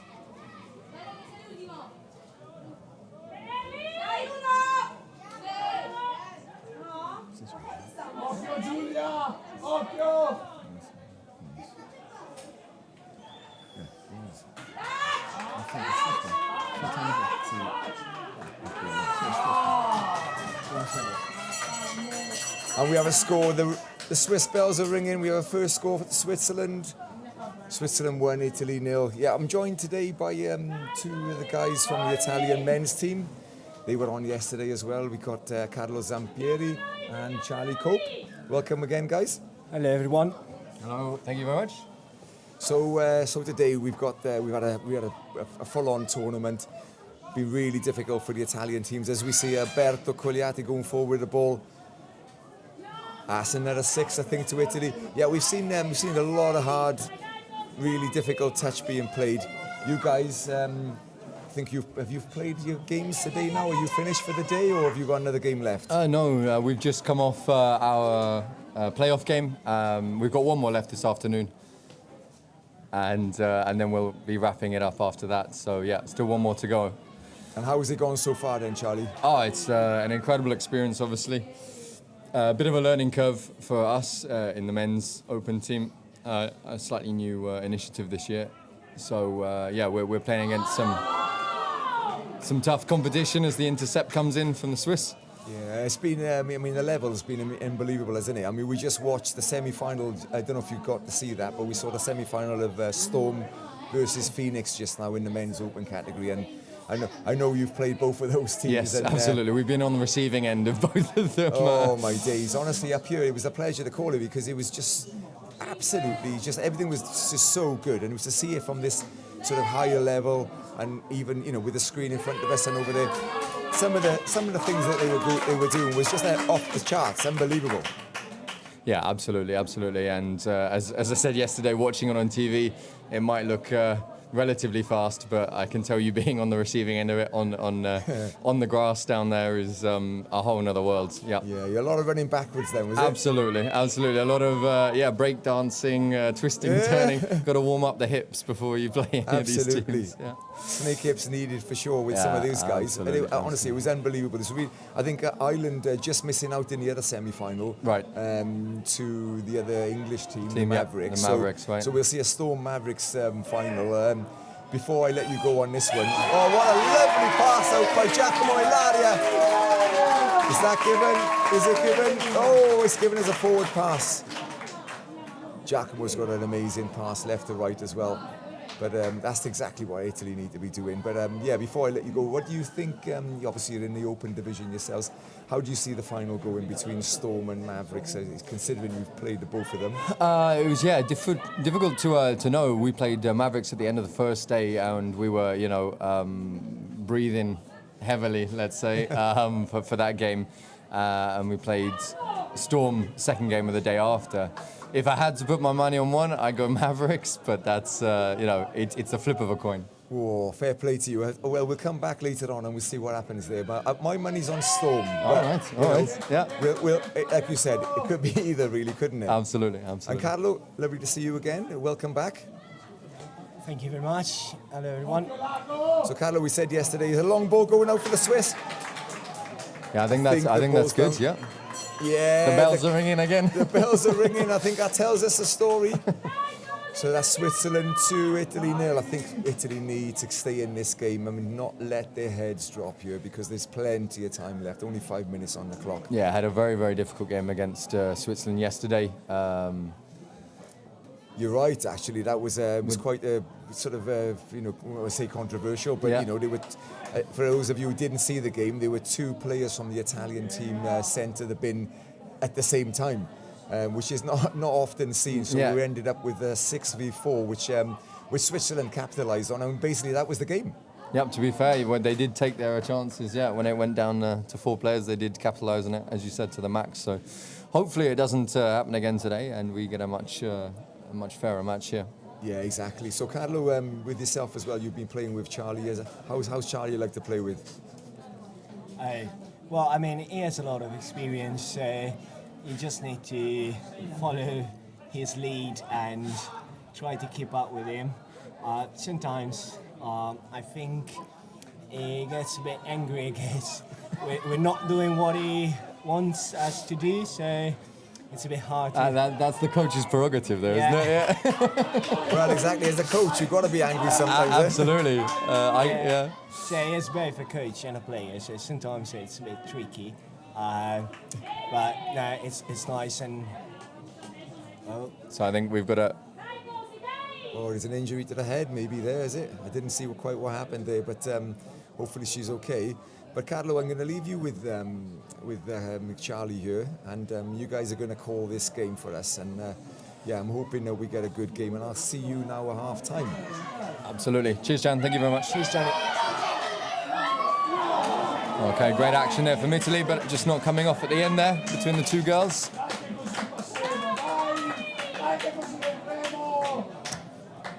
Anita and the winger out there on the left, Dania. Dania, yeah. Swiss looking a bit lost as they're coming onto the field. Oh, what's happened down here? I think that just happened off screen for you guys, but we had the Italian winger being steamrolled by one of the Swiss players coming off the field by the looks of it, but she looks to be back on her feet. So here we go again.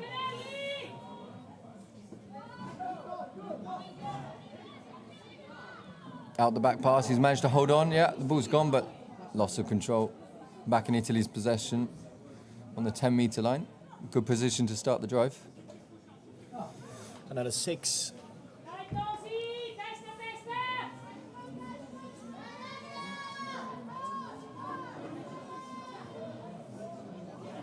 Touch 2 coming in here into the Swiss half, so good position again to launch from. Just slipping over the mark there. As Giacomo comes on to partner with Leon. Here's the last touch coming in. There's the touch come in. No, the ball's down. Yeah, ball's down, and it's a try. Good honesty from the Swiss defence there. Very good honesty. So it's 2-1. Is that number 20, Giacomo Lario? Yeah, number 20. Yep. Just a quickie, proving a little bit too fast on the outside. Slippy conditions, I have to say. We both experienced these conditions yesterday. And as you can see, it's what was a beautiful green pitch on Thursday evening is now not so green, let's say. Conditions are proving difficult. It has stopped raining here, we have to say. Yeah, that stopped. But it was raining still this morning, so... Yeah, it rained overnight, still raining this morning, so it's a bit wet underfoot. And as you can see, it's often... Man in the rock. Difficult to keep full control of the ball here. Yeah, that was an Italian player in the ruck though. Whoa. Oh, but there we go. Coach killer.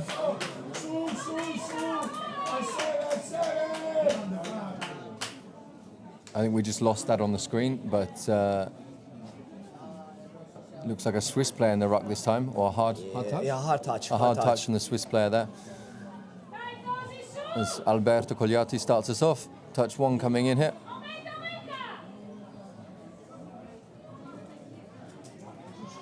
Good meters made by Mirko. Giacomo Lario back on the ball. And here's the strike play. 5th touch coming in. Yeah, the ball's down again. Yeah. Working his magic. That's what he does. And Italy leveled the results, so it's 2-2 now. In response to the Swiss cowbells, the Italian chants. Maybe audible over the mics, who knows? Yeah. But yeah, Italian crowd really getting behind the home team here.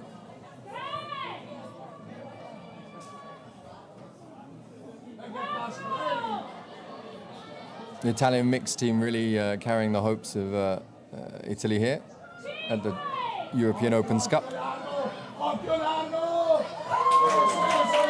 It's a good pass out to the wing, but yeah, conditions are difficult now, not as easy as maybe it was yesterday to catch these long balls.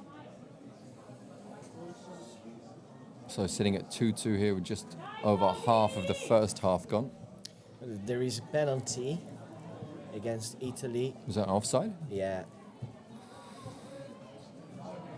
Touch comes in.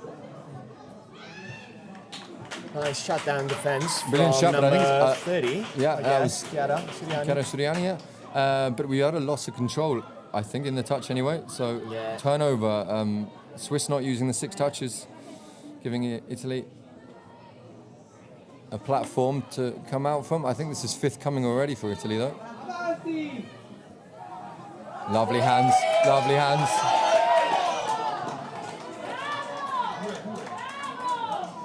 Good meters made by Mirko. Is this? Oh, unlucky, unlucky.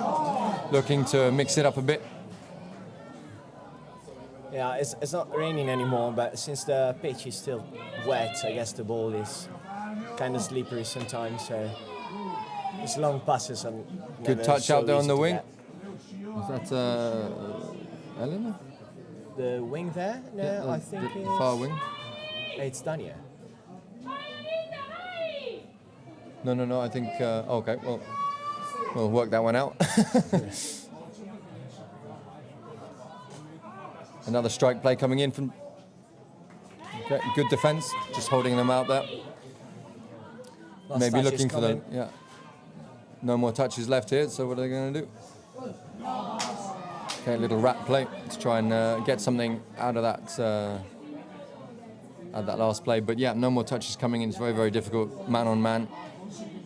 Got to try and find a hole somewhere. As we were saying yesterday, you just need the slightest fingernail of a touch on a opposition's shirt for it to count. Yeah. Doesn't need to be 2 hands. Doesn't need to be anything hard.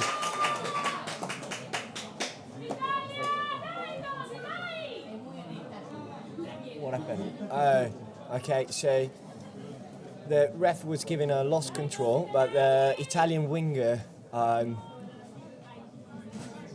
played it very fair and said, no, I touched it in the rack, so she was in the rack, and it's I see. penalty against Italy. Yeah, once again, it's great to see the honesty. You know, this is a finals game now. This is a match that really, really counts for these guys. But still, the priority is to be honest. You know, sportsmanship. And yeah, Italy get rewarded with Yeah. To Switzerland, throw into ball. yeah, throwing the ball, losing another 10 meters. 10 meters. Yeah. Lovely little Nice feint. dummy, yeah. Yep. First touch coming in, second touch well into the Swiss half. It's a great platform to attack from. Third coming in now. Fourth maybe here.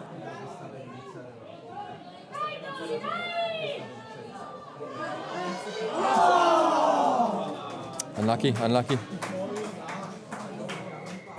Great dynamic movement from the 2 mids, Franco and Alberto, opening up the Swiss defence, but just not able to find that final pass. It is, I believe, Elena out on the wing there with the white boots. Eleonora, yeah.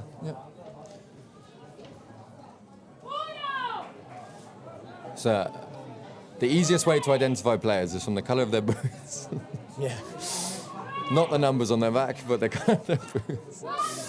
Okay, good defence from the Italians. 5th coming.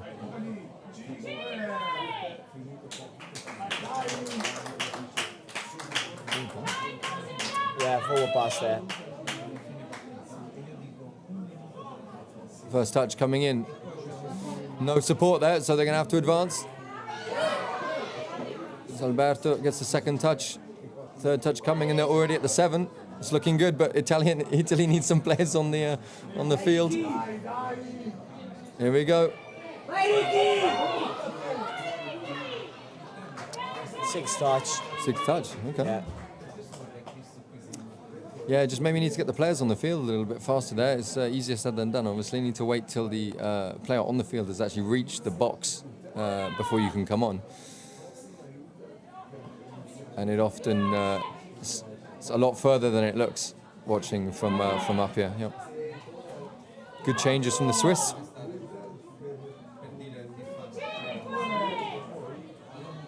Good defence from the Italians, though, standing strong. Man on defence. I think it's going to be given a touch and pass. Yeah. Or forward pass, is that? Touch forward and pass. Touch and pass. Touch and pass. Yeah, he touched.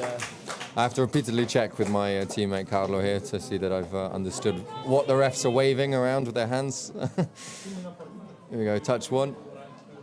As Italy move towards the box. They're quite similar gestures, though. So lovely pass out to the wing. Point. Third coming here. Three. Fourth for the setup. Now fifth coming.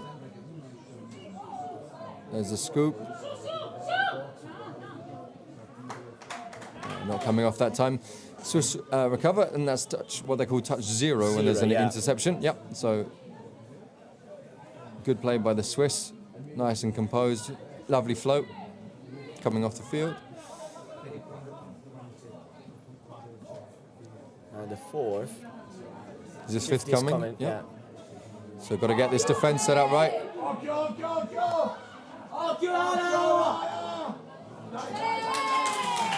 Yeah, solid defence in the Italians. Leaving only the lovely footwork from Franco. Second touch coming in basically on the halfway line. Great platform again for the Italians. Can they use it this time? Good inside ball, good hands again. Mirko and Alberto linking up well. I think was there a touch in the middle there? Yeah, I think there was a touch. I didn't see the call for another six though. Me neither. It was off the camera, so. Nice dive. But he's giving the touch. Now I think he gave them other 6 touches though, because. Yeah. Yep. Okay. Yep.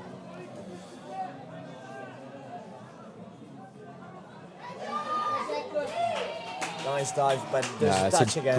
Great diving touch by the Swiss number 3. I'm gonna say. Is that Swiss? Yeah, Yuka. Oh, lovely hands. Lovely hands. Now we have a score from the Italian winger. Yeah, Giulio Colombo. Definitely one of Italy's top try scorers in probably the history of Italia touch, I would say.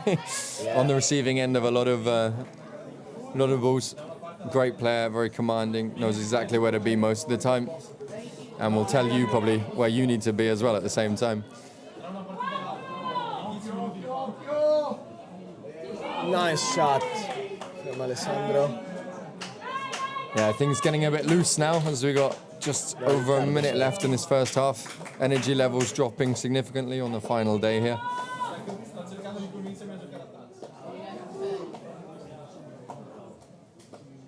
Let's see if the Swiss can pull something out here. It's a 32 play, but back inside.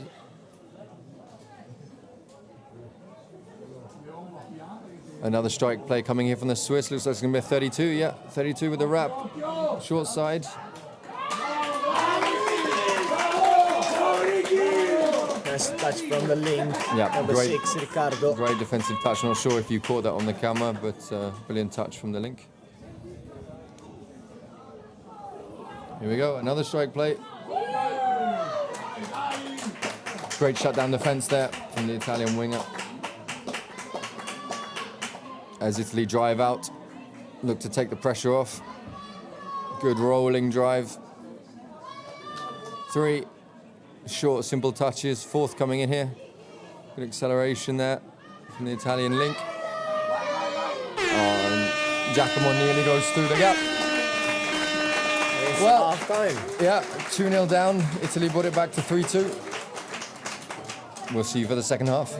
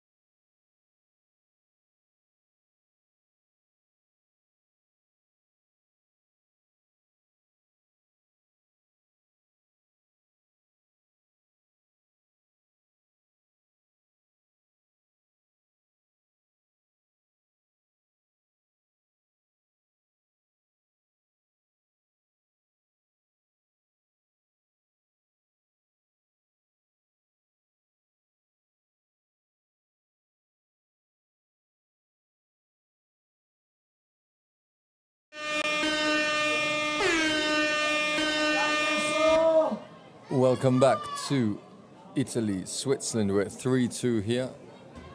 Very, very closely fought game. Italy looking to strike. Yeah, I think that's gone in. Yeah, he's gone straight in again.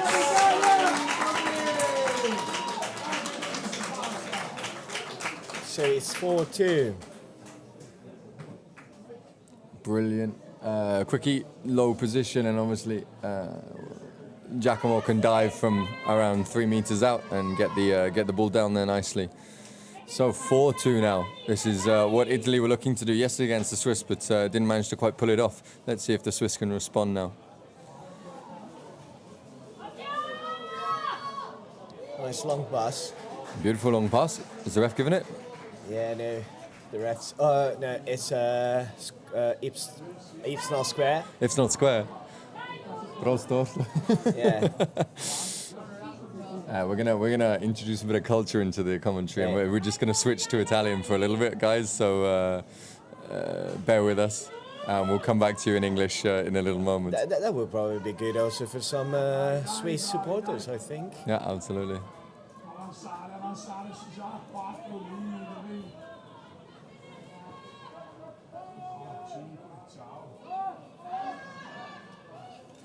Ok, quindi palla giù qua, possesso svizzero, che cercano di uscire dal campo.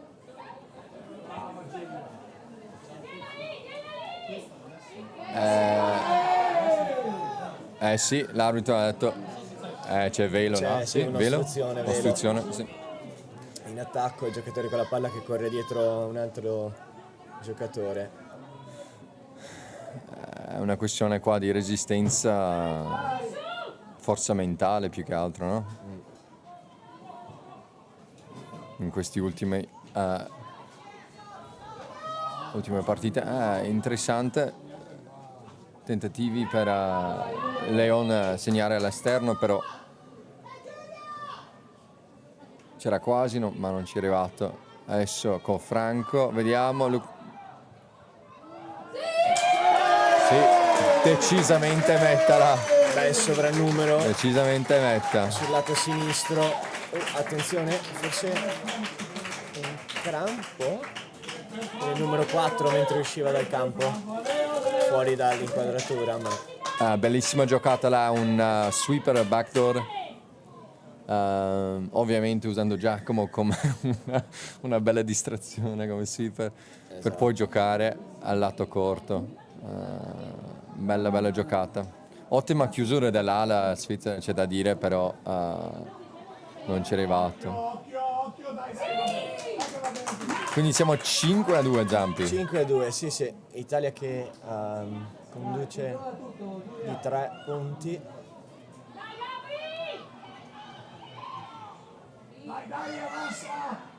Belle le mani dall'Italia qua.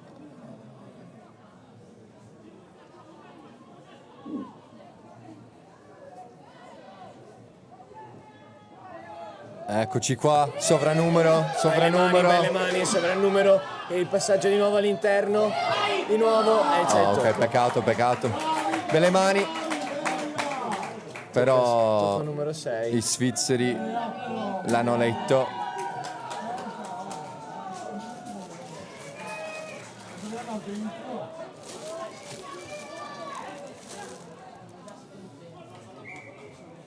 Di nuovo i svizzeri hanno perso il palla nel loro campo, quindi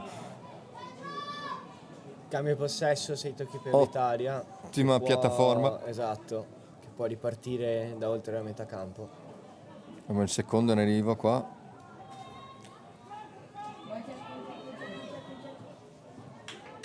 No, bella difesa là.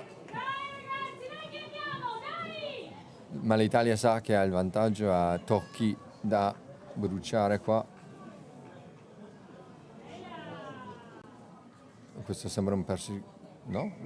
Sì, e infatti palla persa. Sì, c'è da dire che forse ha perso controllo là durante il tocco. Anche là c'è da dire. Subito ridatto. La terza volta di fila che i svizzeri perdono il pallone nel loro campo. Punish qua. Sì. Vediamo se l'arbitro dà tocco. No, infatti Giocatore svizzero che era ancora fuori gioco, credo, sì? Sì, probabilmente, ma il tuffo era abbastanza chiaro. Forse chiedeva se c'era stato un passaggio in avanti, perché secondo me non c'era proprio stato tocco. Ah, ok. Il tuffo dal numero 4 italiano, Cecil.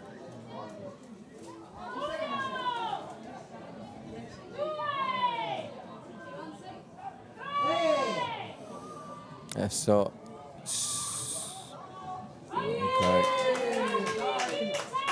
belle mani, ma non è arrivato ancora all'ala. Adesso l'Italia cerca di uscire senza rischiare troppo. Belle mani, quarto tocco là però.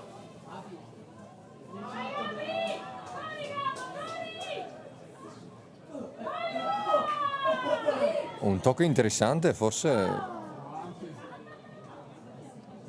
Vediamo che cosa dice l'arbitro, il gioco è fermo. No, possesso svizzero, credo. Sì. Ok. Adesso una piattaforma decisamente migliore per gli svizzeri per uscire. Secondo tocco. Terzo. Quarto in arrivo qua per l'Italia. Vabbè, il buco c'era. Meta del numero 12, Jonathan. 12? Sì. Sì. Oh, bella velocità là. Ha visto che c'è il buco, c'era il sovranumero, ha bucato tra il link e mid. Adesso il tap off, terzo in arrivo qua, sweeper Alberto Cogliatti. Mani.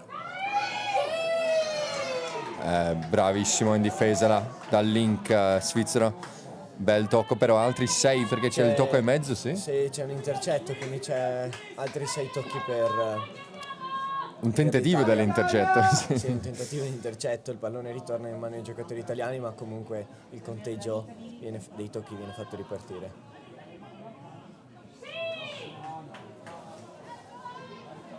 Difesa bene, primo tentativo rifiutato decisamente dai svizzeri.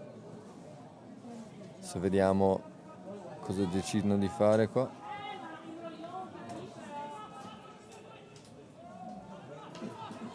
Gli italiani cercano.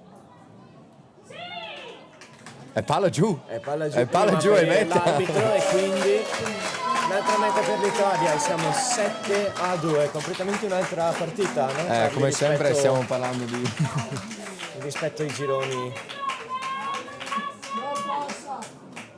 Sì, stiamo sempre parlando di centimetri, no? Sì, millisecondi e centimetri. È fondamentale la posizione dell'arbitro. Assolutamente, sì.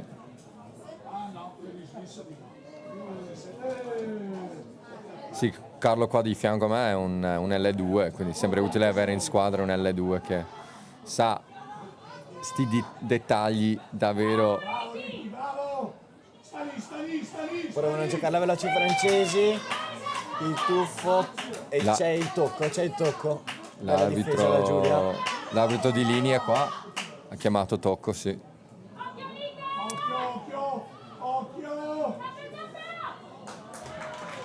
Però questo è meta. Questa è meta per gli svizzeri. Ottimo movimento dal link svizzero là.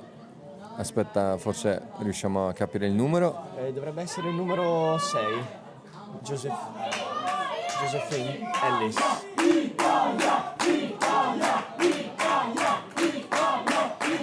E l'Italia avanza di nuovo con un bel vantaggio. Bello, provato il scarico all'interno, altri 6 credo. Sì, mancato intercetto da parte degli svizzeri, quindi sono altri 6 tocchi per l'Italia.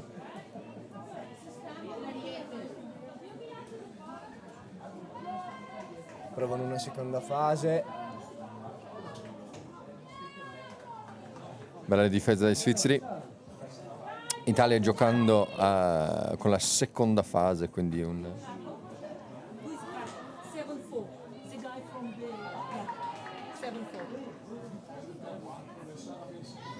Ok, chiediamo scusa un piccolo fraintendimento nel prendere nel tenere conto dei punti. Per fortuna dal campo ci aggiornano gli arbitri che il punteggio effettivamente è 7-4, per cui partita potenzialmente ancora aperta. And now we're really going to confuse you guys listening at home. I'll do English, and Zampi, you'll do Italian, yeah? Oh, wow, ok. And we'll see.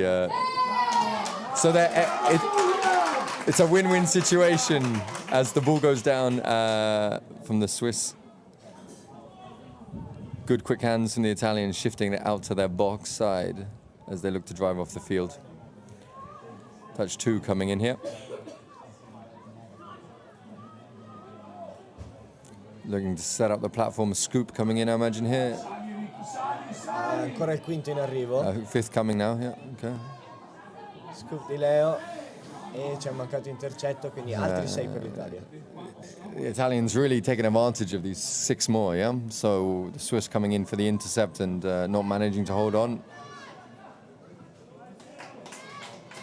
Yeah, he's going to give it. He's going to give it, yeah. Swiss players offside. Per l'Italia.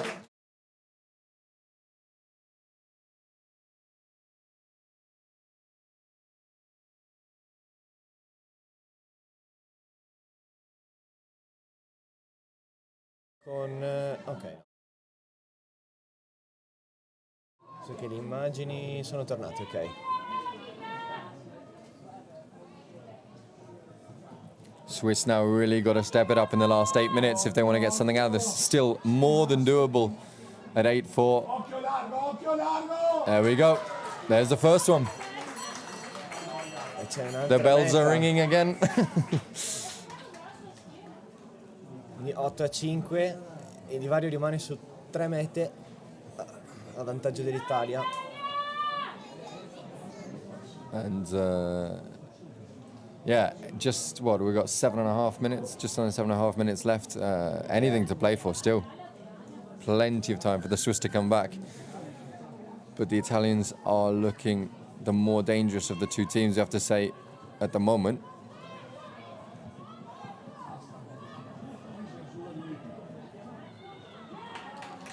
Brilliant defensive diving touch coming in there.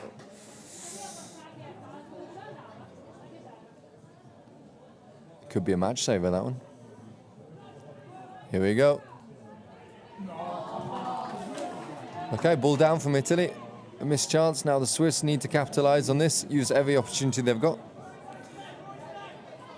Great drive. Once again from the Swiss number 12, gaining plenty of meters.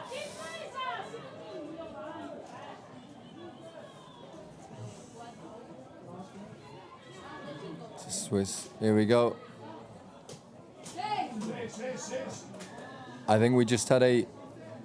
Sì, ok, Italian offside, yeah? Sì, c'è un fuorigioco del difensore italiano, quindi un tap e altri 6 tocchi per la Svizzera, in una posizione molto interessante. Great strike platform. Here we go, 32 play, wrap. Touches come in, though. Sì. Il difensore era tornato, quindi per l'arbitro il tocco è buono. Attenzione Italia! 33 split with the long pass. Yeah, wonderful. Doesn't get much better than that. 33 split play, fired out to the Swiss winger. E siamo 8-6. Seem to have all the time in the world there. So what are we, 8-6 now as Italy tap off.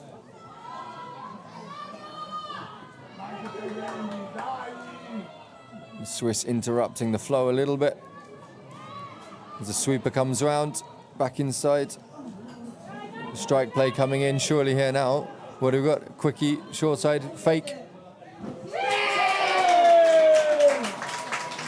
C'è il tocco del difensore. Again, just a great read in defense. Great read.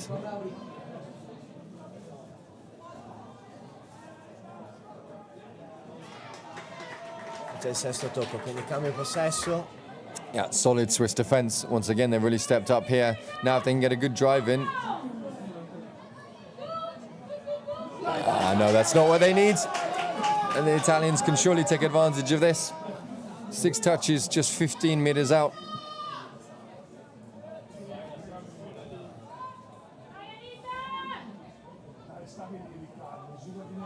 Yeah, I was going to say that they're trying to get him offside. Una quickie tra I due mediani. Il passaggio all'ala, ottima copertura. Yeah, great cover, copertura. great read from the Swiss winger there. But they've still got more touches to come, the Italians. Fake punish, out we go. Yeah. Il sesto tocco di nuovo. Brilliant Swiss defense, yeah. Keeping them out. 6 touches from 15 meters out. Very, very good defense. As the Swiss sweep round, great drive off the field. Plenty of meters, a little bit of confusion. Still third touch on the halfway. Sì, ottimo punto di partenza per gli svizzeri. Quarto Oh, that's got to be tocco. ball down, yeah. It's just that loss of control again. When the field is so muddy and messy like this, it's so easy to lose control of that ball. A real shame as the Swiss, lose control after what was a very, very good drive. Now the Italians back in the driving seat.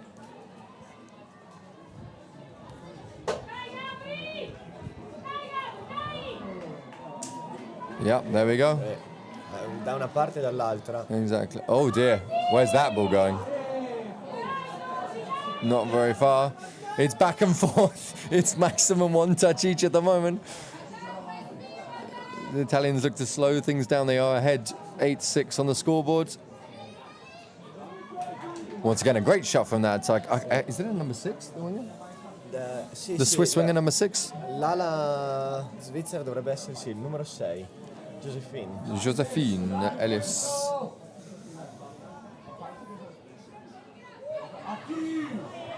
It's a shame. Once again, another attempted intercept from the Swiss, but gone down. So 6 more right on the 7 for the Italians. And this is danger time for the Swiss. They've really got to seal up the defense. He's given it again. Per l'arbitro la palla tocca a terra prima che venga il tocco, quindi è un'altra meta per Jack e l'Italia. That could be the killing blow. Once again, just that hesitation is so hard to know. Is he going to fire the ball? Is he going to hit the link? Is he going to go himself? When you've got all the options there, it's so hard to defend against. And that could have been a absolute Hard touch. match killer of a try from the Italians. But you never know here. Oh, that looks like an early drop. Yeah. Okay, so a hard touch followed by an early drop. Il difensore torna troppo presto ed è il secondo fallo nell'area dei 7, quindi adesso l'Italia deve stare molto attenta perché il terzo comporterà un'esclusione di un giocatore per l'intero possesso. Another 33 split play here.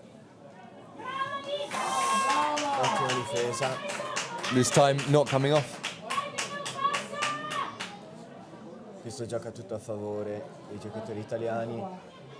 Il tempo intanto scorre, il passaggio al link. Yeah, ball's down though. Ball's down before the touch. Il link era in ritardo. Okay, so we're back at 9-7, but there's only 40 seconds left in this finals game. E il possesso per l'Italia che può attaccare da centrocampo.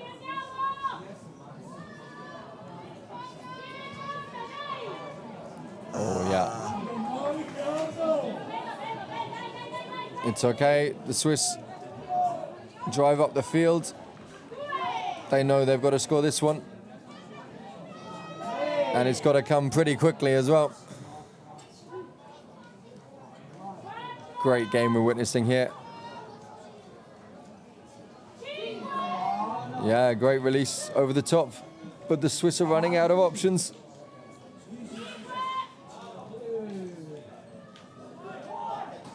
Oh, the ball had to go there. There we go. That's it.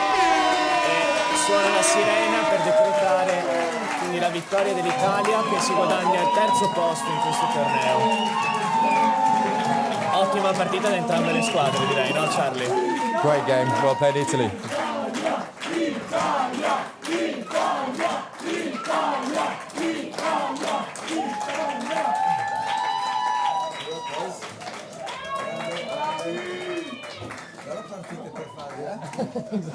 You're gonna win. You're gonna win. You're gonna win.